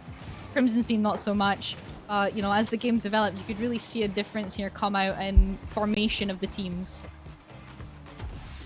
Yeah, it was a wonderful game to get us started. I'm hoping now that we can see something a little bit different from Team Crimson. We'll see if Stizzy steps up. Look, was at the top of the scoreboard for his side, but gonna need a little bit more than a lonely 250 points at the top of the leaderboard. And we're gonna need more from Crimson and Reina as well in those support roles. Look, Crimson's not a player known for sitting back and letting other people play. I do want to see her push forward. I do want to see her coming off the ceiling a little bit more. I mean, this is someone I've seen double flip reset and score off it. So a little bit more of that, please. It's a rarity. It's not to be expected every time down the field, but something I guess we can just start expecting is Team Slumpy's side to score kickoff goals at the beginning of matches. Yeah, it seems to be a pattern forming here from Sniper as she opens game 2 with another kickoff goal. Again, not a great start from Team Crimson, but I'd like to think that they're able to, you know, turn this around a little bit better than they have in the previous game, which it looks like they're going to try and do because they've lost that pressure already. And it's already in the orange side. Lizzie's going to take it off to the side here and put it in the wall. She's going to go right to Breezy here. It's not very... We have a miss, actually. Maybe a fake. I'll be a bit devious here. Maybe we'll call these fakes instead of misses, because we don't know what's going on here. It could all be part of a game plan. I'm sure they're combing it, you know? I'm faking this, leaving it for you. And yeah, I'm sure it's all part of the game plan. As you said, they'll have talked about it in the break. Let's intentionally miss the ball more often, and that's exactly what they're doing. And look, they did get an opportunity out of it. It was quickly shut down by the defense, and that defense turning to offense as Slumpy slaps that towards net. It wasn't so powerful, but Sniper comes over the top and slams that into the only part of the net that was unguarded. There were 2 defenders in the realms of making a possible save, but she's picked out the perfect spot between them. Yeah, that was a really good play. It looks like Sniper is really taking control of this game, as well as last game as well, conducting all of the offensive plays and getting those goals. It seems that they are struggling. Team Crimson is struggling to kind of counter that play style or aggressiveness that Sniper's coming out with. And I'm hoping that we can see a little bit of a change here, or else we're going to have a really one-sided series to watch. One-sided indeed. It is just one side scoring all the goals so far. 6 in total for Team Slumpy's side in the series, yet to be answered by Team Crimson. They're looking for their first now, and they do have, well, they had an opportunity in their opponent's half, but a miss by Reina means that the ball comes back down their way. They quickly turn that into a counter-attack of their own, but Stizzy bumped off the ball, means that shot to follow is lacking power and easily cleared away by the team in blue. Yeah, it just seems like any sort of play that they're trying to create right now is kind of getting intercepted too quickly, or it's not a good enough shot. Just like this attempt here, I think it was just a bit too awkward from Stizzy to be able to get it in, and it didn't make a goal out of it. That should be a goal there, and it's just not. There was a little touch from the defense that just took him off the angle, took Stizzy off the angle, and he wasn't able to bundle it over the line. But as you said, should be a halving of the deficit for Team Crimson. Instead, oh, they were about to go down by 3, and Breezy has missed a completely open net. I'm not sure who it was on his side that gave him the opening with the demo, but that is a golden opportunity now at both ends of the pitch that have gone begging. Yeah, I mean, a big miss from Breezy there, but it isn't the end of the world. They are still 2 goals up after all. With over half the game gone too, it's looking a little bit more comfort for them to go double match point in the series. As that is another shot on target, but Crimson's able to pull that one nice and comfortable. Gets it over 1 into the corner, and we're going to try and get a little bit of a chase battle going on right now so you can keep this ball in possession more. I wasn't sure if Stizzy was looking for something special in that corner, but he's found the complete opposite. That was a very ordinary touch here from the Team Crimson player, and Sniper making good on the punish.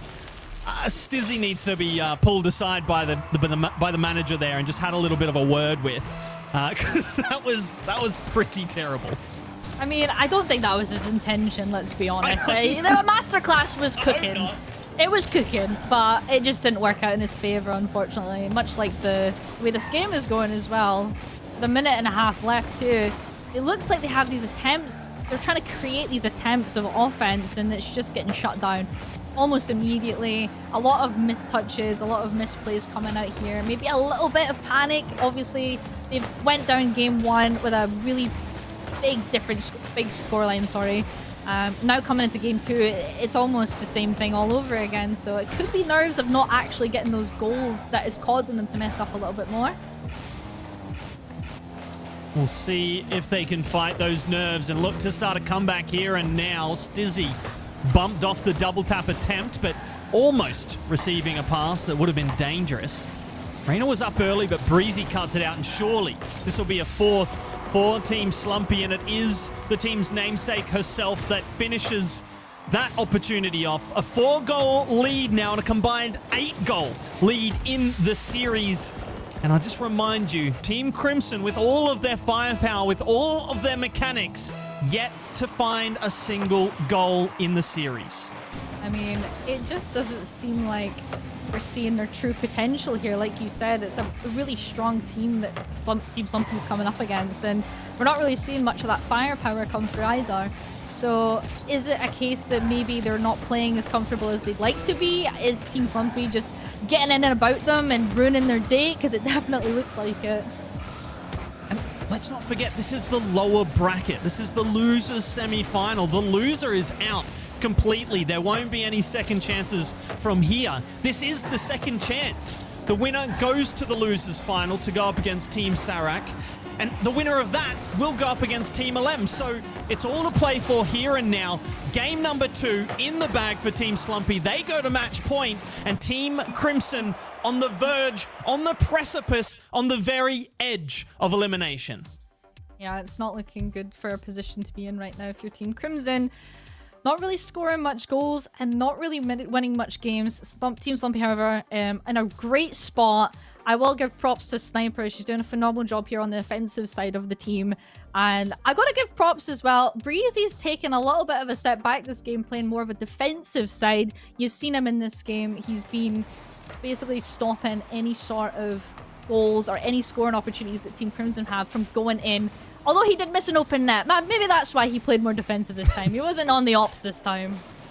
After he missed that net, his teammates just told him to pull it, rein it in, maybe just play in the defensive half for a second, just to get his confidence back. But if we're talking about confidence, we asked for more than 250 points from Stizzy last game, and he was languishing down in, I think it was 140-something in game number 2. We wanted more from his teammates as well, and we got that. They were up above him in the leaderboard, which, I mean, look, with all respect to them, that's not to be expected. Stizzy, I said at the beginning of the series that in my opinion he was the best player in this tournament, and when you're carrying a bit of a title like that, even if it's just given to you by someone who apparently doesn't know ball, when you're carrying that title, you've got to be the best player on your team, and right now I'm not even seeing that. I mean, even with that mindset, or even knowing that, you know, it could put a bit of a more pressure on him as a player. I don't believe that though, because I do think that when confidence is very important. So if you know that you're considered one of the best players in a tournament, you should play with that confidence and not like let it consume you. So I hope that isn't becoming a negative factor for him at all as we come into game number 3 here. And again, they're back on defense. Maybe we can see a little bit of a turnaround coming out from Team Crimson. I mean, I went to mention this before, but in game 2, you kind of notice that they're not really keeping that possession compared to Team Slumpy. They're kind of booming the ball away, trying to pass it to people, long shots, and Team Slumpy's just intercepting it and not letting them have any piece of it. Oh, yeah, game plan being played to perfection from Team Slumpy, but look, the initial part of their game plan has not quite panned out in the opening minute of this game because, Joe, I'm not sure if you've noticed, but we haven't seen a kickoff goal in the opening 5 seconds in this game at number 3. So a positive start for Team Crimson in that they've not conceded immediately. Maybe this is the turnaround that we were waiting for. The warm-up only took 2 games instead of 1 this time, but maybe that is what they needed, is that start of the game confidence where they don't get a kickoff gold on. Good English, yep. I knew I was going to mess up at some point. Had to happen. It'll probably happen again as well, let's be honest. Stizzy looking to make what he can from not a lot of boost. The flip reset, not enough, but the follow-up from Crimson is plenty to find their opening goal. And after avoiding that early capitulation that has been plaguing them in games 1 and 2, here in game 3, Team Crimson find their first and the first goal of this game. Oh, and I mean, that should boost their momentum a lot here as they actually get themselves a second. And it's a kickoff goal here from Reyna. Really good turnaround here in game 3 for Team Crimson. I mean, the tables have turned essentially. They're up 2 goals now compared to the last 2 games where Team Slumpy has taken the 2-goal lead. Do you think we're going to see a little bit of a change now further into the series? Look, I think if they win this game, we're guaranteed a game 5. Just 100% guaranteed. That's my prediction. I think it all hinges on the next 3 minutes and 10 seconds. And we just about saw an answering goal from Team Slumpy there, but they couldn't quite find the angle. The pixels not falling in their favor. And here comes Stizzy down the other side with a big 50-50 that takes Breezy momentarily out of the game. He recovers quickly, though. A big boost steal from Crimson will allow her to turn and challenge on this ball, but the ball doesn't fall to her. Stizzy with the ground pinch and the bottom corner found. It's a lovely turnaround and a quick 3-goal lead in this first half. Wow, I mean, really good pressure there from Crimson pushing up into the net, and a really good ground pinch from Stizzy to put them now 3-0 into the lead now in game 3. Really, it's like watching a different team. They're a lot more composed with each other. It seems that they have a stronger dynamic in their play style. They kind of know what they're expecting of each other now. And I think that's what they lacked in games 1 and 2.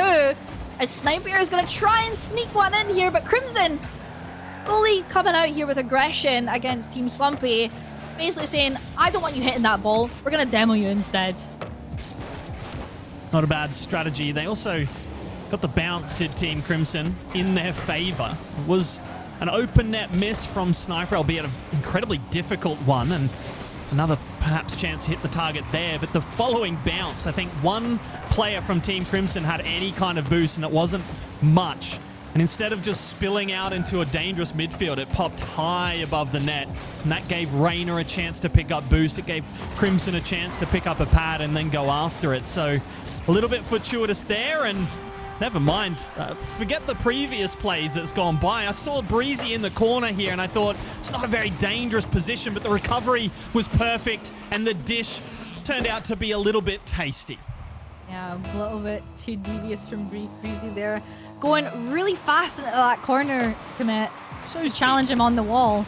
And it worked out perfectly in his favor there. As he's able to get it round quite comfortably and in the net. But there was no defenders there as well. It seems that it caught everyone a bit off guard at how quick that happened. But now that they've got a goal on the board, does that put more confidence on Team Slumpy? Especially Breezy now, as now we see him coming more out in the plays rather than staying in defense, as that's going to be a banging shot right into the net from Sniper.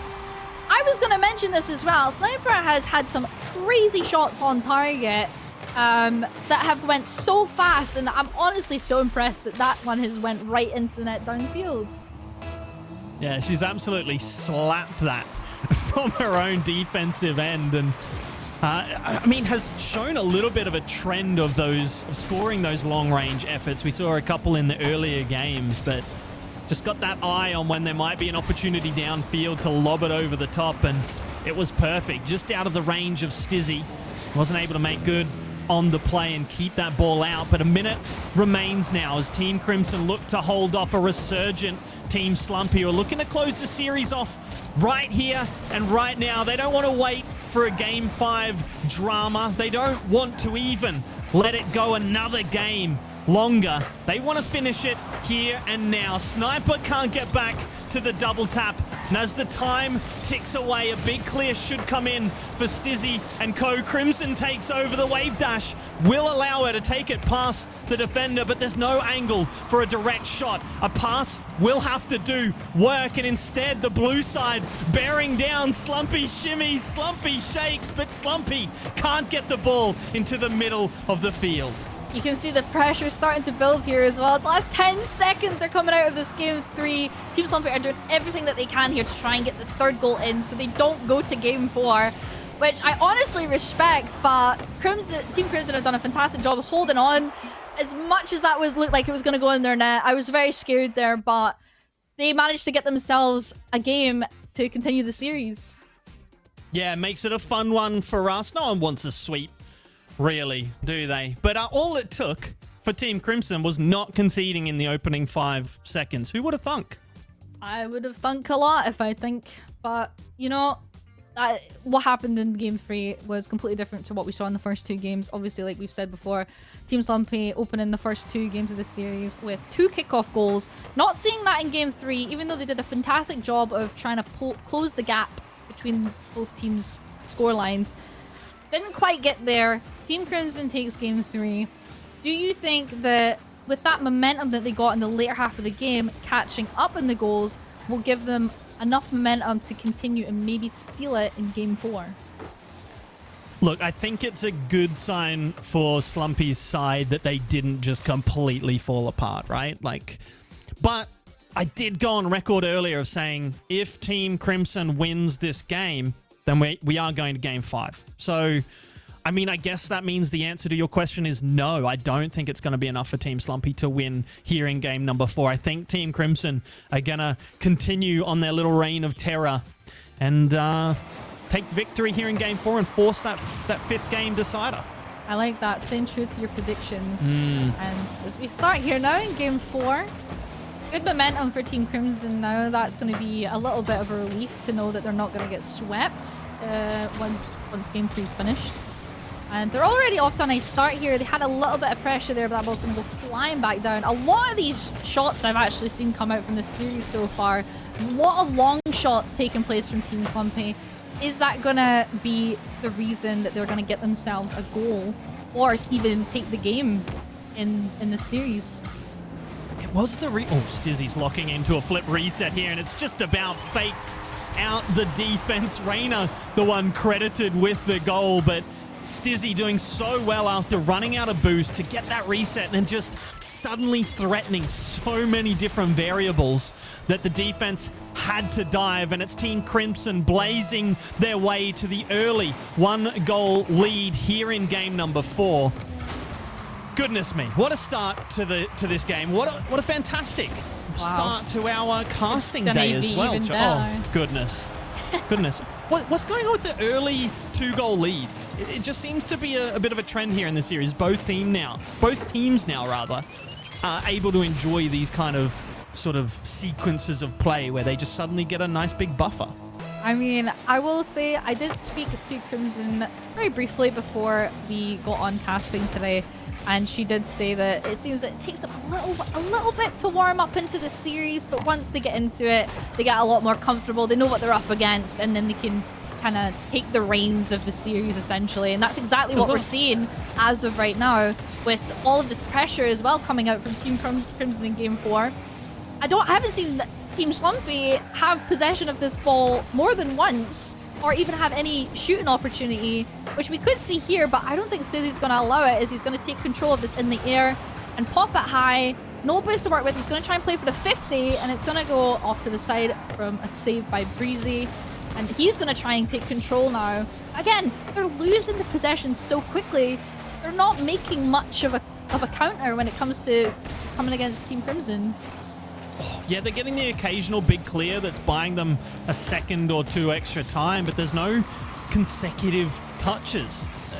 We're rarely seeing 2 blue players touch the ball after one another.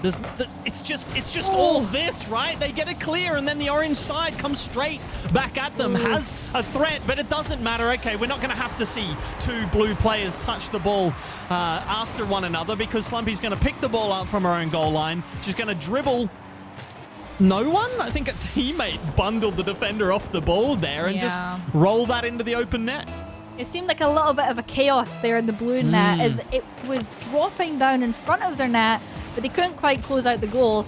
And with that, a lot of people were out of position. Slumpy was just in prime position there to take over, and that's where that goal came from. But that was short-lived. Is Reyna again? Is this a hat trick from her now, or what's happening? She's all over this. She's all over it right now. We'll have to wait for those stats to pop up. I do believe that was the 3rd goal. She got the Stizzy tap in. And then that one there, I'll be honest, I don't remember their 2nd goal. I'm pretty sure it's a hat trick for Reyna here. Even if she's just closing it out. Breezy is going to say, enough for Reyna. Talk about me, with a phenomenal dunk off of one of the Team Crimson players and double taps it right into the net. That is wild. Just following that dunk through. And the read as well. Fantastic stuff there.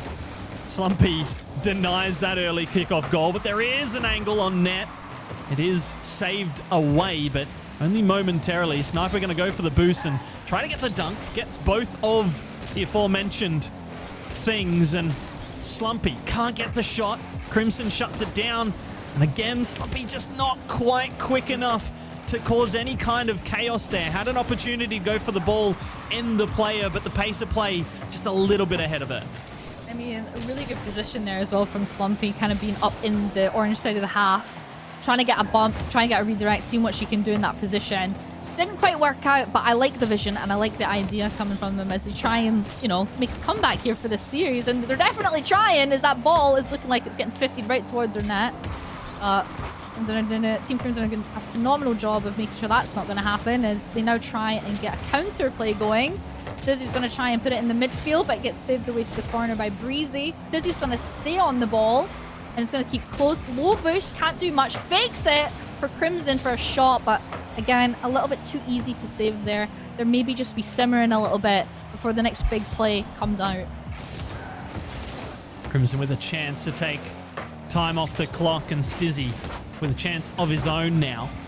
Looking for a little bit more, but can't keep it dangerous. That's an open net, and it is rolling all the way through. Sniper gets there and gets the equalizer with a minute remaining, and it went from an opportunity to take time off the clock and perhaps extend the lead. And a weak touch from Stizzy meant an an immediate response from Team Slumpy, and they are right back in this game, and again looking to close things out early, looking to deny that game number 5. Team Crimson trying to hold off the comeback. Yeah, I mean, it looks like the aggression from Team Slumpy are coming out really strong now as they see themselves, their opportunity to close the game out here comes brighter and brighter. I mean, the positioning, the plays from Slumpy, the way that they managed to get that one in the net to tie the series up to, they mean business. And with the last 30 seconds coming up, this could be anyone's game. A goal here would mean elimination. Or a goal here for Team Slumpy, rather, would mean elimination for Team Crimson. Stizzy credited with the save. I think it probably would have come off the crossbar and gone out anyway, but the clearance not going to do too much damage. In fact, it will help his cause. But here comes Breezy. Sniper immediately behind in support. Breezy with the reset, gets over the top of Crimson. That is a double commit, but Slumpy can't punish just yet, but does manage to prod the ball past Crimson alone. Not much boost in the tank, but the flip will do. Stizzy, no boost, but a flick, perhaps. But it is denied. The dream of the 0-second goal shut down, and we will head to OT. Will the series continue, or will Team Crimson be eliminated here and now? We're gonna find out hopefully in the next couple minutes or sooner. We don't know. I feel like anyone could be the game changer here. Any player on either of these teams could be scoring this goal. I mean, all of the players have really stepped up in this series so far. Maybe we can see something from Reyna, but no boost there to get that second touch in the corner. It's gonna go back to Stizzy. Big 50 with Slumpy. It's gonna stay there. Not much going on here. It's not a good position for either of these players, but Breezy's going to take control. He's going to go for a bump, but Stizzy's right there to try and steal it away. It's dangerous now. Reyna's up for the drop. Is there a follow-up? Crimson's just a little bit too slow there, and now it's back on the counter. Breezy came from nowhere, and he might be able to find the go-ahead goal. Slumpy comes over the top to get on the end of the chaos created, and it is Team Crimson eliminated. Team Slumpy will move on in the tournament. Wow, what a play there as well to end off that series between Team Slumpy and Team Crimson. Congratulations. Phenomenal teamwork there between Slumpy and Breezy in those last few minutes of that game. They worked very well. The chemistry looked like it was up more than ever. But obviously Sniper as well, huge credits for her in the early part of the series. Really good shots coming out from her. Really nothing to complain about with their team performance. A little bit of a drop down in the middle of the series, but they pulled it back phenomenally. Yeah, look, both teams, I feel like, had their moments of falling behind and then having a resurgence, being able to fight their way back into the game and into the series. So incredibly fun to watch, incredibly interesting as well to see how the tides turned throughout the series and how the players responded to that adversity. So I had a great time. I'm sure you did as well. Team Crimson didn't have quite as good a time as I think we did, and in fact are going to stop having any kind of time at all because they're going to head home to their, I guess they're probably already at home, so they're just going to stop playing. Yeah, I hope so. I don't know where else it'd be. Maybe playing in McDonald's, but maybe not. But I mean, when it comes to Team Crimson, they didn't really get niced very well in the start of this tournament. Obviously coming up against Team Alems, immediately putting them down into the lower bracket.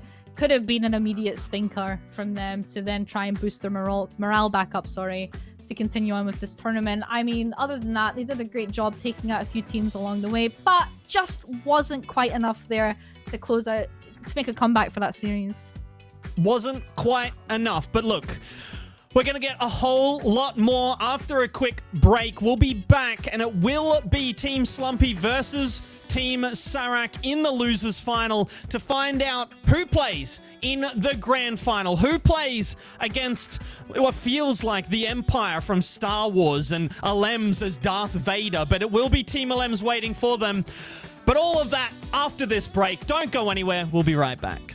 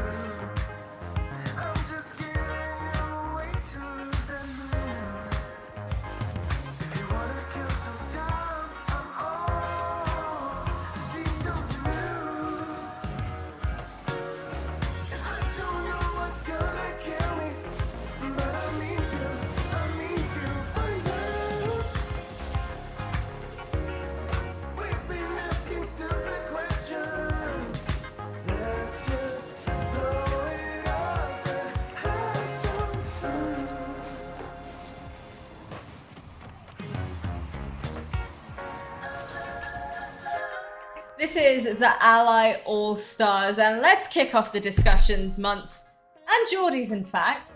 What was that you guys were saying about Stizzy being the win condition for this series? Remind me of that? In my defense, I said if Stizzy does Stizzy things, they'll win. Stizzy did a few Stizzy things and they won a few games. In my opinion, Stizzy didn't do enough Stizzy things and they lost. I want to say, though, Crimson and Reina really stepped up, played incredibly well. Even in a couple of their losses, they were by far the better part of that side. But when Stizzy did add to it, they looked good. But a massive credit to Team Slumpy for figuring things out on the fly and shutting down that comeback attempt. Well, Geordies, we saw an incredible dominant performance coming out from Slumpy and Co. Games 1 and 2, both 4-0s. What do you think the turning point was for Team Crimson heading into that Game 3? Well, I said this during the series as well. I kind of picked up on the fact that it could have been a slow start for Team Crimson, and it's more obvious than that. That's exactly what happened, and they just weren't able to continue that turnaround halfway through the series, as Team Slumpy was just able to adapt to that change very quickly and then kind of take over in Game 4 again. Even though Team Crimson looked like they were taking the reins a little bit more, and they just completely stopped any sort of reverse sweep potentially from happening. Well, speaking of taking the reins a little bit more, Slumpy and Sniper, great performances from both of them, and especially in that Game 2, we saw a bit more of a defensive Breezy. Now, was this on your bingo card? Did you expect Breezy to come across as a little bit of a defensive player? Breezy's good enough to do it all, and I doubt anything he did was incidental. I'm sure it was a bit of a calculation of maybe sitting back more, and it could have just been that he wanted more time on the ball. So perhaps sitting back, making a save, taking the ball to the corner boost, picking that up, and then, air dribbling from there. It could have been something as innocuous as that. But either way, 9 saves throughout is a fantastic effort from him. So whether or not it was because he wanted the ball more, at the end of the day, he just stopped more goals. So defensive Breezy, I'm a big fan. And look, that's what got them into the earlier match, their opening match of the day. They were surprised quickly. They sat back further. They looked to blow forward on the counter-attack, and that got them back into that series. And I think that's what allowed them to wrestle this series back into their control after they'd given up a game to Team Crimson.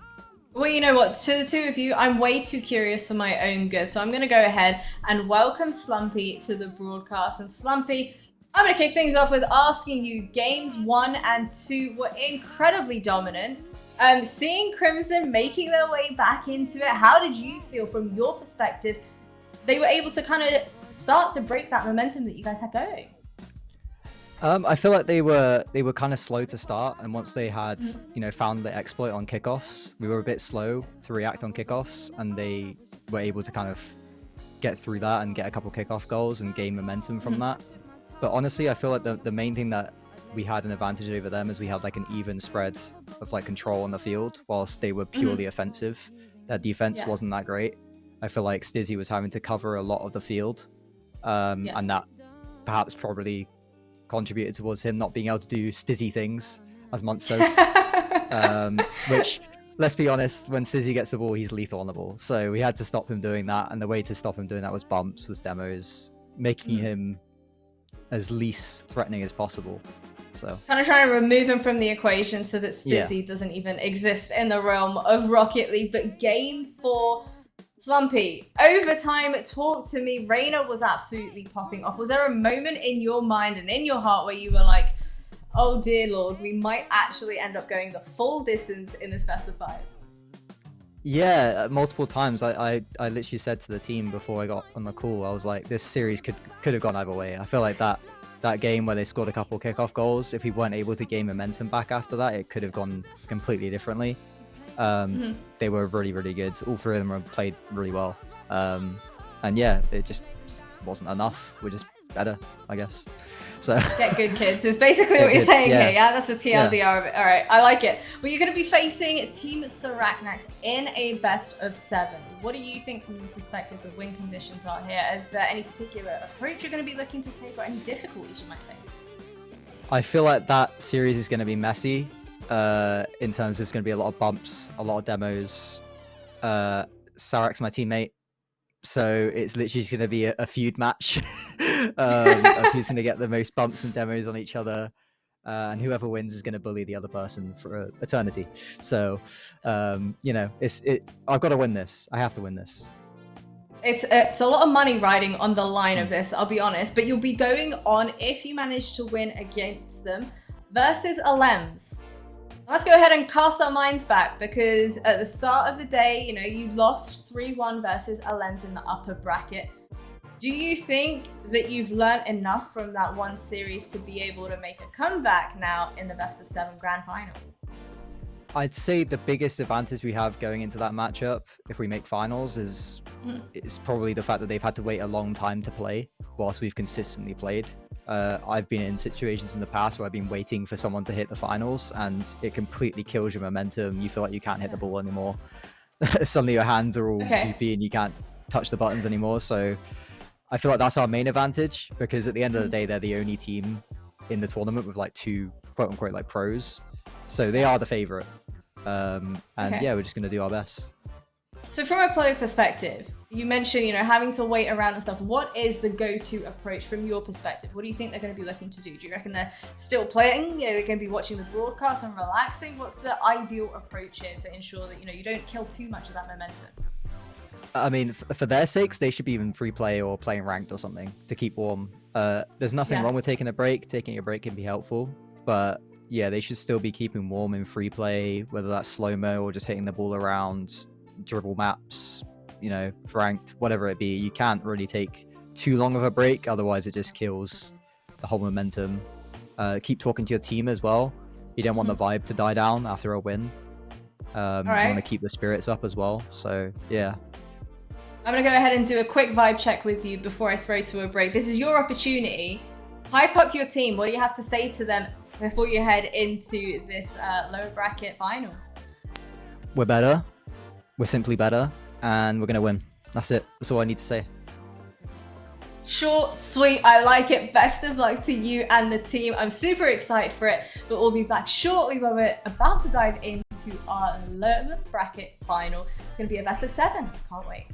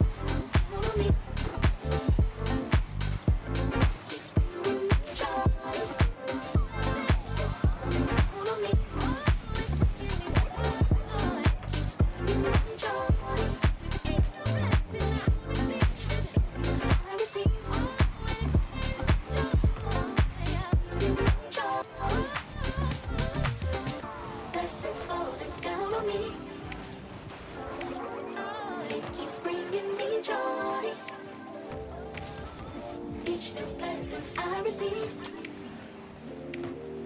It keeps bringing me joy.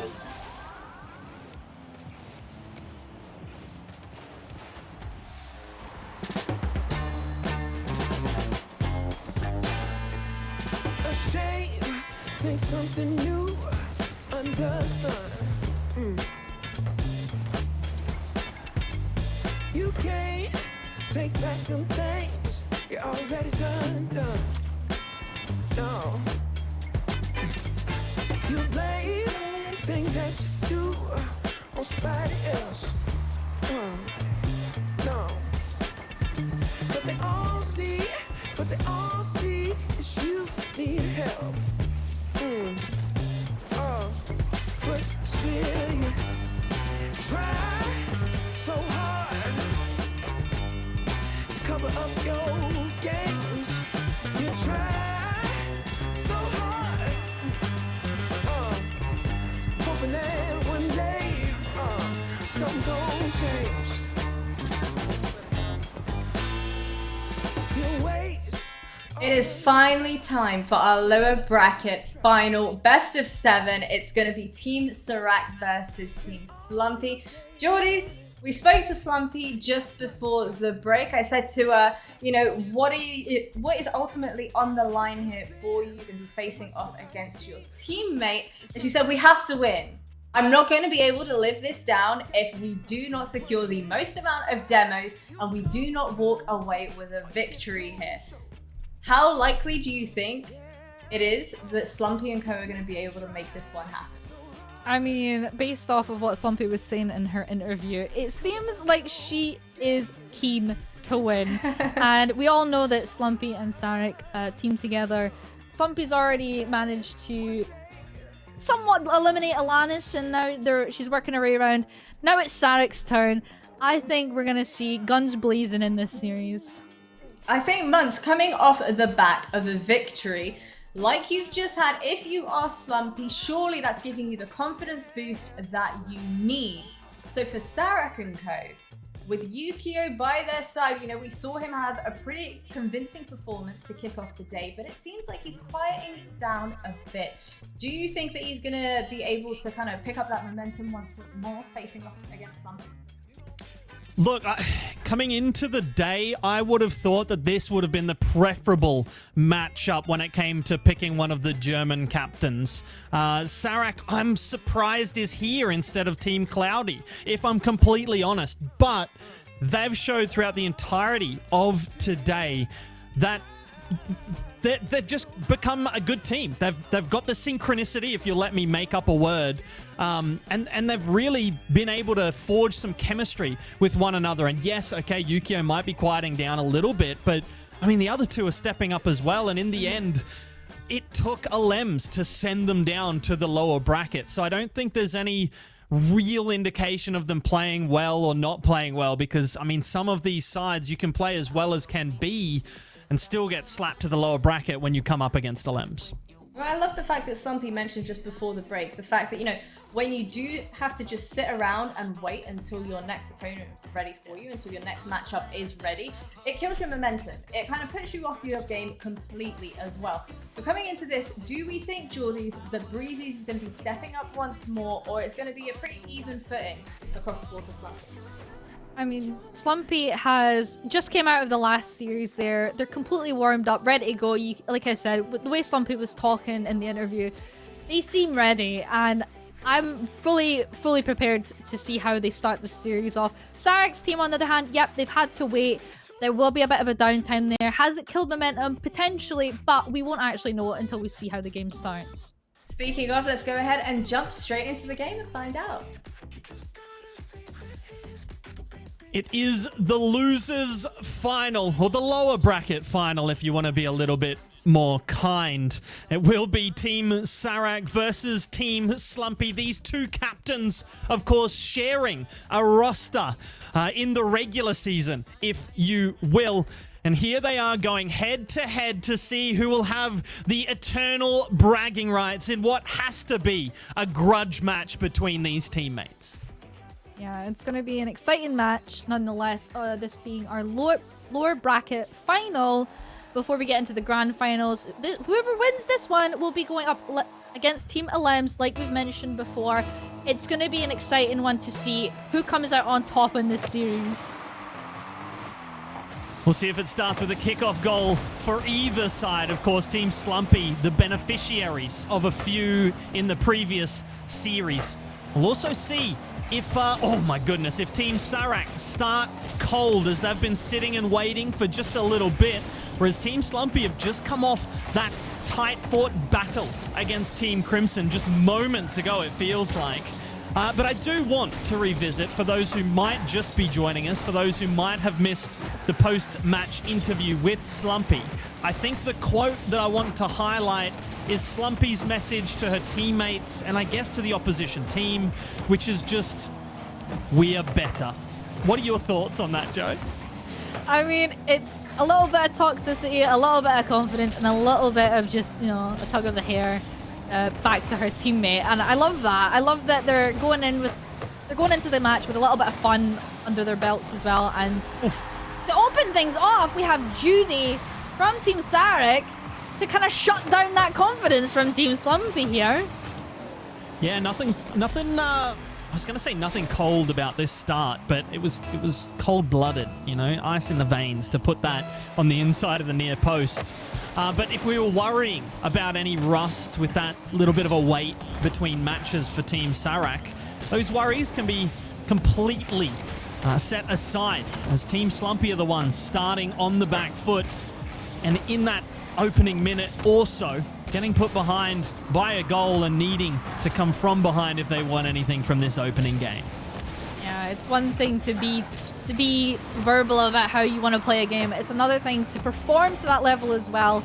And as we get into game one, it's pretty obvious here that it's a very easy playing field. The aggression coming out from Slumpy, it kind of showed at the start of the game, but it's mellowed out very quickly as it's been a lot of midfield plays. And Breezy here is trying to get himself an opportunity, and Sniper's actually going to follow that up and get themselves a tied game.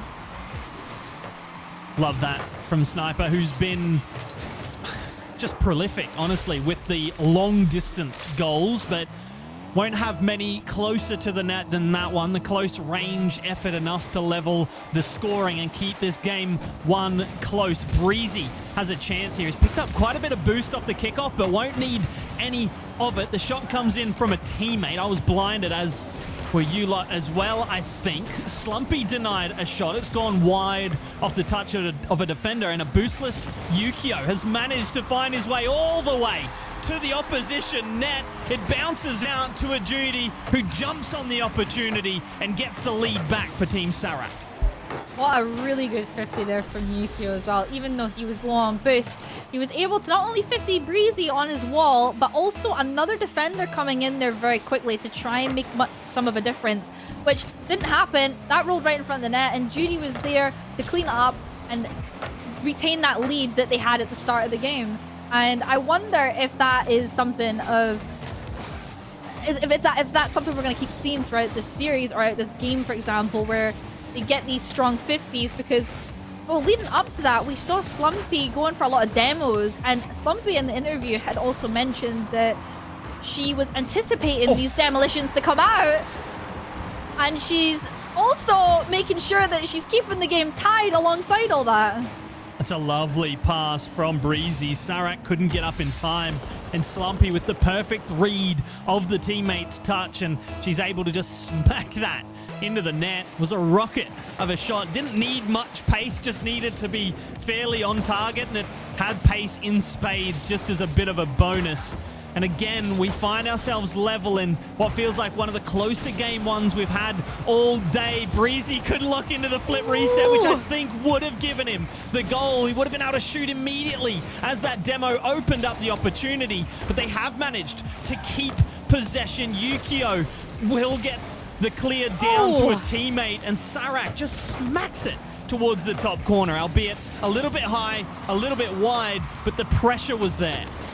I mean, there is so much going on right now. I don't even know how you've managed to keep up with what's happening.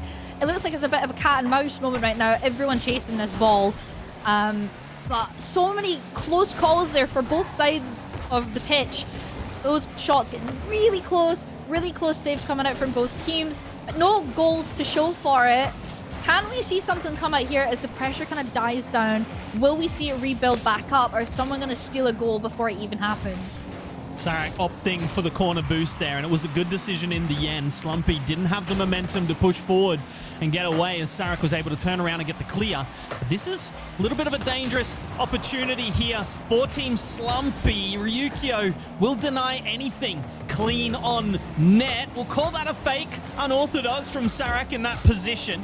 I do think she just perhaps missed the ball there, but won't be punished immediately for it. Breezy, an awkward flick over the top of one, a 50, just past another, and it's Sniper looking to go off the side wall, looking for a bump perhaps, but nothing doing just yet. A shot attempt from Breezy shut down, and Yukio will pop that forward. It's a drop down, but no shot, unimpeded on target. You can see the creativity coming out from both teams here, trying to get passes off on each other, faking the ball, dropping it to one another. It's just a little bit, it's just not quite enough there to get these goals coming out. I love the ideas that are there, especially when we come down to the end of game one. About 10 seconds left, we actually might get this as an overtime for the first game. I'd love to see it. Think right now, Yukio, stars in his eyes, and he might have found it. He has indeed. It's not 0 seconds, but it's the next best thing. Somehow, this ball bouncing, slow and sluggish, found its way past an out of position Breezy and bundles its way over the line with just a second on the clock. There is a little bit of hope for Team Slumpy, but not much, especially with the double kickoff going the way of Team Sarek. They hit the ball into the ground and take what was the closest fought game one I've seen all tournament long. Wow, I mean, I don't think anyone was expecting, especially Breezy, that 50 that Yukio got out on one of the Slumpy players. Breezy was just a little bit out of position there. He had boost, but he just wasn't in a good spot to turn around, get back into the defense and save that shot. So it looked like a bit of a stinker there, but not much you can do in that situation. They're going to have to brush it off lightly. It was a close match nonetheless, especially with both teams performing exceptionally well. Really close game in during the middle of it too. We saw a lot of shooting opportunities coming out from both sides, a lot of passing plays as well, which I really like to see amongst these players also. It really shows how good they've adapted to one another throughout this tournament. Yeah, and something I loved is something that you pointed out, and that was the sort of variability of play, right? We didn't just see both teams hunker down on any given game plan. They were making solo plays. They were looking for passing plays. Sometimes they were sitting back and pushing on the counter. And some of those passing plays were quite intricate. We saw one from the sidewall to a drop down, and 50-50 just stopped that play in its tracks. But it was really pretty Rocket League to watch. And these teams thrown together, sort of pickup style, if you will. A lot of the time you see teams like that, they'll stick to the fundamentals. But we are seeing synergy and chemistry forming in front of our eyes between these players. And it is so fun to watch. No, definitely. I 100% agree. One thing I love about Rocket League, doesn't matter what tournament it is, if there is a passing play, it's going to be my favorite one to watch. I just love it when players work together and they just show something phenomenal, just like what Breezy showed us here, as we've had a little bit of a passing play. Well, maybe not from the right person that they wanted it from, but nice pass out from Judy, to Breezy, double tap down, Slumpy opening up game 2 in style. Yeah, as soon as that ball spilled out into the midfield, it was basically automatic for a player like Breezy from that distance. He's always going to pop that to the crossbar, and he's always going to slam it into the net. Did exactly that. It's a good early goal lead from Team Slumpy, and it's even better than a kickoff goal, right? Because you don't even feel like you maybe just got a little lucky. They earned that goal. It was a wonderful punish on a bit of shoddy defending, but even then the execution was enough to get the confidence going again. There's not a better feeling than hitting a double tap. That's all I'll say. You got passing plays, you got double taps. Maybe if a solo play, if you really feel confident in yourself. You know what? I just love it when people score goals. I'll take it all back. It's always a good time when you see that ball go in the back of the net. Doesn't matter who scores it. And with how this series is going so far, a lot of these goals have really put on a show. We've not really seen too many of an, you know, boring goals that we'll call them. They've been really good to watch so far. I really love that we all got to have a first-hand experience of watching you work through all of the different ways to score and then figuring out that you just really liked all of them. That was really fun to watch firsthand. Yeah. Wow, Rocket League's fun. Who would have thunk? Like, wow. Yeah, that was I know. such a good time. I mean, you know, sometimes the brain slows down a little bit when it gets into the evening, and that's okay. Everyone has their moments, and it happens. And I mean, even Slumpy said in her interview that, you know, when you're waiting around, you get into the grand finals, you can kind of start tripping up on yourself, especially when nerves start kicking in. And, you know, you can maybe kind of see here and there, but I think the more it progresses throughout the series, maybe getting closer to the opportunity of making the grand finals, will we start seeing more slip-ups, or will we start seeing a little bit more precision from players? I'm not gonna lie, a slumpy touch a couple seconds ago, I thought as she was flipping into it, it was going into her own net, but was fairly far wide, much to her relief, I'm sure.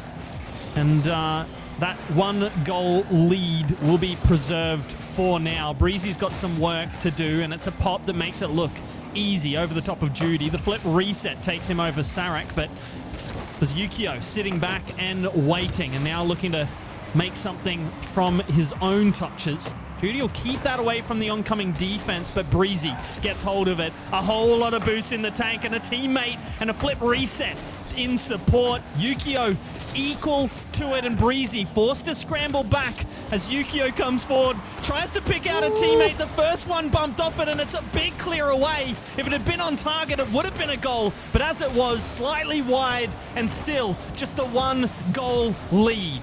Wow, after all of that, I'm honestly surprised. And you can see Breezy starting to come out of the shadow of defense a little bit more, especially in this game. He's really taking control of what's going on in offense, following up with Slumpy and Sniper as well. Sniper, we've not seen too much so far. Kind of sitting back now. Looks like they've kind of swapped roles in this game. Is that gonna keep benefiting them and holding this lead, or do you think they're gonna try and aim to lengthen and further that goal scoreline? Sorry. I think until you're in that last sort of, oh goodness gracious me, Slumpy, there's no way you found this angle. We said Sniper had been quiet. Well, she's picked out a pixel perfect pass, and that is a pixel perfect angle. What a finish from Slumpy. Wow, I mean, I like that as well. I've been seeing Slumpy. I didn't even get to mention her when we were talking about Breezy and Sniper. But we've seen her in those positions here and there throughout the game, and that is what she's waiting for. She's waiting for those opportunities to either grab a bump, grab a demo, or get a redirect, and that is exactly what she's achieved here in Game 2. Absolutely wonderful stuff. And I mean, you asked me if Team Slumpy should look to extend their lead or sit back maybe and play defensively. Well, they gave us the answer. I didn't have to do any analysis, thank goodness. And it looks like they're pushing forward for yet another goal. Breezy underneath the ball, and I think it was Sniper going for a shot over the top, but either way it's working. The pressure making it difficult here for Team Sarek to push out and make any chances, and with 12 seconds remaining they need a goal right now, and would you believe Yukio delivers. Is it enough time though? 11 seconds, a lot can happen. It's always enough time. It could go either way here. If Slumpy's team gains possession in 11 seconds, I'd say it's done. Team Sarek have the potential here, and it's coming in motion. Can they keep a hold of it though with 5 seconds left? Yukio on the wall is going to pass in the midfield, but passes it right to Breezy, and that's just shut down any sort of opportunity.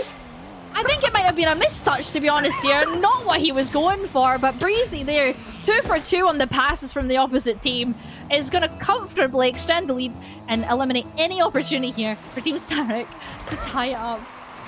After such a cool, calm, and collected play to get them back to within 1 with, what was it, 11 seconds or something like that. for that to be how this game ends. That's so horrible. Yukio's just put it on a platter for Breezy, who I was kind of surprised was pushed up so far in the midfield when it looked like Yukio was going to have an absolute pinger of a clear. But yeah, just perfect positioning, I guess, from Breezy in that situation, because he got the goal out of it. He cemented the game to victory. And yeah, brings us back level. What a series. Yeah, I mean, you could say that Breezy could have called the bluff on Yukio's big clearer on the wall, and that's why he was pushed up so far. Because it does happen, you know, these mistouches, they do happen more often than you think, whether they look more obvious than not. But really well played there. Yeah, from everyone on Team Slumpy, they did a great job of maintaining that lead and making sure that Team Sarek was kind of, you know, sat down after the game 1 when they took that. So excited to see how game 3 turns around, especially now that it's a level playing field, like you said, and seeing a little bit more of that aggression and that Team Slumpy pushing up into the opponent's side of the field and trying to get a little bit more havoc around Team Sarek. Yeah, it was a fantastic response, and I thought something that was kind of the key to them feeling comfortable in that game was that early Breezy double tap, right? That we said, oh, that'll feel good. And then you have a goal like the one from Sniper, the pass to Slumpy, and then the unreal angle down. That's just a perfect sort of cherry on top to really get you feeling good coming in to the next game. To have good goals scored in your favor, not just scrambly 50s that have pinched in or kickoff goals, but actual good goals. I mean, it's going to do so much for their mental, and their vibes are going to be immaculate coming in, and they might need to be immaculate because it looks like they were going to concede there, but they didn't. They held on, and actually Breezy's got possession. The quick flip reset. I think he looked for the bump on Yukio, who avoided it. And I said Yukio. I don't know what that is. I apologize for it. It's never going to happen again. Oh, well, I mean, I won't say anything about it. Don't worry. My ears were closed. But what I will say is that the composure and confidence coming out here from Team Slumpy is unmatched, but that was such a close goal line save. I don't even know who saved that. That looked like that was in the net. Someone just swooped in so fast there like the Flash, and I had no idea. It wasn't even a goal, but I mean, nothing's happened, but the pressure's still on. Slumpy is going to keep it close. He's going to put it down to Breezy. He's going to go high, keeps it close and low, gets a flip reset. Actually gets a double flip reset, but nothing comes from it. Are they applying pressure here, or are they just kind of wasting time to give themselves a better opportunity? Again, Breezy gambling on a Yukio misplay, and I think he almost doubted his judgment, but he made the right call. Yukio did fumble. There was a chance there for Breezy to keep up possession, but as it is, he's going to have to defend a little bit longer. Sarek has just pumped this to the sidewall and does get back to it herself. So Slumpy will take over in the corner, but shut down before her efforts can come to fruition. Breezy well positioned here again. Pre-flip, flip, reset will be enough for him to stay relevant. Yukio's up for it, 50 in the tank. Can he get this ball down to a teammate? He was trying for it, and that's just going to go in. That is rough. Just right in the net there. Slumpy just annihilating Yukio on the ball. Just decided, yeah, you're not actually getting to touch that, and that's in your net. What are you going to do about it? Nothing. There's nothing more to it, to be honest. Slumpy is emanating confidence right now. Like I said previously, they've came off that win in the previous game. They're going to feel confident. You can see it through the way they're playing, especially Breezy. I'm still wanting to see a little bit more from Sniper. Like I said, she's not been doing too much. We might see something here, but getting shut down quite quickly. As Yukio is now going to take that off to the corner, trying to make some space for his teammates, as they are all quite low on boost. And might be getting themselves in a bit of a sticky spot here, as Breezy's going to give himself another opportunity, another double tap to extend the lead by 2. What a shot this is from Breezy. Nice soft touch, double tap off the backboard. Judy has no chance at saving that. That catch was delicious. Goodness gracious me, Breezy. Oh, straight to the backboard, into the back of the net. And Sniper does stop an immediate response, but might be clip of the day for me, just with the delicate perfectness of that touch from Breezy to put it where he wanted. Yeah, absolutely unreal stuff. And oh, this goes in. Judy, after threatening off the kickoff, has managed to follow it up. And I mean, kickstarts what could be a comeback here for Team Sarak, and I hope so. I'd want to keep this series close, but you mentioned earlier about the confidence coming from Slumpy and co. Whereas it feels like Yukio, for me, is completely lacking it right now. We've seen Breezy gamble on misses a few times that just shouldn't be happening from Yukio, and Breezy's been rewarded for it. And then we saw that sort of missed challenge, Slumpy able to get the ball into the net for the first goal for the blue side. Just straight off a Yukio mistouch. So for me, and the key of this game and the following games is going to be whether or not Yukio can manage to push forward and shrug off the mistakes, shrug off the misplays, and get himself back relevant. Yeah, I mean, disregarding score lines, but when you come up against a team or a player that is so aggressive against your play style that doesn't give you a second to breathe, it can be quite infuriating. I know from experience, I see it all the time in my ranked games. I won't make any further comment on that matter, but it can be very infuriating to come up and play against this, even if the scoreline doesn't even show it and it's close. But Slumpy has just been given an open net here off a play off the corner, extending the lead by 2, looking a lot more confident. And like you said as well, Yukio needs to step up a little bit more here, maybe being more confident in himself, which he can have the potential to do. It's just whether or not he's able to, you know, use that confidence and get those plays, which he is trying to do. It looks like he is when he was up for that, but it looks like it's all falling apart here as the possession's gone back to midfield onto the blue team. Yukio trying his hardest, but right now it's not quite enough. Team Slumpy with the 2-goal lead headed into the final 40 seconds. We'll see what Team Sarak can do here down the blue end. A boost steal will keep Sarak relevant, but she's called off it from a teammate. The passing play into the double tap attempt. Yukio puts it on target, but it was saved away by Breezy. And that seems to be a bit of an example of how this matchup or how this game has gone so far. It's Yukio trying his best, but not quite finding enough. And his teammates coming in, trying to clean up the pieces. And again, it just not quite coming to fruition. Yeah, and then when you get to the end of these games, you can see the frantic play styles coming out, trying to get those goals. They're diving everything. They're going as fast as they can. And honestly, that can be the game loser for these teams. You know, like everyone knows when you're losing in a game, you start picking up the pace. You start being a little bit more aggressive. You're going for more challenges. And that can actually be a lot more readable for the opposition and actually can cause nothing to happen, but it looks like everything's happening all at once. Do you know what I mean? There's a lot going on there, but nothing's actually happening because everyone's just flying at the ball. So hopefully we can see a little bit more composure coming out from Team Sarak. They do have the capabilities to do so. We have seen that. But I understand that when these games do come around, it can be a little bit stressful, especially coming into the end game, the latter half of the matches in game, sorry. Well, after going down in the opening game of the series, Team Slumpy have answered back with two quick games in a row. All mixed up. With 2 quick games in a row, they've managed to extend their lead or find a lead in the series, 2-1 now. And while Yukio seems to be fading a little bit, the opposite can be said about Breezy. More than 700 points in that last game. He is, I mean, we've seen him be offensive, and in the last series, we saw him take a bit more of a defensive role. In this series, he's just doing everything. I mean, yeah, they've swapped around Breezy and Sniper.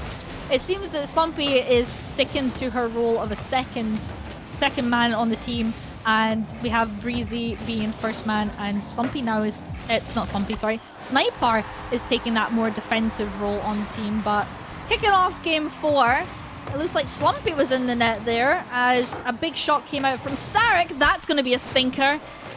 That's your teammate there shooting that on you opening game 4. You're not going to be happy about that. We might see some demos coming out from Slumpy now. Also, I think that's worth mentioning again. This is a grudge match between two teammates. Of course, Slumpy and Sarak both playing for BS Plus competition. And Breezy just right now playing for himself. That was a solo goal and a half. The perfect catch, the perfect pop, and then a precise air dribble. And look, I'll give some credit where it's due. Slumpy running interference, looking to delay the challenge of the defense and giving Breezy that little bit of extra space to punch it into the top corner.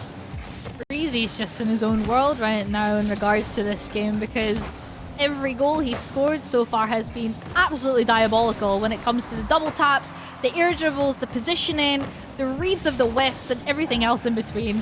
Breezy is full of confidence, and there is no denying that he is the star player of this series at the moment. Yukio trying to step up and maybe wrest that title of star player of the series from Breezy, but right now lacking as he bounces off the ball. Seemed to lose a 50 with the ball in that case. Sniper has a flick opportunity. Oh, it's just about perfect, but the crossbar denies, and Judy looks to take it away. Sarak and Yukio just about get rid of the confusion, and Yukio was able to push it towards the corner. A big 50-50 here, but it sprays out to the midfield. That's helped on. Breezy looks to punch it down to Slumpy, but that's going to pinch away, and Sniper will head back to her own corner, collect the boost, and look to restart. It was a little bit awkward as well for Team Sarak in the corner. All of them were on a little bit of a low boost, and I think a very lucky 50 flew that ball across the pitch, allowing them to get some space and some boost and some time. But I was a bit worried there watching, as it was looking a little bit more in Team Slumpy's favor. Almost said flavor. Don't know why that was about to happen, but it's fine. But these corner plays are really, really brutal when it comes to possession, because 1 second someone on Team Slumpy has it, and then the next it's across the map in possession of Team Sarak, and it's really just a guessing game on which point does the possession benefit a team, and they get it down in front of the net, and then they get a goal out of it. Half-time approaching here in game number 4. Team Slumpy, of course, looking to put themselves on match point in this best of 7. Team Sarak, after a strong start to the series, fighting off that 2-game deficit.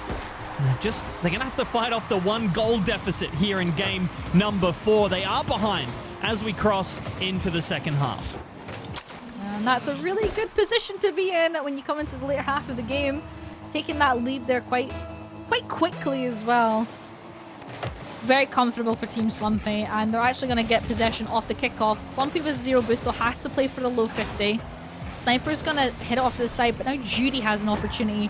Full boost, takes it to the corner, but can't follow up. Just a little bit out of reach. Breezy's going to reciprocate the attempt, and it's going to fall through into the midfield. Now it's Sniper. Again, I haven't seen much from the Sniper. I really want to see one of these phenomenal shots come out from her.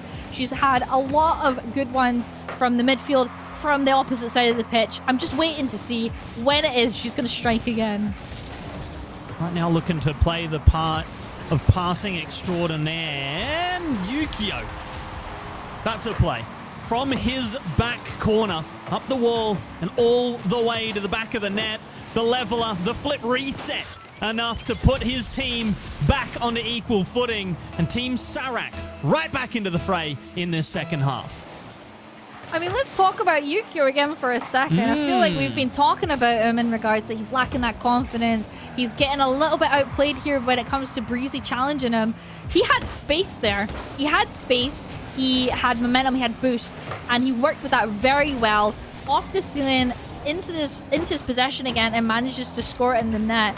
Didn't seem too nervous about that play. Maybe it is that Breezy is trying to kind of get in amongst Yukio basically and try and stop him from having that space, and that's why he's having these mistouches and these misplays, because like I said, that type of playstyle can be very annoying for another player, and it can really mess you up. It can trip you up a lot.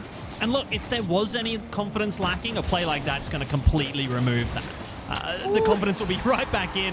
And in the end, confidence not really relevant in this particular play. It was a bit of a bump. It was a bit of a grind. Slumpy being an absolute menace on the back line. And it's Sarak paying the price. And again, the grudge match, the bragging rights currently in favor of Slumpy.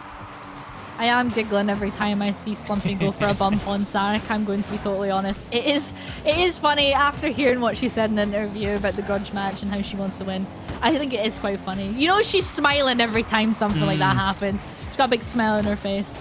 But Sarak, on the other hand, maybe not. Who knows? Maybe she's enjoying it, maybe she's not. I definitely wouldn't be if this is going to be how the game turns out.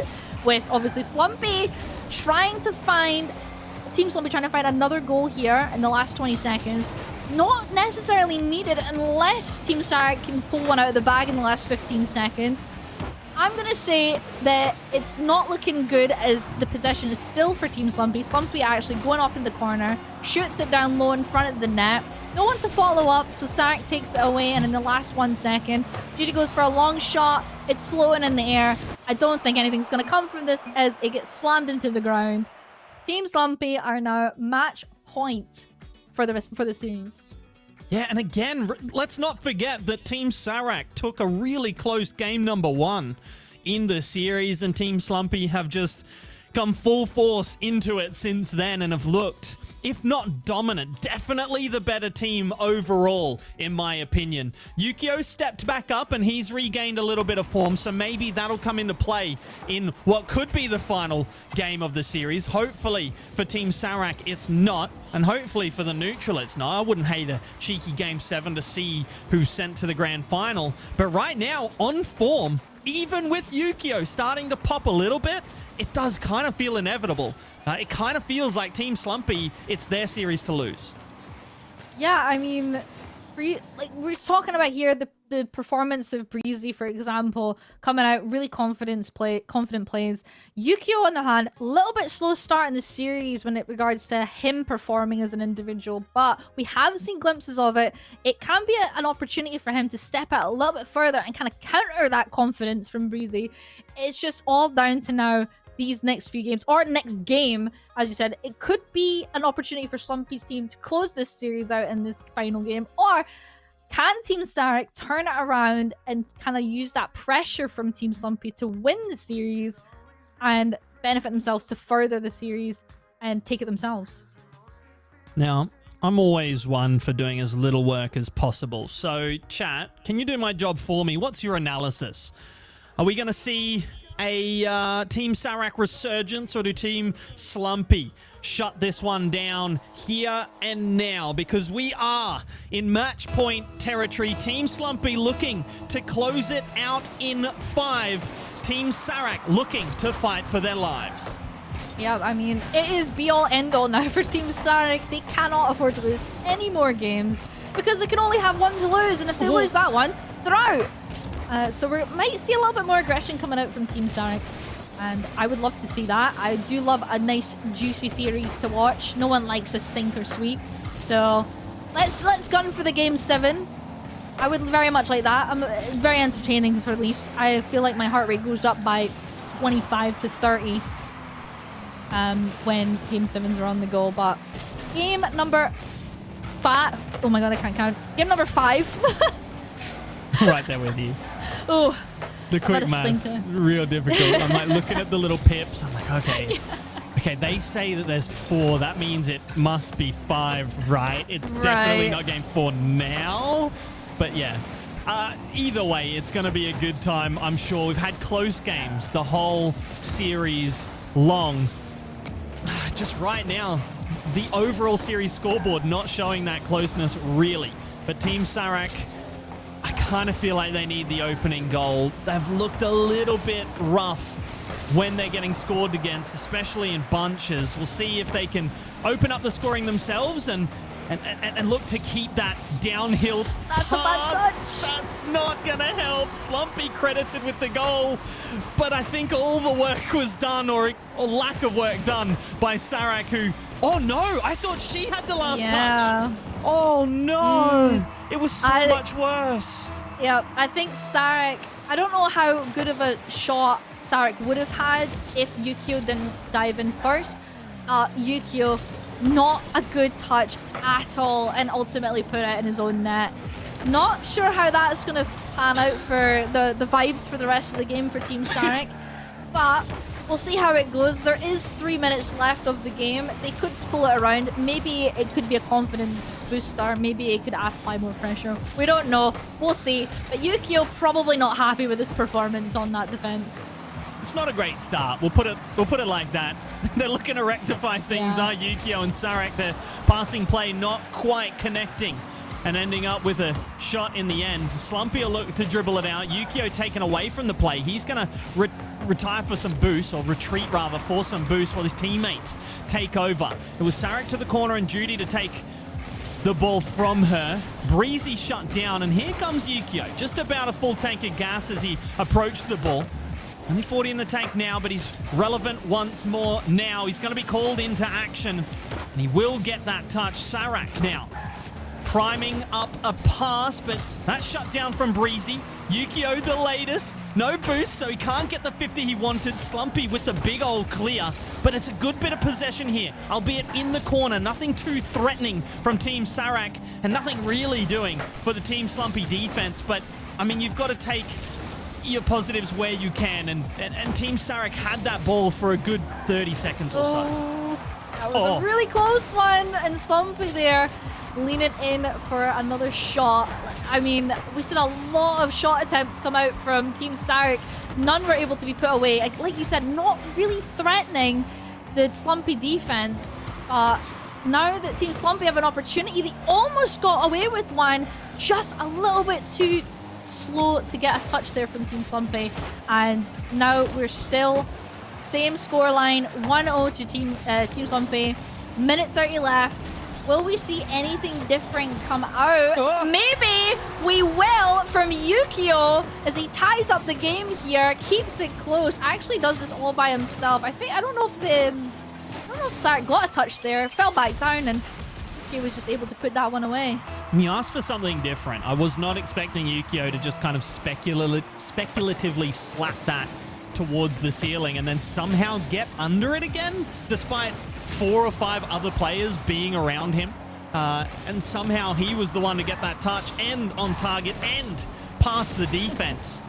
So a fantastic bit of play from him there, and a minute left to play in this game between these two teams. Unless we stay locked at 1 goal apiece, then we will be heading to OT. That 1 minute remaining, splashing across our screens. Yukio on the ball. Breezy looking to challenge. Judy now trying to keep it close. Not a lot of it's going to drop it down to Sarek. And Sarek's going to put that one away with no problem whatsoever. What a shot that was. I think Slumpy actually, or who was it?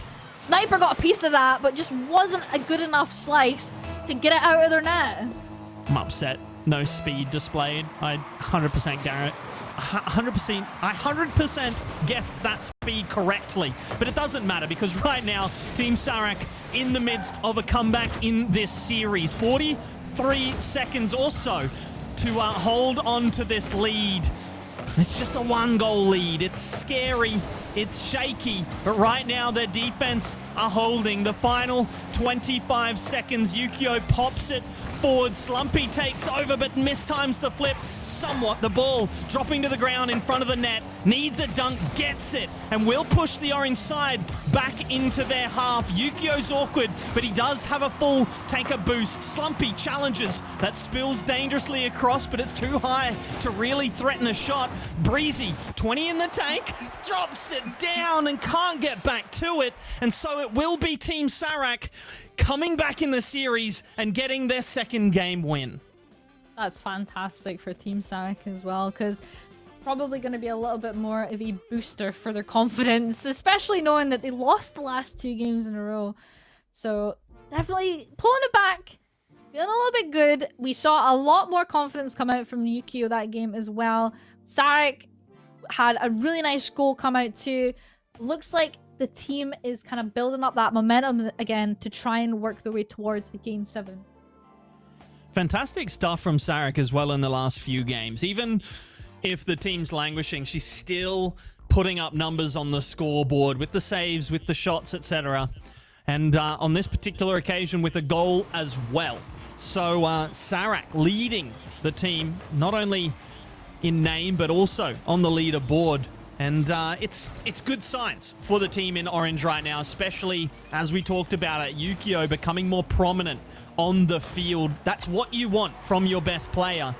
And it's what they're starting to get. So, still a whiles to go just yet. The series score is still 3-2 in Team Slumpy's favor. It is still match point in Team Slumpy's favor. Team Sarak still on the precipice of elimination, but they are looking much better than they were just a few games ago.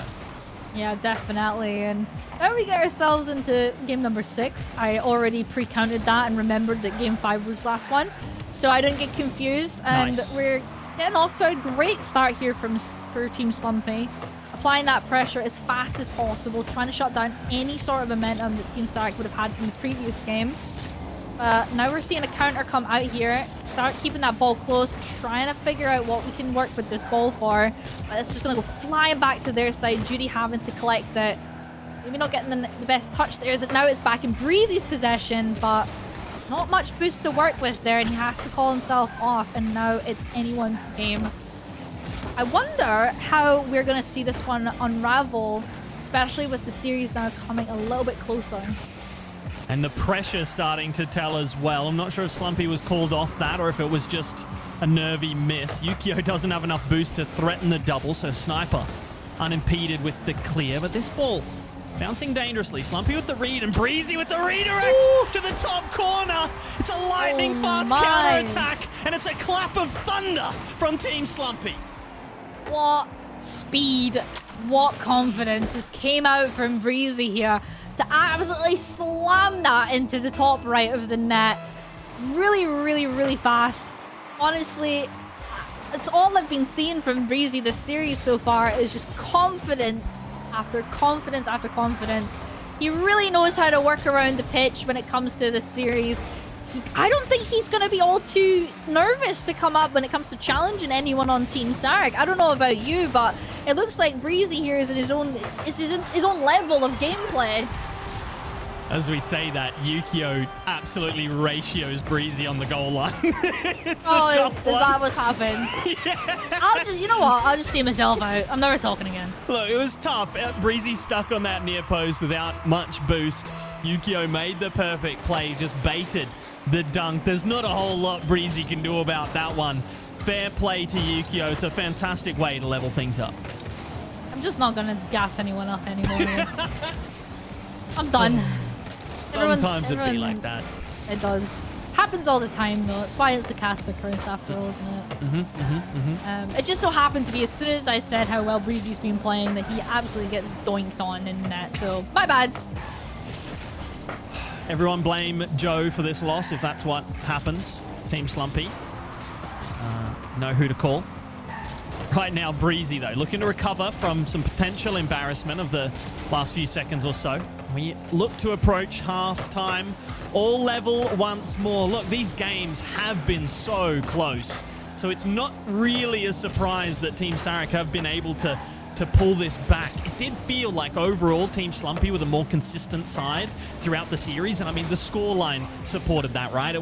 That's not incredible insight or amazing analysis by any means, but it's changed now. It does feel like Team Sarak have some comeback ability in this game and in the series as a whole, and they've just got to come back one more game to give themselves a chance of closing out the series in what would be an absolutely wonderful comeback from 3 games down to 1. But right now, having to stop Breezy, who had that flip reset.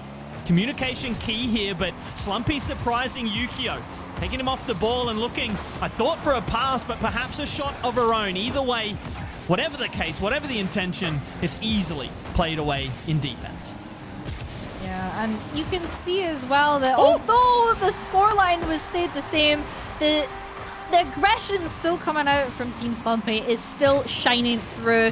What a nice drop down pass there from Sniper, and Breezy very quick to follow through and pop that one in the net. I was literally about to say that. I wasn't even going to say anything bad about what was happening. It's the aggression that's still coming out from Team Slumpy. just shows how eager they are to try and close this out and actually stop Team Sarek from closing out the series and keeping it to a one-game difference. So Team Slumpy now, with that one game difference, are in the driver's seat, of course. Okay, immediately sat down in the back again in the passenger seat or the back seat. Are they being chauffeured at this point? I don't know. We're all square again. That's how the score works. I was going to say they're in the driver's seat for the end of the series to close out the series and win it, but no longer. You can choose what seat they're in, chat. It's up to you. I'm out. Back to you, Joe. I mean, it just seems like right now this game is like a game of ping pong. Slumpy's team score, then Sarek, then Slumpy, then Sarek. Like what? We need to see a little bit of a mix-up here, or else we're going to be going back and forth for the rest of this game. And if that's the case, that means anyone's going to win it. It's just who scores first at this rate. I have noticed as well that the timer and the scoreboard has broken. It is a tied game for anyone confused. I could guess the time of... Oh, there's a minute left. There you go. There's about a minute left, yeah. Yeah, there's probably about a minute left in the game. That's my internal clock. It is very accurate. So as we enter this final minute, we'll see if we can get out of this replay bug. But right now, both these teams are level. So the next goal will win it, whether or not it comes in this final 40 or 35 seconds or so, or whether or not it will be in OT. Team Sarek are fighting for their lives. The next goal wins. And look, there it is. 30 seconds remaining. Beautiful. It's going to get real tense now coming up to the end of it. And it's just who is going to get one first, as Yukio's going to keep that in front of the net there. Not much follow-up from Team Sarek. And there's going to be a big counter-attack here. And go right back into defense. Drops down. Breezy's going to collect into the corner. Keeps it close, tries to put it in front, but Yukio able to save away, and that is going to get boomed right down to the blue side. It might get knocked down, but it's actually going to go up in the air one more time. Big bump, puts us in overtime. It's anyone's game. Oh, I just gasped and then nearly died. Yeah, look, it's OT again. Team Slumpy on match point. If they score this one, they move on to the grand final against Team Alems. If Team Sarek score the next goal, we do see a Game 7. And I'm kind of, look, call me biased, but I want that Game 7. I love a Game 7. We love a Game 7. So, the next goal will decide it, whether or not we finish this one early or we do go to that decider. Right now, it's Sniper on that back line, looking for an awkward touch to keep the offense purring. She's picked up boost now on the opposite midfield. Judy, I don't think we'll get back to that. Sniper intercepts, and it's a big 50 high above the center circle. That's going to drop down. Slumpy's in the way. I thought for a second was going to get a bump and a pass, but didn't get either. And the defensive side of Team Slumpy are going to have to show here, although it's very quickly. Oh my goodness, Breezy's got the ball. The bump doesn't find contact with Yukio, and he is able to take this one away. Oh, it's looking like it's going everywhere except one net. Whether that will be the orange or the blue, only time will tell here, as these teams have to play perfect Rocket League if they don't want to get scored on, because it looks like everyone is just getting all these touches, all these passes that they need to make sure that they don't concede a goal and lose the game. Very, very big game here for both teams. Like you said, Slumpy to make grand finals and Team Sarek to stay in the tournament. It can be anyone's opportunity, and Yukio is going to try and keep that one alive in the corner. Sarek going to follow up. Low boost. Is going to lose that quickly to Sniper now. Getting it pinched off to the side. Breezy now. Full tank here. Dangerous position. And Breezy's going to put it away. No problem. No interceptions. Just like that, the game is done. Yukio couldn't make contact, and the sole remaining defender eliminated by Slumpy, who gets that demolition on the goal line to open it up completely. And if you give Breezy an open net and an air dribble, he is going to hit the back of that net, and he's going to give Team Slumpy that victory. That was match point. They move on to the grand final against Team Alems. Wow, I mean, taken away from that series has been absolutely fantastic. The performance from both teams have to be applauded. But Team Slumpy coming out on top there, very comfortable in the 4-2. No Game 7. It was close. It felt like it could have happened, but Breezy, definitely MVP for me in that series. Yeah, 100%. I mean, at one point he had more than 700 points in a single game.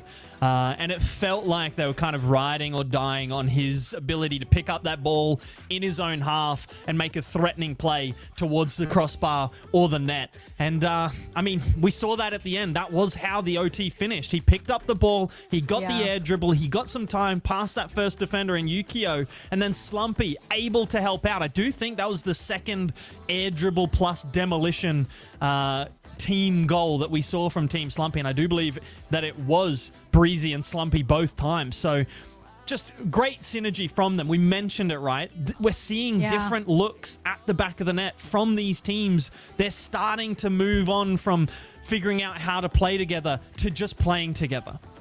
Yeah, I mean, they're just looking really well, looking on form. You could argue as well that, you know, Team Stark had to wait there for that series, whereas Team Slumpy, right off the previous one, beating Team Crimson and coming into this one.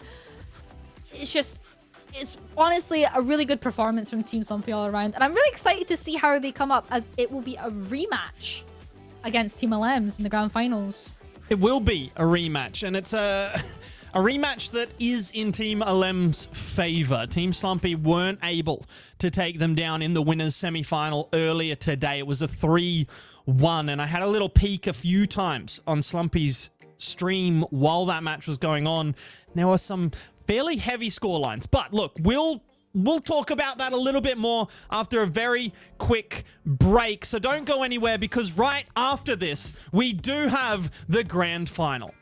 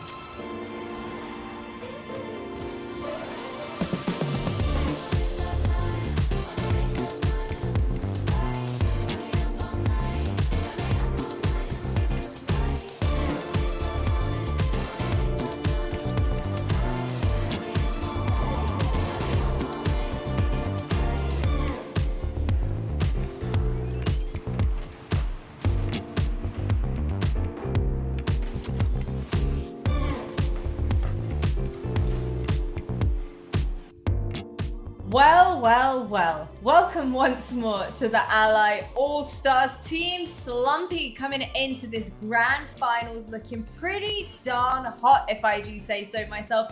Geordies, that best of 7, what a roller coaster of emotions that was. Talk to me about how you felt that one panned out. I mean, like me and Muntz were talking about before we went to break there, Team Slumpy did a great job of, you know, keeping that momentum of winning against Team Crimson in a previous series and moving it and shifting it into this series against Sarek. The confidence was clearly radiating from Slumpy. They might have lost a game here or there with Sarek obviously trying to retaliate against that confidence, but it just wasn't enough. And Team Slumpy came out on top with a phenomenal performance from Breezy. Yeah, I gotta say, I was a huge fan of the fact that Slumpy made sure to drive the point home of the fact that, you know what, I'm going to be focusing solely on demo. So I have a message for Slumpy. Whilst, yes, you might have won this series, I'm a nerd for this stuff, right? So I've got a demo counter here. No. Sarek actually won in regards to the demo counter, 9 demos, securing 4 of them in just one game, in comparison to Slumpy's mere 6. But alas, I'm kind of like going off topic here. Months. Is the demo strat gonna be working out for Team Slumpy when they head into this grand finals against Team Alems, or is it gonna be a different strategy? Well, look, I think demos have been working very well, and while Slumpy might not have come out on top on the direct, like 1v1 tally of demos v demos, I feel like hers were just more effective. We saw 2 just to assist Breezy's goals. And they were the 2 that we remembered. I'm sure that there were many more, but yeah, really effective, really considered and calculated. And she picked her times fantastically while looking for those aggressive plays. And they can be risky, right? If you've got a player with the ball bearing down on net and another player bearing down on goal trying to look for bumps on goalkeepers, you've got those 2 players very far outfield, very hard committed. So there can be quick 2v1 or 3v1 counterattacks on the back of those plays, so they've got to be a little bit careful of them. And look, I do worry that they'll suffer those counterattack plays against their upcoming competition. We're looking at 3 very good players, very mechanical players that are going to be able to punish the slightest of mispositioning. And but at the same time, I don't know if they've got any other avenues to success other than trying to remove players from the field and other than trying to kind of break down the rotation of their opposition. Poor Breezy, I feel like he was just trying his absolute hardest to try and keep the peace on the field there, securing those goals left, right and centre. Credit to him, of course, our Ally MVP for that series as well. But Geordies, how do we think this grand finals is going to go? Do we think Team Slumpy is going to be able to rewrite history versus Alems? It's going to be an interesting one, to say the least. Like we've seen that here on the bracket. Team Alems have played against Team Slumpy already in this tournament, knocking them into lowers. It was a best of 5. This time around, it's a best of 7. There's a lot more wriggle room to get around and figure stuff out if things aren't working out for Team Slumpy. But again, Team Alems, very strong team, have been very dominant throughout this entire tournament, not losing any more than 1 game per series. I'm just really excited to see how the confidence from Team Slumpy getting to the grand finals is going to convey against Team Alems, and if it makes a difference. You know, I'm feeling pretty confident that Slumpy and Co are going to come into this one looking pretty hot, especially considering the fact that Alems have kind of just been sitting back and waiting for their grand final moment. Do you think this is going to be much of a hindrance to the Alems? If this was 2 very evenly matched teams, whether it be ability or form, I would say yes, that's going to be a really relevant factor. But with this situation, if it takes Team Alems 1 extra game to kind of feel their way into the series, I don't think that's too much of an issue for them. Look, that'll be a nice game, maybe a freebie for Team Slumpy, and they can look to build on that. But as soon as Team Alems come alive and find their way in the games, then it's going to be a problem. I will say, though, that Team Slumpy have shown wonderful resilience throughout the tournament and a really great ability to kind of work together to change their game plan from not just series to series, but game to game. And they're going to have to really rely on that ability in this next one. Well, you know what? We've got a little something to wake up the side of Team Alems and everybody that is joining us in the chat. It is pretty unfortunate that Pads from Team Steven has been eliminated from the tournament, but fear not, because the very, very kind Pads has been kind enough to provide us with her own musical banger to keep us going and bring the good vibes. So everybody that is in the chat, grab your snacks, spam your cat jams, because we're going to be back with our grand finals after the break.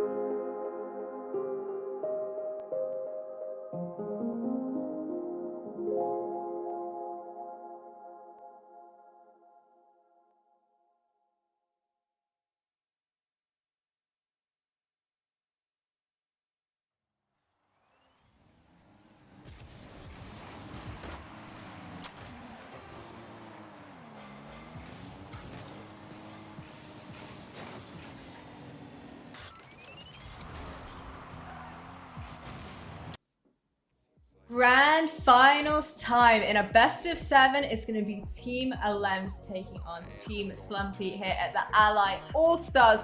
Geordies, vibe check. How are we feeling about this series? I'm excited. I mean, we've seen how it's taken place. Team Alems, sorry, making it all the way through the grand finals without a scathe on them. And now we see Team Slumpy getting knocked down at the lowers, but they've triumphantly made their way all the way back to get this rematch against Team Alems. So I'm excited to see what's changed throughout the tournament and out the day.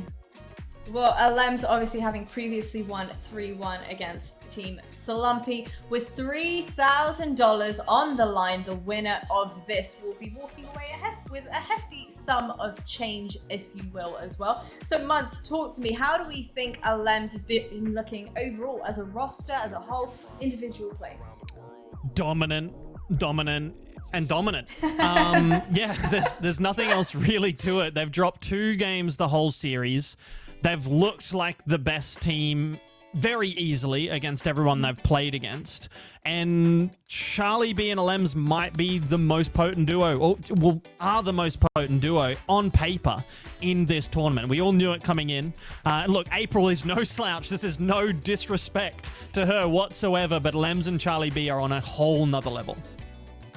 Well, when we start to look towards the side of Team Slumpy, do not be mistaken for the name Slumpy, because this is certainly no slump for her, and neither for her team as well, because Breezy has been putting in an absolute shift. Now, I'm wondering whether or not it's going to be weighing mostly on Breezy's shoulders to perform in this matchup as well. What do you think, Geordies? Do you think Slumpy and Sniper are going to be able to kind of rise to the occasion as well? I would love to see it. I mean, if Breezy comes into the grand finals with the same confidence that he showed in the previous series against Team Sarek, absolutely. Sniper, I want to see more of. The shots that she was shooting earlier in the tournament were such a nice, different playstyle coming out from the team, as you normally see Slumpy kind of getting in there, bumping around, being a little bit of a menace, Breezy following up. Sniper kind of sat back that series. I want to see her come back up, get those shooting opportunities again, and see one get one absolutely hammered into the back of the opponent's net. I feel like the dream scenario for Team Slumpy throughout the duration of the entire tournament has felt like as soon as they're able to win 1 or 2 games consecutively, the momentum just kind of keeps on going for them as well. So I want a prediction from the 2 of you. Muntz, I'm going to start with you. Who's going to win the grand finals here? Is it going to be Alems or Slumpy? My heart wants a game 7. My head says we're probably not going to get there. I'm going to go somewhere in between. I'm going to say it's a 4-2 to Team Alems. I think Team Slumpy are going to come out swinging. They might take advantage of Team Alems being a little bit cold and maybe go ahead, and then they're going to get a few haymakers thrown their way. And I think they're going to do what they've done all tournament long. They're going to have a resurgence. But I don't think it's going to be quite enough against this absolute monstrosity of a roster. Well, Geordies, as you go ahead and take us into the game, let me know, who do you think is going to walk away with the victory here? I'm gonna be honest, I'm with Muntz on this one. It looks like it's going to be a mountain to climb if it's going to be Team Slumpy to win. Because Team Alems, really strong, have been super comfortable throughout the upper bracket. Team Slumpy have made it to the grand finals too.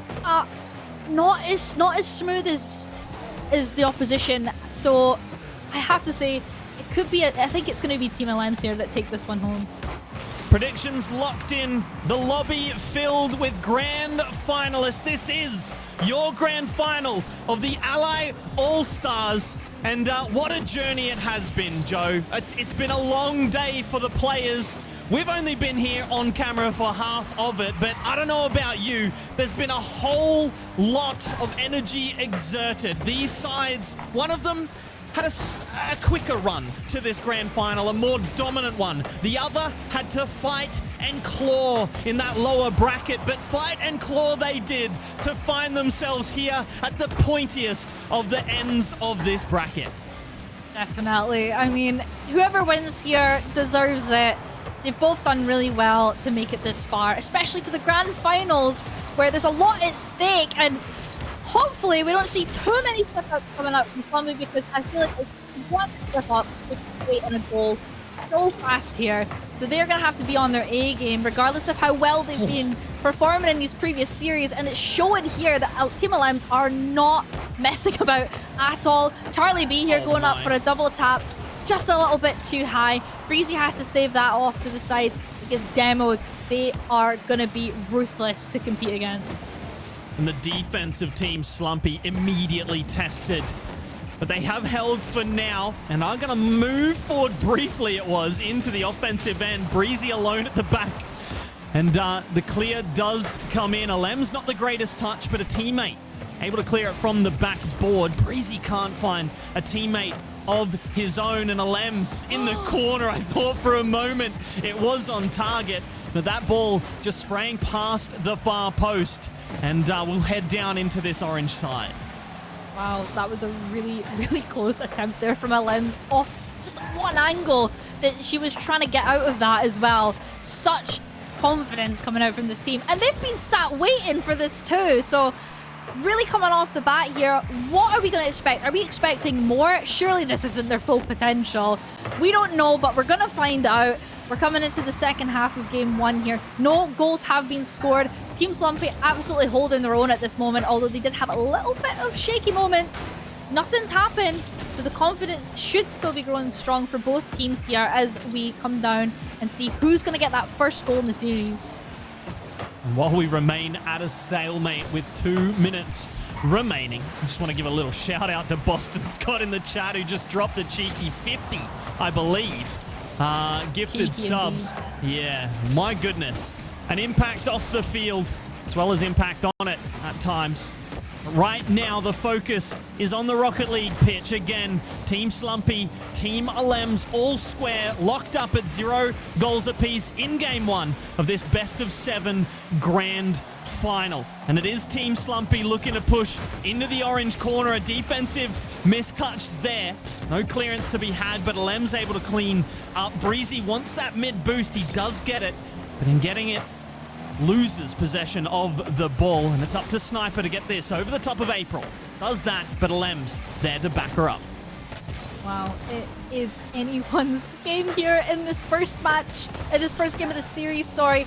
No one wants to mess up. That is all I'm seeing so far. Every touch is so important, and Breezy's gonna show true to what I've just said there as he saves not one shot, but 2, almost on the goal, almost like a penalty shot from Team Alems there. Breezy, phenomenal save, keeps the game alive for them there. Could have been a disaster, putting Team Alems there a goal up with only less than a minute to go. Huge. They need to retaliate though. This ball is still in their half. It's gonna go midfield. Breezy on the ball, keeping it close, gets it by 1, puts it in the middle for Slumpy! And Slumpy's gonna get the first goal! It's a well-worked pass from the corner, but 2 defenders between Breezy and Slumpy. He bypasses both of them, and Slumpy is perfectly positioned to punch that into the back of the net with just 32 seconds on the clock. Wow, what a counter play there as well. You saw that Team Alems were Breezy going from having to do double saves on the goal line without having much movement around them to then moving that ball in front of their net and get a goal. And you can see Team Alems are trying to reciprocate that same type of play, and it's just not happening here. Team Slumpy here holding on. Last 5 seconds. It's looking like it's in their favor unless Team Alems can get something out of this, but I don't think they will. It's a bit awkward. It's still in front of their net. Maybe Alems can keep it up, but I think here it's going to get knocked down. Team Slumpy taking game 1 of the grand finals.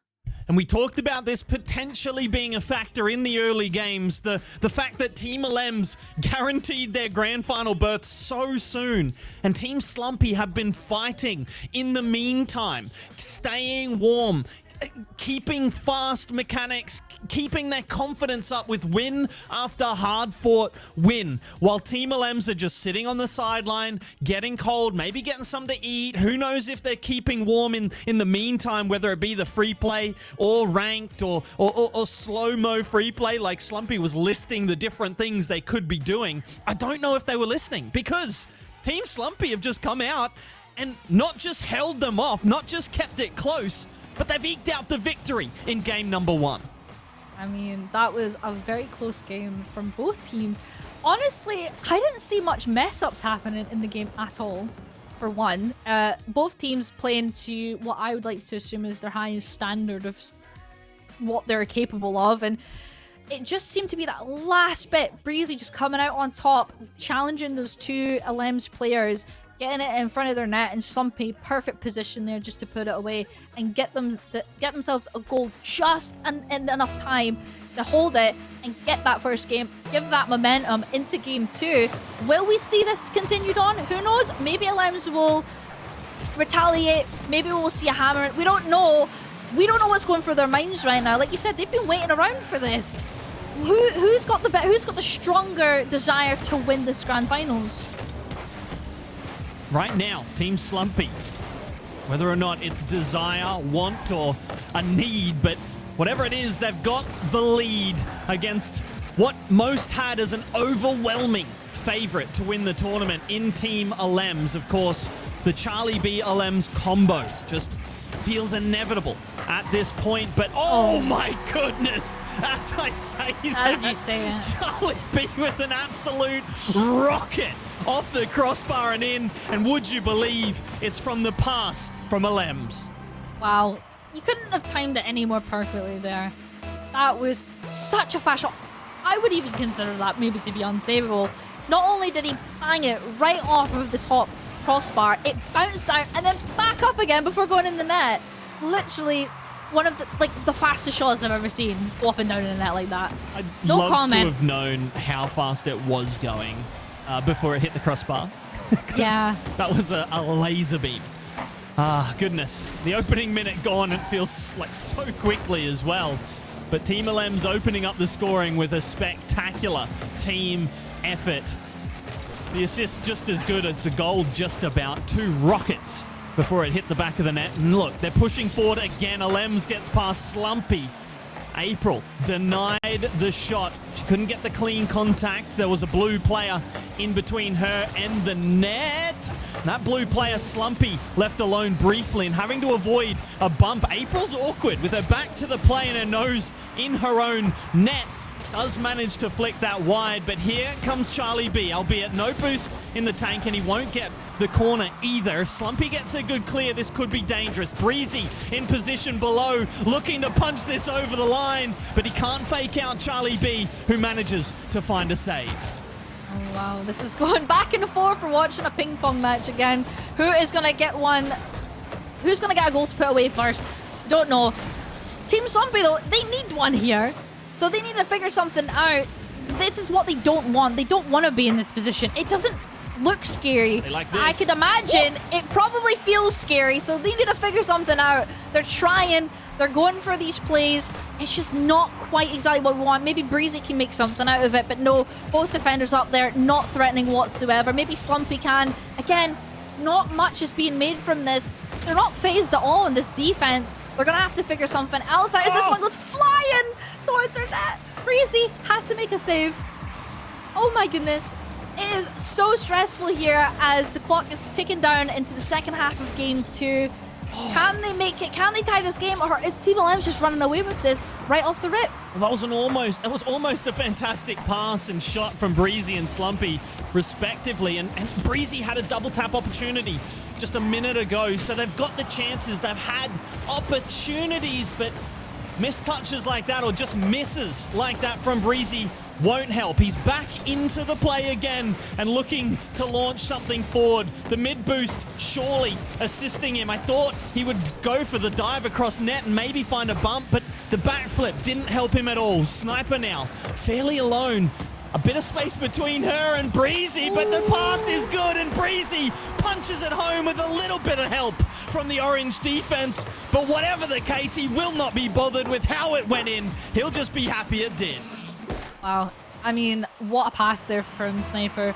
Really good recovery off that wall, not only from the ball, but from her own card too, to get that such a powerful pass to Breezy in the midfield.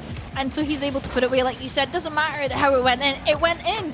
The game's tied up again. A minute and a half left to go. It's only a matter of time here on who can take the lead again. Can it be Alems? Can they keep that lead that they just lost? Or is Slumpy going to retaliate and further progress themselves into winning this grand finals.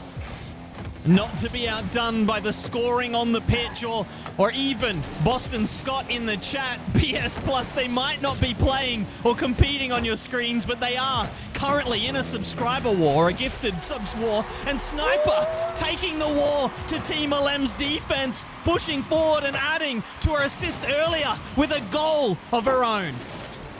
And that is what we love to see here. Sniper getting one for herself. Less than a minute to go. What is Team LM's gonna do in return? What are they gonna do? They need to figure it out. They're losing these games. It's early on in the series, but those games mean everything. As soon as you start losing that grip on the series, it could be game over sooner than you know. And just as I said it, Breezy is gonna get himself a nice clean P-roller in the net. Not entirely sure what a P-roller is, but I'm not going to get into it right now. That's a P-roller. Good to know. Breezy with one of them to extend the scoreboard. And look, I do want to fix my earlier statement saying BS Plus are not on the pitch. They are, I guess, technically. They might not be playing under their name, but Slumpy, a representative of BS competition. So a huge shout out to them for the gifted subs and for the play on the pitch with their representative doing them proud in this final 20 seconds. A shot rockets towards the top corner. It is saved away, but a goal needed for Team LM's right here and right now. They need to stop defending if they want to protect just the one game deficit in the series. LM's can't find the angle. It's rushed slightly and all hope is lost as this ball cannons down the other end of the pitch off the Breezy clear. It is Team Slumpy who will be taking the 2-game lead against all odds, against what was called a monstrosity of a roster just minutes ago. They are looking to upset Team LM's. Wow. That was so iconic. I just want to take a moment in that, indulge in it all. What a great team effort there from Team Slumpy. Breezy, they're coming out on top with nearing up to 700 points. 2 goals there for himself. Sniper coming into the play too, getting herself a goal. Really well put together, this team. They're really showing their worth here. Although we had really nice shots here from Team LM's, Team Slumpy were able to, you know, put that on the table and go, look, I've got something better.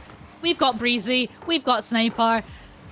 See what you can do about it. And there's not much coming out from Team LM's here. Do you think that maybe they got a little bit too comfortable in the start of this series and they're letting it slip? Or do you think that it's just Slumpy, Team Slumpy, that is just full in confidence on this series because they want it more? I think it's a bit of both. I think you could probably put complacency on the list of things contributing to Team Slumpy just running away with this to this point. But I think a lot of credit has to be given to those players. We've talked throughout this, throughout the day about Team Slumpy's ability to come back and also their ability to adjust, not just mid-game, or not just mid-series rather, but also mid-game. And they've been doing that. We saw them go behind in game number 2, and yet they still managed to turn things around, push forward, and take the lead. It's absolutely incredible stuff from them. And just as they're adjusting, you'll have to bear with us as we adjust as well. We'll have this sorted as soon as we can. But look, so much credit to give to Team Slumpy. And look, Team LM's have not looked their absolute best, but I do think that's down to the way that Team Slumpy are playing. Yeah, I just think that Team Slumpy have been non-stop playing this entire time, this entire tournament. They've not really had a break, whereas Team LM's, they have. So it's just a little bit of, you know, adjustments maybe from Team LM's. That's what we need to see from them. We have seen some playing opportunities come out from them, obviously with the previous game, Charlie B getting that phenomenal goal. But they need to work something out. They need to fix the kinks in the team plays, try and maneuver around Team Slumpy, and, you know, respond to the confidence that they're currently being punished for not having. We'll see if they can turn things around. Team LM's, that is, on the orange side. Right now they're having to defend though. Charlie B will get past one and look to transition in offense, but right now they're being shut down in the corner, needing 2 of their players in that corner to dig things out, and that means they're overcommitted, and Breezy spotted the space in behind and doing his best sniper impression. He just finds the target from deep in his own half on that overextended defense, and Team Slumpy take the lead in game number 3. And you can't see it on the scoreboard right now, but they are up in the series 2-0. They win this game, they'll be on match point. Yep, and that is the perfect position you want to be in when it comes to the grand finals. So coming up against the monsters of Team LMs. You know, even at the beginning of this tournament, they were the fan favorites, whatever you want to call them, the team to win. And this is not what they're showcasing right now. They are 2 games down. Game 3, they're already down a goal. If this is such a strong contestant in this tournament, shouldn't it be going the other way around? It absolutely should, but Team Slumpy have other plans, and I do think it's that extra synergy that they've been allowed to build. We talked about them changing in front of our eyes from a team trying to figure out how to play together to just a team playing together, finding the passes and backing each other up. Even the solo plays were assisted by fantastic demo attempts and bump plays on the goal line. So the side in blue, Team Slumpy, have looked so good and have evolved in front of our eyes, and we're seeing it all come to fruition here in this grand final. And I hope for their sakes that they can continue to play this well, because I don't think that this team from LMs, I don't think Team LMs will go out without a game win or 2. I do not see this being a sweep against them. It seems like an impossibility, but it might be one that we have to consider if things keep going the way they are. Yeah, I mean, if it keeps going the way they are, Team Slumpy are going to have a very triumphant victory over Team LMs. And honestly, might push a little ego here and there after knowing that, you know, Team LMs is a strong opponent. But this is not what we're seeing right now. And coming into this game, a Rule 1 they're broken up. They mean business. They're not taking any chances. No, they're not taking any chances there. And neither is LMs if she's going to try and put a shot on target. Not quite. Back on the midfield now. It's a counter. It's going to trickle right in front, but it's a little bit too fast in the front, going past the orange net to make anything of it. But now it's an opportunity for Team Slumpy. Slumpy's actually going to leave that, I hope, for Sniper, as she's going to now take control. Bit of a heavy touch there, so it goes right past to LMs. She's going to drop it down. Not threatening whatsoever, and that's going to go back in front of the blue net.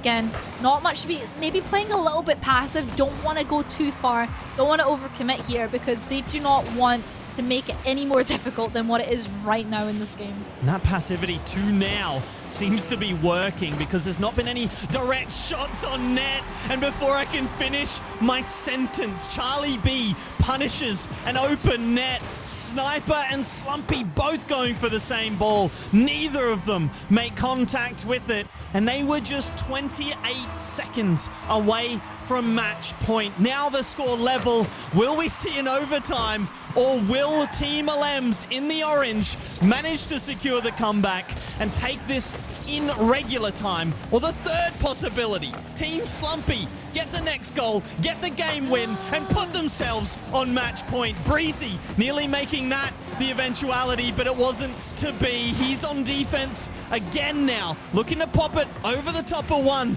Does get the win in the challenge. He keeps that ball alive. Let's see if LMs can make good on it from her own corner. The flip reset over the top of just about no one, and Breezy should secure the ball to the ground, and we have our first OT of this series. This is going to be a big win here for Team Slumpy or Team LMs. You're going to get this one in the net, and it's going to happen in 8 seconds. April making a show for herself here. Then herself present in the series. Charlie B doing everything he can to get that in front of the net. April there to put it away. They will not let them have any more time in that game to go match point. That's got to be devastating for Team Slumpy. They were right there, so close to giving themselves 4 match points in this series, which, let's be honest. You're still not 100% confident, right, against this Team LM side. And yet, here they are. The last 30 seconds, they were in the lead. And now it's suddenly 2-1 with Team LM stealing that one, snatching it away from Team Slumpy. And I have to feel for them. That one had to hurt. Yeah, I mean, it's going to be a little bit of a confidence killer. Not too hard in a sense that they're going to start performing poorer. There's still they still got 2 games here in the series, although LMs now has 1. Like you said, you don't really expect Team LMs here to go out without a single game pickup. So it's just sticking true to the script here. Team LMs obviously have to get a game in here some point. It just happens to be this game. Again, though, the games are close. There's no real distinct team overpowering one another. It's very down to a 1-goal deficit. And within this game as well, this went to overtime. It could have been anyone's game there. The kickoff just went off in favor of Team LMs, gave them the win. And now we're going to see if that makes a difference coming into game 4. Yeah, that OT literally coming down to a coin flip. The worry there is that if you're Team Slumpy, I feel like you're in the position where you need those coin flips to go in your favor, right? You need the lucky bounces. You need those kickoff goals, especially if Breezy's not hitting the target at the near post. But Team LMs are just so good. If you give them an inch, they'll take the mile, to rely on an old cliche. And they got that inch, and they took the game win from it. And it's all they need to get back into the series. Suddenly, when you're feeling confident about your team being 2-1 up, or 2-0 up rather, they're now just up by a single game. And if Team LMs win this, then we just completely reset.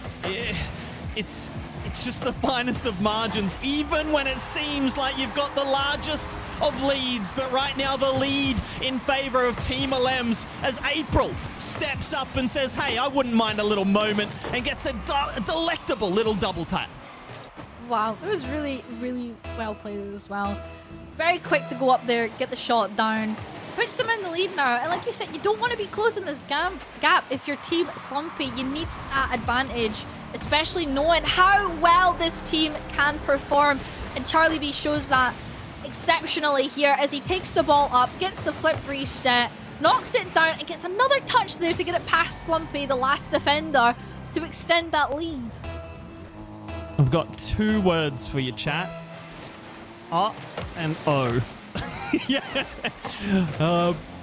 Pads, I'm seeing already losing belief for the Team Slumpy victory. I'm not quite there yet, but Team LM seem to have awoken from their slumber, and it seems a little bit Smaug-like for anyone that's seen The Hobbit. The treasure was there for the taking, but they've just made a little bit too much noise, have Team Slumpy, and now suddenly they are looking down the barrel of the beast who has awoken and is just stomping around. And those, I mean, you don't want to be getting stomped, let's be honest. No, definitely not. And I mean, April has just showed how well she can adapt in this team as well. I think there's a little bit of an issue going on here with the game. Any thoughts on what's just happened? Everyone's just playing very slow and patiently right now. Yeah. No, I do believe it was a server disconnect, so we'll get back to you as soon as we can. Hey, maybe this works in Team Slumpy's favor. A little mid-game timeout to reset, regather, recuperate.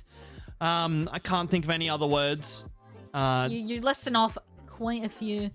If you've got any more to add, it's a perfect time for it, because we will have a couple moments to burn as we get those technical issues sorted out. But hey, all jests aside, I do think that this could be an advantage for Team Slumpy. They do get this little bit of a chance to have a little chat, or even just grab a glass of water and just vibe a bit.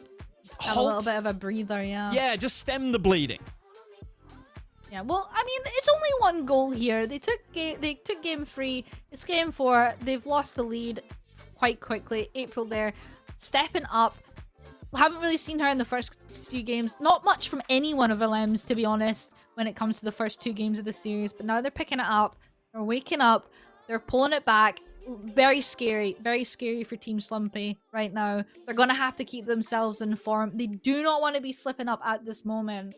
So yeah, good break for them, I guess. Gives them a little bit of a breather. Maybe they'll turn it back around and use that to their advantage. But as of right now, it's gonna be a little bit frustrating here having to wait to get back into it, because you want to get going. You know, you don't.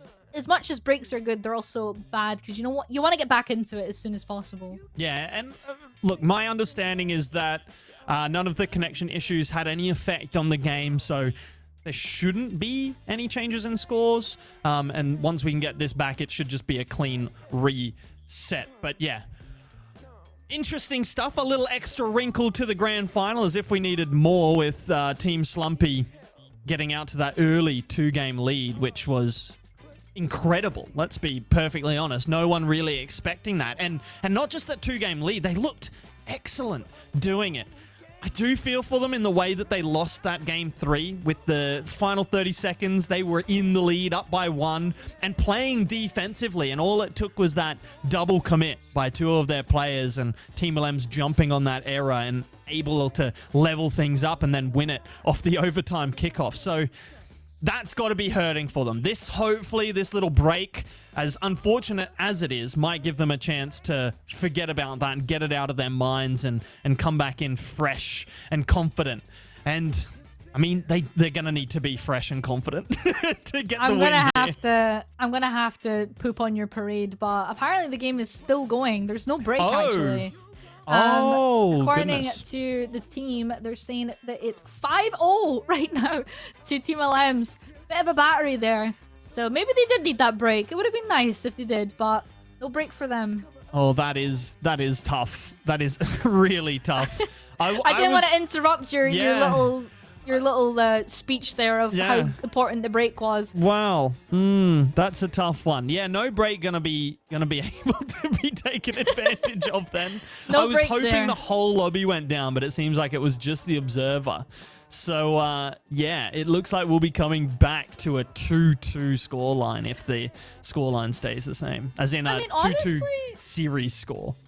It's gonna be good for them because no one's had to watch it. It's probably the biggest battery we've had this grand final, so no one's seeing it. It didn't happen. What are you talking about? It was a 1-goal difference. We don't know that, you know, like, so it's fine. But you know, yeah, it seems like it's pretty evident that Team Lime's here, as though we haven't watched it, have destroyed Team Slumpy, just completely dismantled what they had built up in the start of the series. They've broken even. It's a clean reset. It is now down to these last few games here. Can Team Slumpy adapt to this ramped up version of Team LM's that changed from how they were in games 1 and 2? Or is it now just going to be completely havoc and it's all Team LM's and they're just going to run it home and it's going to be a 4-2? What do you think is going to happen?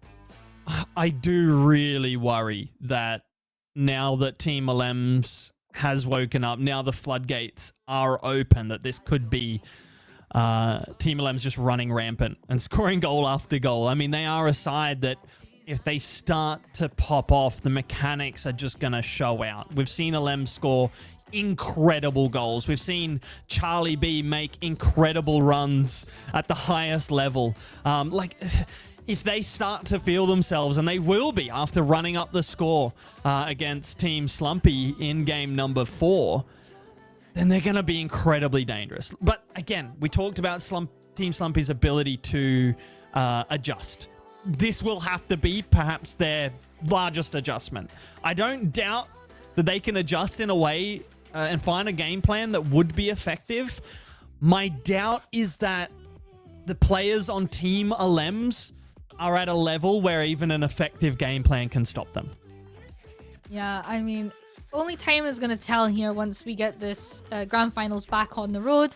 Just for anyone that's not sure what's happening, we do have a bit of technical difficulties on the production side. We're gonna get them back in action as soon as possible. So you're just gonna have to listen to me and Munts yap a little bit until then. But how is everyone doing? Everyone enjoying the grand finals? I hope everyone is enjoying it. And don't worry, once this grand finals is done, there will be more to come with the NA side of the event coming as well. Yeah, tomorrow's going to be a wonderful day as well. A very similar affair, although I do believe more content creators, less sort of pro players. So obviously a lower level competition than EU, as is tradition. NA is always lower level than EU. Yeah, Right? well, I'm not... No comment. I won't say anything, but... Yeah, I did have a look at the rosters for what's been made for the NA event. Lots of good players on there. Absolutely. A lot more creators as well, like you said. We have the likes of Lethemir, Asphera, Trihouse, and, you know, a handful of pro players participating in that event too. Gonna be a fun one to watch as well. So if you do like the NA scene as well as the EU scene, make sure you catch that one tomorrow as well. But, you know, without diving into too much when it comes to NA, no one really cares. Come on now, it's all about EU. What do you mean? This is the grand finals we're talking about. We have the likes of Team Alarms versus Team Slumpy. Did you expect Team Slumpy to be making the grand finals today? No. And I didn't think that it would be completely out of the realms of possibility, but I didn't think that they'd look as good as they do. I expected one, and I was very wrong, one of Team Cloudy or Team Crimson to be the main challenger of Team LMs, but Team Slumpy have just showed their ability to gel so much quicker and so much more effectively. And then, I mean, they're also fantastic players in their own right. But when I looked at the peaks of some of the other teams, like Stizzy, for instance, or a Rizex, I couldn't help but look at those teams and maybe look past the Team Slumpies, who, and don't get me wrong, I'm a massive Breezy fan, having cast him for Williams Resolve. They were then Williams Resolve at the time. So, I rate him incredibly highly, and I put in the chat at the beginning of the series, or at the beginning of the tournament, that he was one of my dark horses. But I did have the team as a whole behind Team Crimson and Team Cloudy, but I was very wrong, apparently. I mean, they are really solid teams as well. It was just a bit unfortunate that they had to come up against each other in the lower brackets, with the likes of them getting knocked out by Team Alarms, and then also Team Cloudy losing to Team Sarek in the upper bracket semi-finals. So it was one or the other. Obviously, Crimson's team came out on top, but they lost to Slumpy. A little bit of a switch up there. You would have expected Team Crimson to kind of take over that series, but that is just not the case. They were just a bit too slow to warm into it, allowing Team Slumpy to then progress into the lower bracket finals, beat Team Sarek, and now they are in the grand finals, which is always a nice thing to see. I mean, some of these players in the women's speed scene especially, they're very passionate about the game, and one of them that stand out to me the most is Slumpy. Slumpy is a very passionate person when it comes to the women's scene, so it's always great to see her performing to the likes of it as well. So really great to see them in the grand finals, and obviously it's expected Team LMs to be in there as well. And talking to Slumpy before the tournament, there was the normal comments of, oh, you know, we're just looking for good vibes and we're just here to have fun, it's going to be a good time. But then watching her stream while they were playing, I mean, there was always talk about, okay, maybe we should play this way against this team, and okay, what if we change this? So even though there was that layback approach, which I think is an excellent approach in a tournament like this, there was still that want to win, the passion to come out victorious, and not just that, but the verve to kind of put her thoughts forward and be like, this, I think this is the way to victory. And they've obviously found a really great balance in that sort of communication and taking ideas on board, because as we've said a million times to this point, they've adjusted so well, they've gelled so well. And I mean, we're seeing how that improvement has come about throughout this, not just this tournament, but this series specifically. And we're seeing the fruits of their labor come alive with that 2-game early lead against Team LMs, who slapped them pretty handily earlier in the tournament. But finally, we are back with Team Slumpy versus Team LMs. We're all square once again. The aforementioned 2-game lead for Team Slumpy eliminated, evaporated in just 2 more games, as Team LMs looked dominant in games 3 and 4. Yeah. Team Slumpy, they gave themselves a great head start in the series, putting themselves 2 games up, but they have lost that in essence of now it's completely reset. It's going to be scary. Are they going to continue playing how they did in the first few games? Are they going to tone it back? Are they going to play a little bit more scared? We don't know, but all I know is that Team LMs here are not going to change a thing. It worked out for them. We didn't watch too much of Game 4, but we do know Team LMs did win 5-0 or something like that. A really ridiculous scoreline that, honestly, let's be happy that we didn't see it, because I feel like it would be a bit of a demoralizer for Team Slumpy. We'll just pretend that it didn't happen, like I said before. We're a clean slate. We're back in action. It is all to play for now in this grand finals. It is, and chat has rightfully pointed out this is an important game. I mean, all the games at this point are important, but if Team LMs come out and put the smackdown again on Team Slumpy after winning 2 in a row, then it's going to be tough for Team Slumpy to come back from that position. But if Team Slumpy managed to get that match point before Team LMs, then anything could happen. I mean, anything can happen regardless. These two teams have showed that they're good enough to come back from any situation. But goodness me, it's a tough ask for Team Slumpy at this point, especially after a demoralizing game number 4. Definitely. It's going to be a hard one to pull back from. So this game is going to be of the utmost importance to them in regards to confidence. So let's see how they're going to play. LMs here is going to try and go for a crazy corner redirect, but just a bit too slow to go into the net. She's going to grab it off to the side wall here. A bit of a hard touch, and April's actually going to grab a piece of that ball. Not too threatening at the moment. Now Breezy gets his opportunity off the backboard. Again, not a lot of boost, not a lot of space coming out. They're just trying to like take little hits here and there, dipping their toes in the water, trying to see what works and what doesn't at the moment, because you don't want to commit too hard to something, it doesn't work, and then you shoot yourself in the foot, you know? So it's gonna, only time will tell here what works for what team and who actually takes the lead in game 5. Sniper with some really smart play, but it might be all for naught. Breezy fights off the physicality from April and is able to make the save on the LM's shot, but Sniper has been impressing me with her positional play and the patience on the back line. A couple times she's turned back on some challenges that would have been very baitable, if that makes sense. Very easy to commit to. And that backwards turn has allowed her to take possession in the defensive end and give her side a little bit of reprieve from the everlasting onslaught, it seems, from Team LMs as Charlie B looks to continue said onslaught. But he can't get hold of this one, but again, it's April with good rotation, good spacing to continue the attack. Breezy will get a chance to push things out, but Charlie B's just in the way. And in the way it keeps going, this ball has still yet to be found in the back of someone's net with it coming up to a minute left. Everyone is going to want a piece of this, and we're seeing a lot of aggression coming out from both teams. Team Slumpy kind of sitting more on the defensive side of the match. It could be an opportunity to come out for Breezy, for example, as he tries to make something out of it. It goes off the backboard. There's a follow-up from Sniper. It gets blocked away by LMs there. It seems like everything's being put into these plays. Oh! And Breezy is able to show it.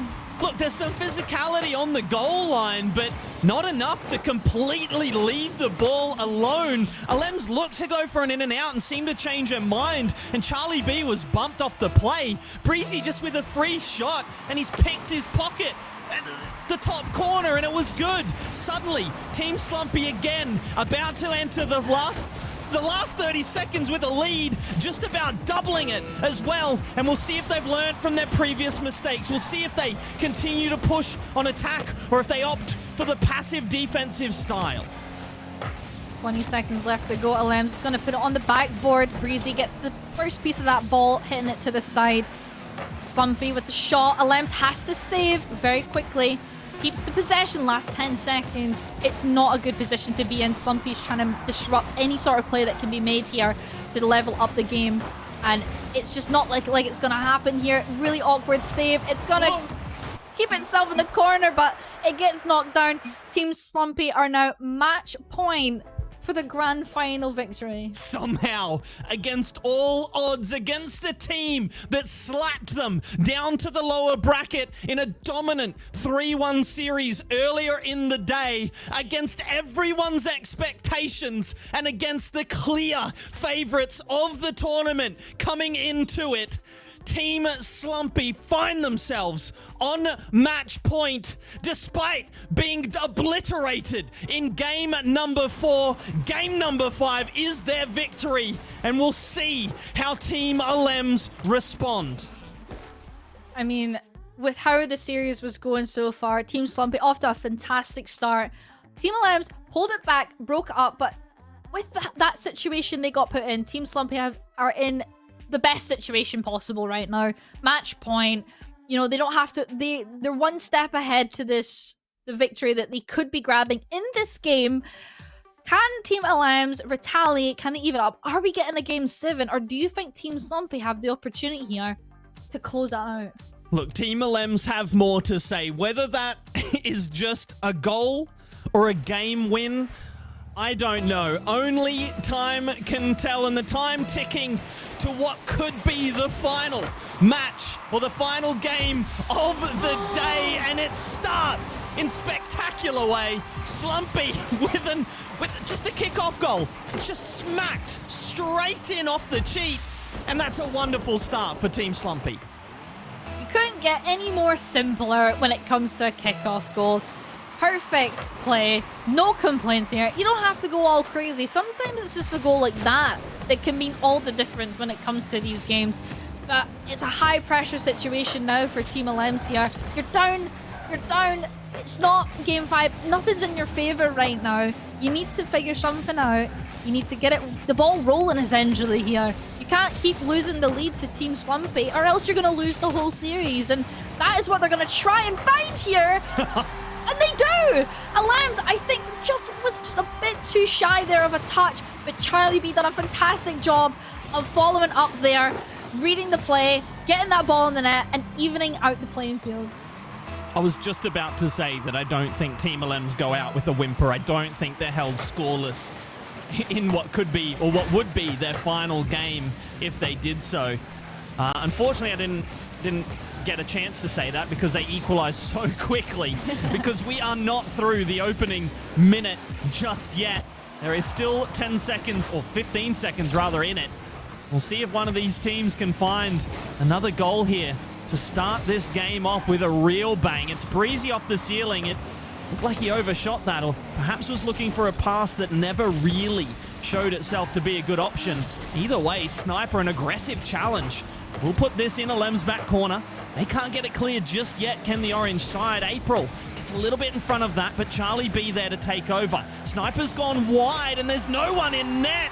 I think Breezy thought there was some help coming in, but that wide line from Sniper allowed Charlie B to go direct towards net, and April to just punch it home.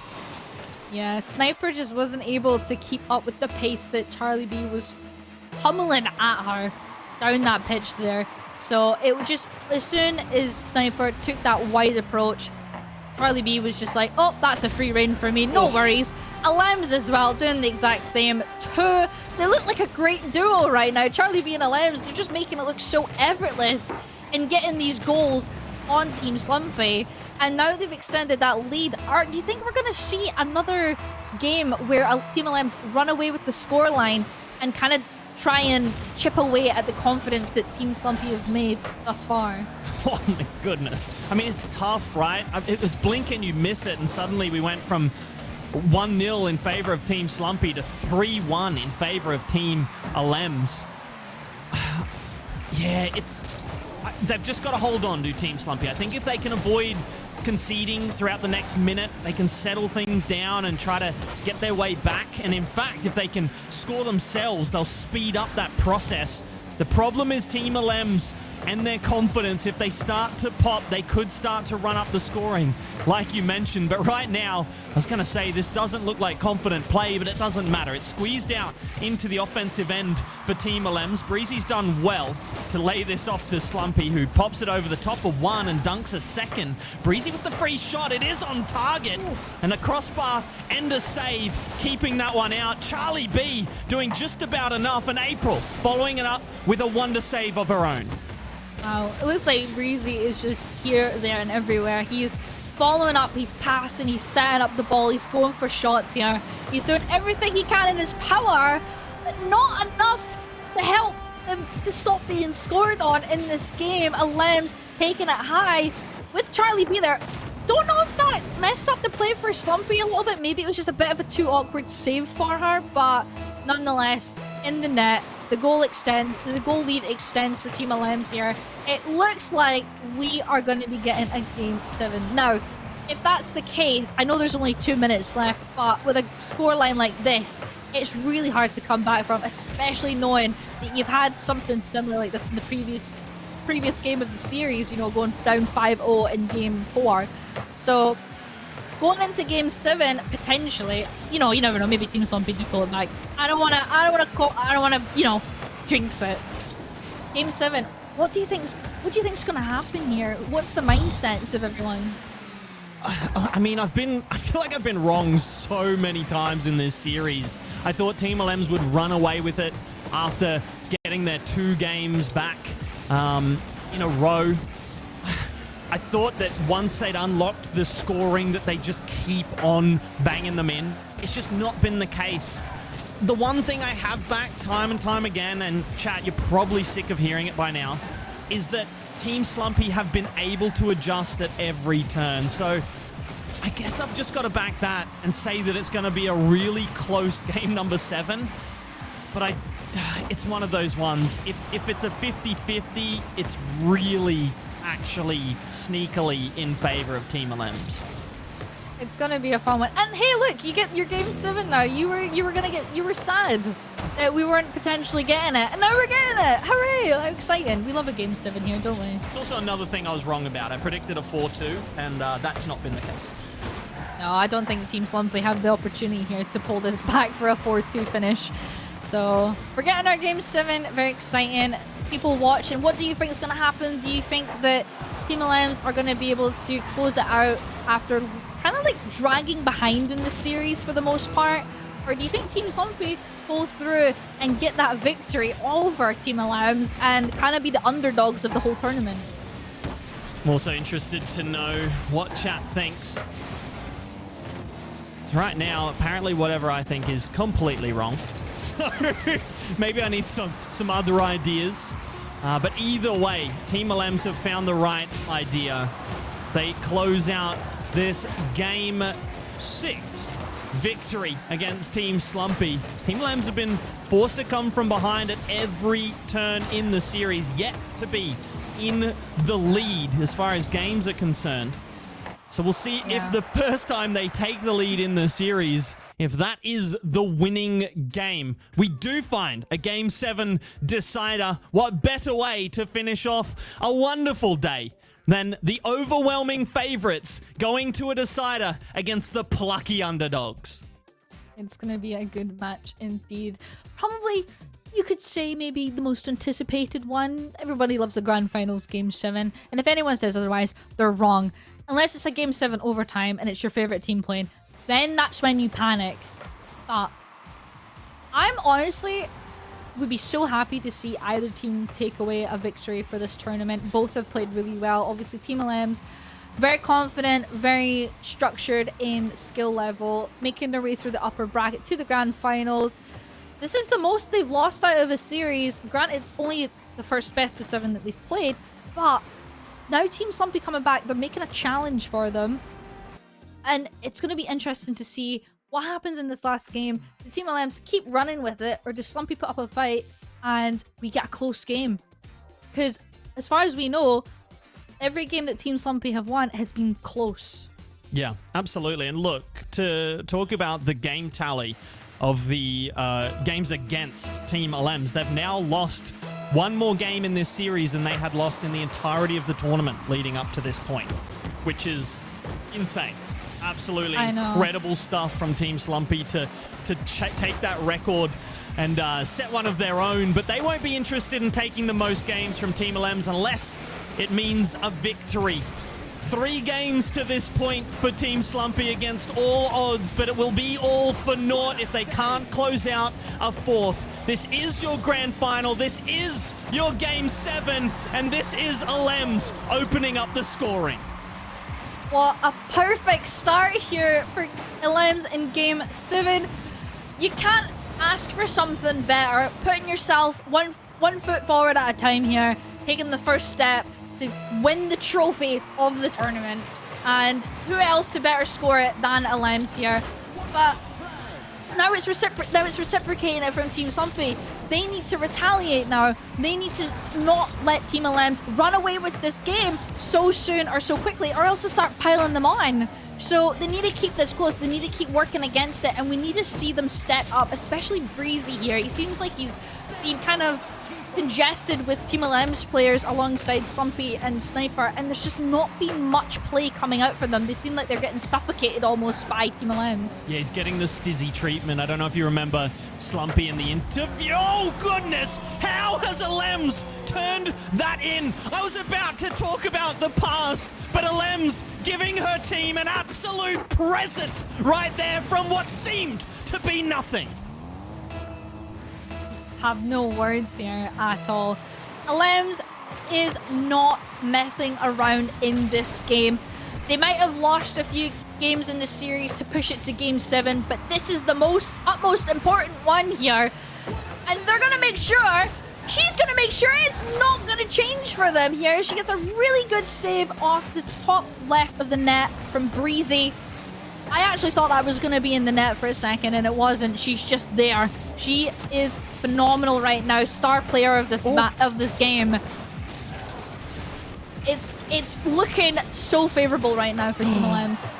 Oh, somehow Breezy keeps that out. Off the crossbar and away with 2 orange players bearing down on him. Slumpy's gone ahead to look for the bumps, but Sniper can't beat her defender. That net is open. It will take a bounce. It's difficult to read. Sniper, the one more patient. LMs blew by that ball, unable to make contact. And there's a chance down the other end, but Charlie B looking confident. That is a missed touch, but Breezy gives it away in kind. Sniper a weak shot on net, but should be able to, I was about to say, make contact with the oncoming Charlie B, but it's not the case. And LMs, the free ball away, will pinch this to the ceiling and down. It's nothing direct just yet, and Breezy looking to drop it to Slumpy, who doesn't have the boost to challenge, and LMs looking to put this into the ground, into the back of the net. Neither really the case there. It was soft, it was slow, it just about made its way across the line. The entire ball looked to be black, but in the end, it was saved away. Breezy working overtime right now, as well as Slumpy on the Sniper on the defense, trying to make sure that Team LMs don't steal away a 3rd goal for the game. They need to change up what they're doing right now. One thing I've noticed throughout the series is they've dropped a lot of physicality. I'm not sure if that's because they're too scared to commit to it, or they're just not able to, execute those demolitions. But regardless, something's not working here. And Team LMs are just playing with their food. What is happening? Breezy left absolutely alone on a desert island in the middle of the Pacific, which is the largest ocean in the world, if you were wondering. They had all the time in the world to pick out that goal, and in the end, they just about fluffed their lines, did Team LMs. But they did make sure of it, and surely 3 goals is too much for Team Slumpy to overcome. They've had their opportunities, and as you were sort of citing their lack of aggression and physicality, it was like they were listening to you. Slumpy dove ahead of Breezy as he was bearing down on net, and just about found a way through, but it's the most simplest of goals. It's hit it to the backboard. Just be a menace, threaten the double tap, wait for a misplay, and tap it in. And suddenly, Team Slumpy have some hope. Big misplay as well from not only LMs, not April too. LMs missing the initial shot. Then April obviously hitting it off her own backboard. Leaves it nice wide and open for Breezy, and Charlie B was definitely not having that as he tries to put one quickly away after the kickoff. Breezy there to save it away with no issues whatsoever. And that one's going to go in the net. What happened? Slumpy is going to get herself to close the goal. You're asking me what happened? I have no idea. I thought for sure April was making contact, but no. Slumpy completely unimpeded just prods that to the back post, and somehow with 1 minute 11 seconds on the clock, Team Slumpy have eked their way, crawled their way, and inched their way back to within one. They just about leveled things up off the kickoff, but it wasn't to be. There's a minute remaining and just one goal in this grand final. It's going to be such an important goal, whether it's scored or not. And it has been by a Lems. Not good for Team Slumpy at all here. What is happening here? They're so fast. They're not taking second place at all as an option.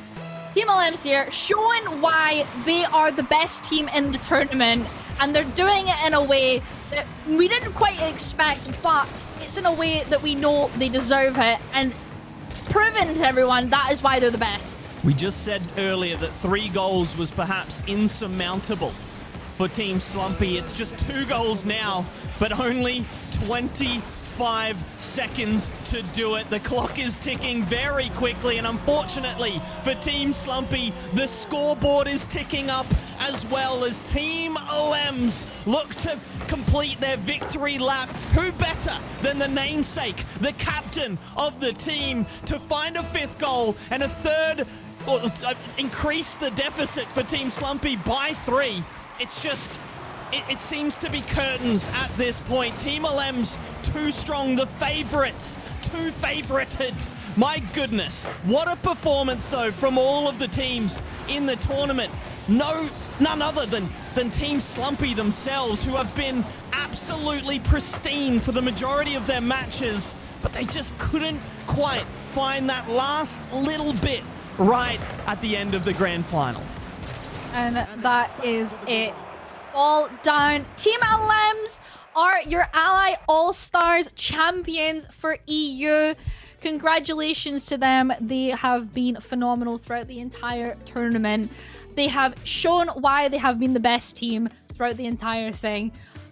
Huge props to Team Slumpy. They did a fantastic job of keeping it close, especially in that game 7. And they must have had so much motivation going into that. Bit of a sad way to go out, but they should still be proud of themselves. Yeah, look, while the outcome might not have been a surprise to many of us, I don't think there's been many teams more favored than Team LMs in a tournament. But the journey, I think, should be a surprise to us all, because Team Slumpy were not even in the conversation for a lot of us. They were perhaps a 3rd or a 4th maybe for me, and they've proven me wrong. They've proven many others wrong as well. At one point, getting to within a goal of level after a rampant Team LMs shot out to an early lead in the decider of the grand final. We thought it was over then, but they still fought. They still relied on their team synergy. They still tried to find the passes. They still looked for those bumps as well. But it just wasn't enough. As we said, even when you're favored against a team like Team LMs, even when you do find the right game plan, when you look at the players on this side, the stacked, the pedigree of Team LMs, it's just so hard to beat a team when they're just that good. Definitely. I mean, it was a really hard uphill battle for Team Slumpy, but LMs, again, Team LMs coming out on top with the victory in Game 7. Didn't keep it close there. They let it slip away. Team Slumpy let it slip away, sorry. And that was just a solidifier for everyone watching as well, that it was Team LM's tournament to win. 100% agreement from me. Chat, let us know what you think in the upcoming break. We're going to just quickly dart away, but we'll be right back to wrap up this wonderful event. So don't go anywhere. Please hang around as we close this one out for one final time. Let's do it. Come on, Jack, get me. Oh, nice play.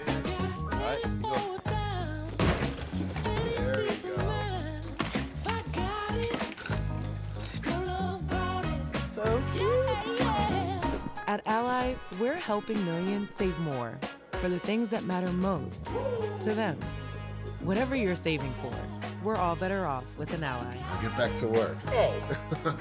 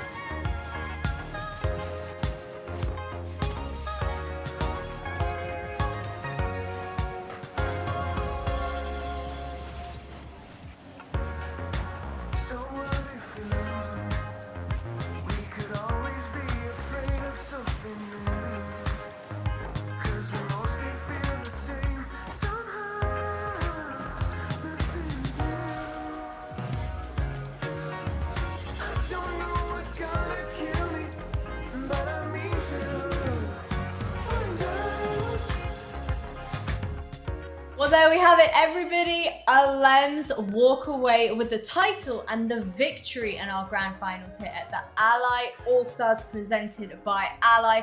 $3,000 to their team name. But I'm going to come on over to my two fantastic experts, and I want to open up the discussions with, games 1 and 2. I didn't personally think that Alems would be walking away with the victory. It was an incredibly quiet performance from them.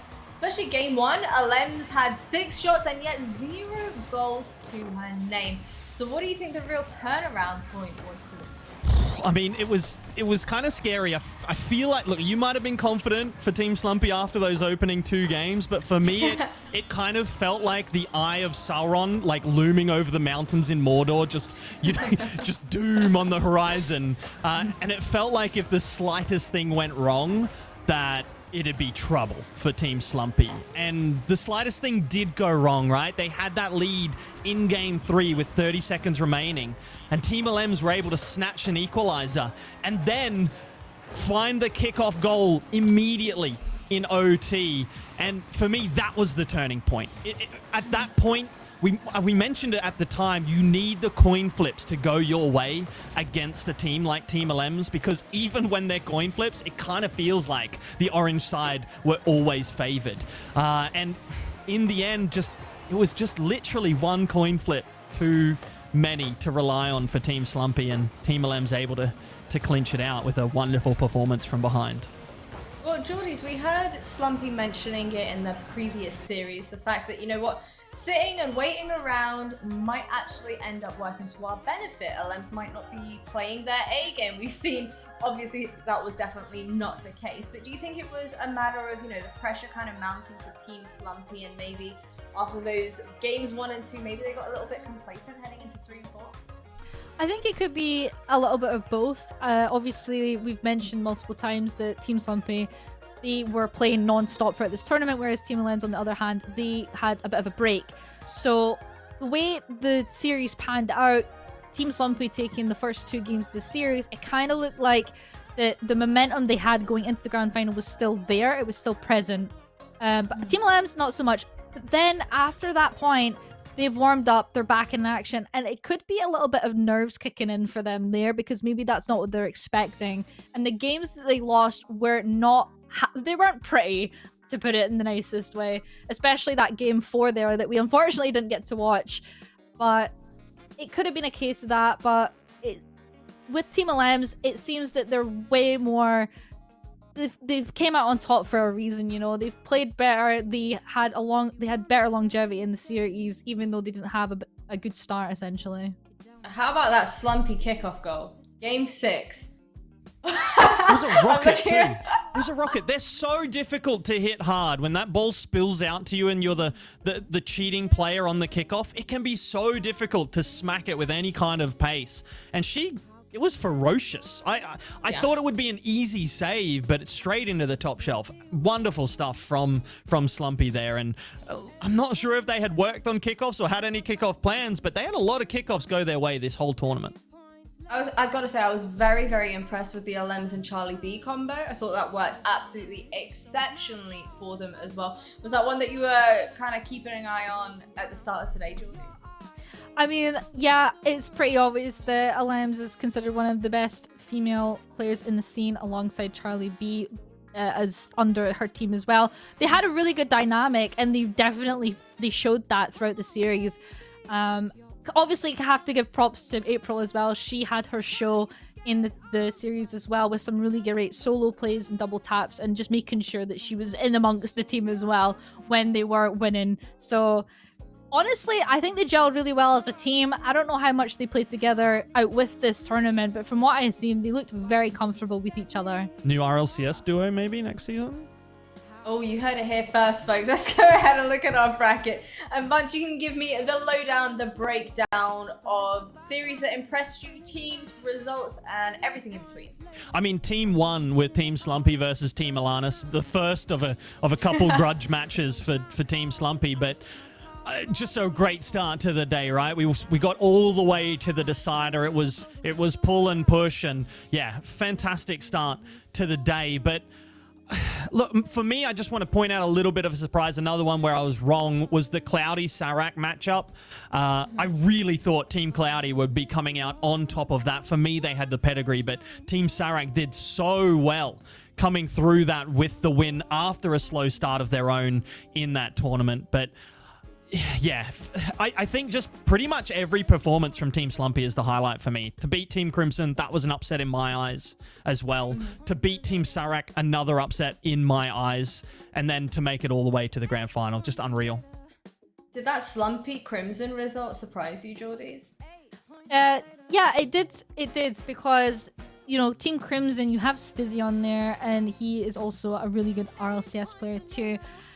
It was kind of a surprise to see how the game went. I thought it was going to be a little bit closer there, maybe going at game 5, but from the way that we saw them performing, it looked like it just took them a little bit too long to warm up to the series, and Team Slumpy utilized that to their benefit and closed it out a lot quicker than I anticipated for that.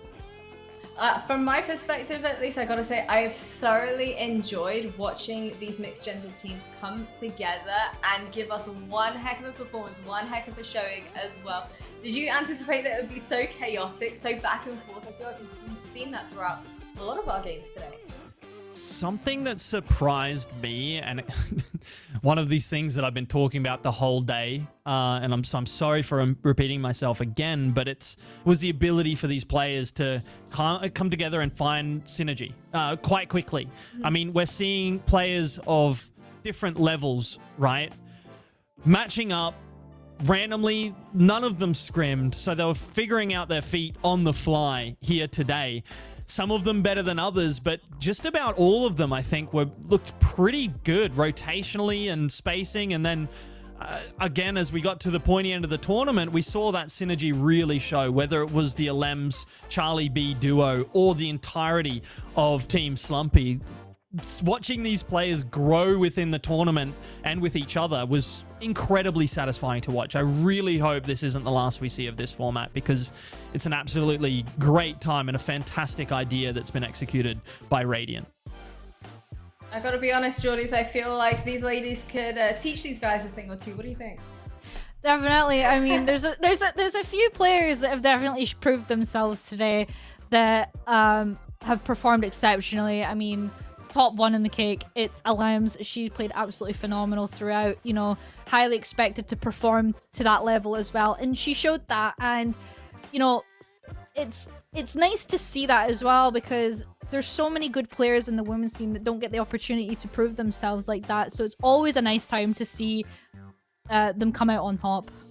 Yeah, honestly, I'm a huge advocate for this, and I again want to give a very, very big shout out to Ally for sponsoring the entirety of the Star Chasers Showdown, Ally All-Stars, and of course the RLCS as well. And they're also giving fans a chance to earn an exclusive code for in-game items in Rocket League, and you can go ahead and find out more about that by visiting ally.com/RLCS. To the two of you, I want final remarks, thoughts, feelings, concerns. Hopefully I didn't give you too many to worry about.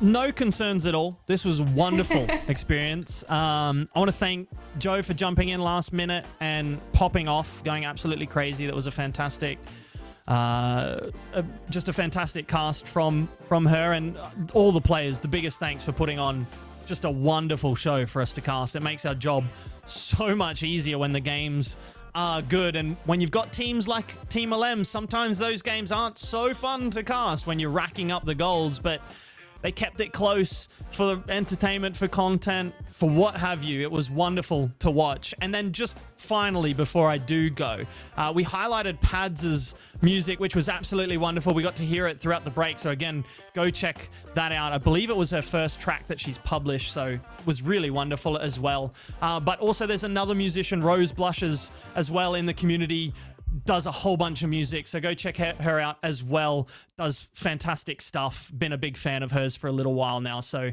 yeah, make sure you go check out everyone that's making music in the community, because they're out there and they're doing work.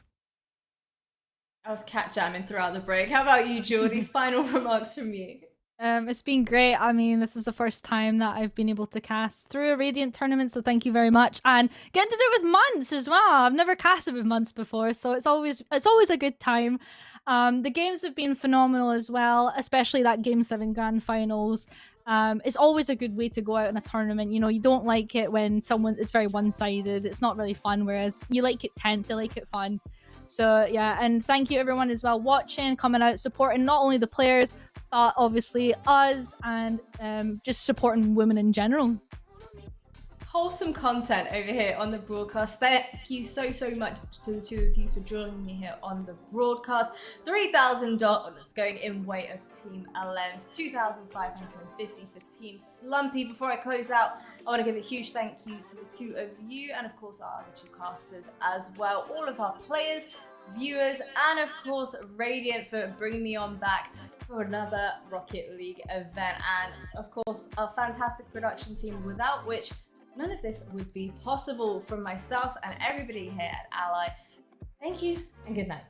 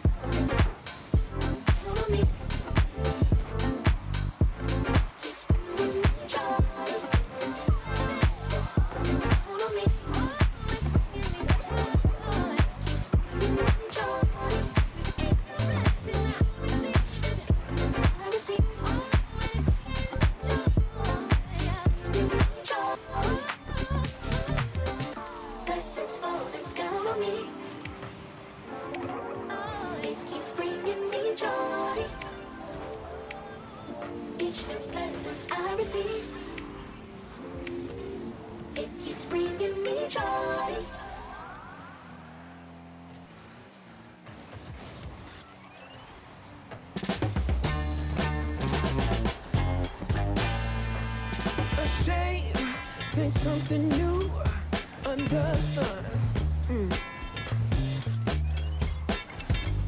You can't take back them things you already done. No.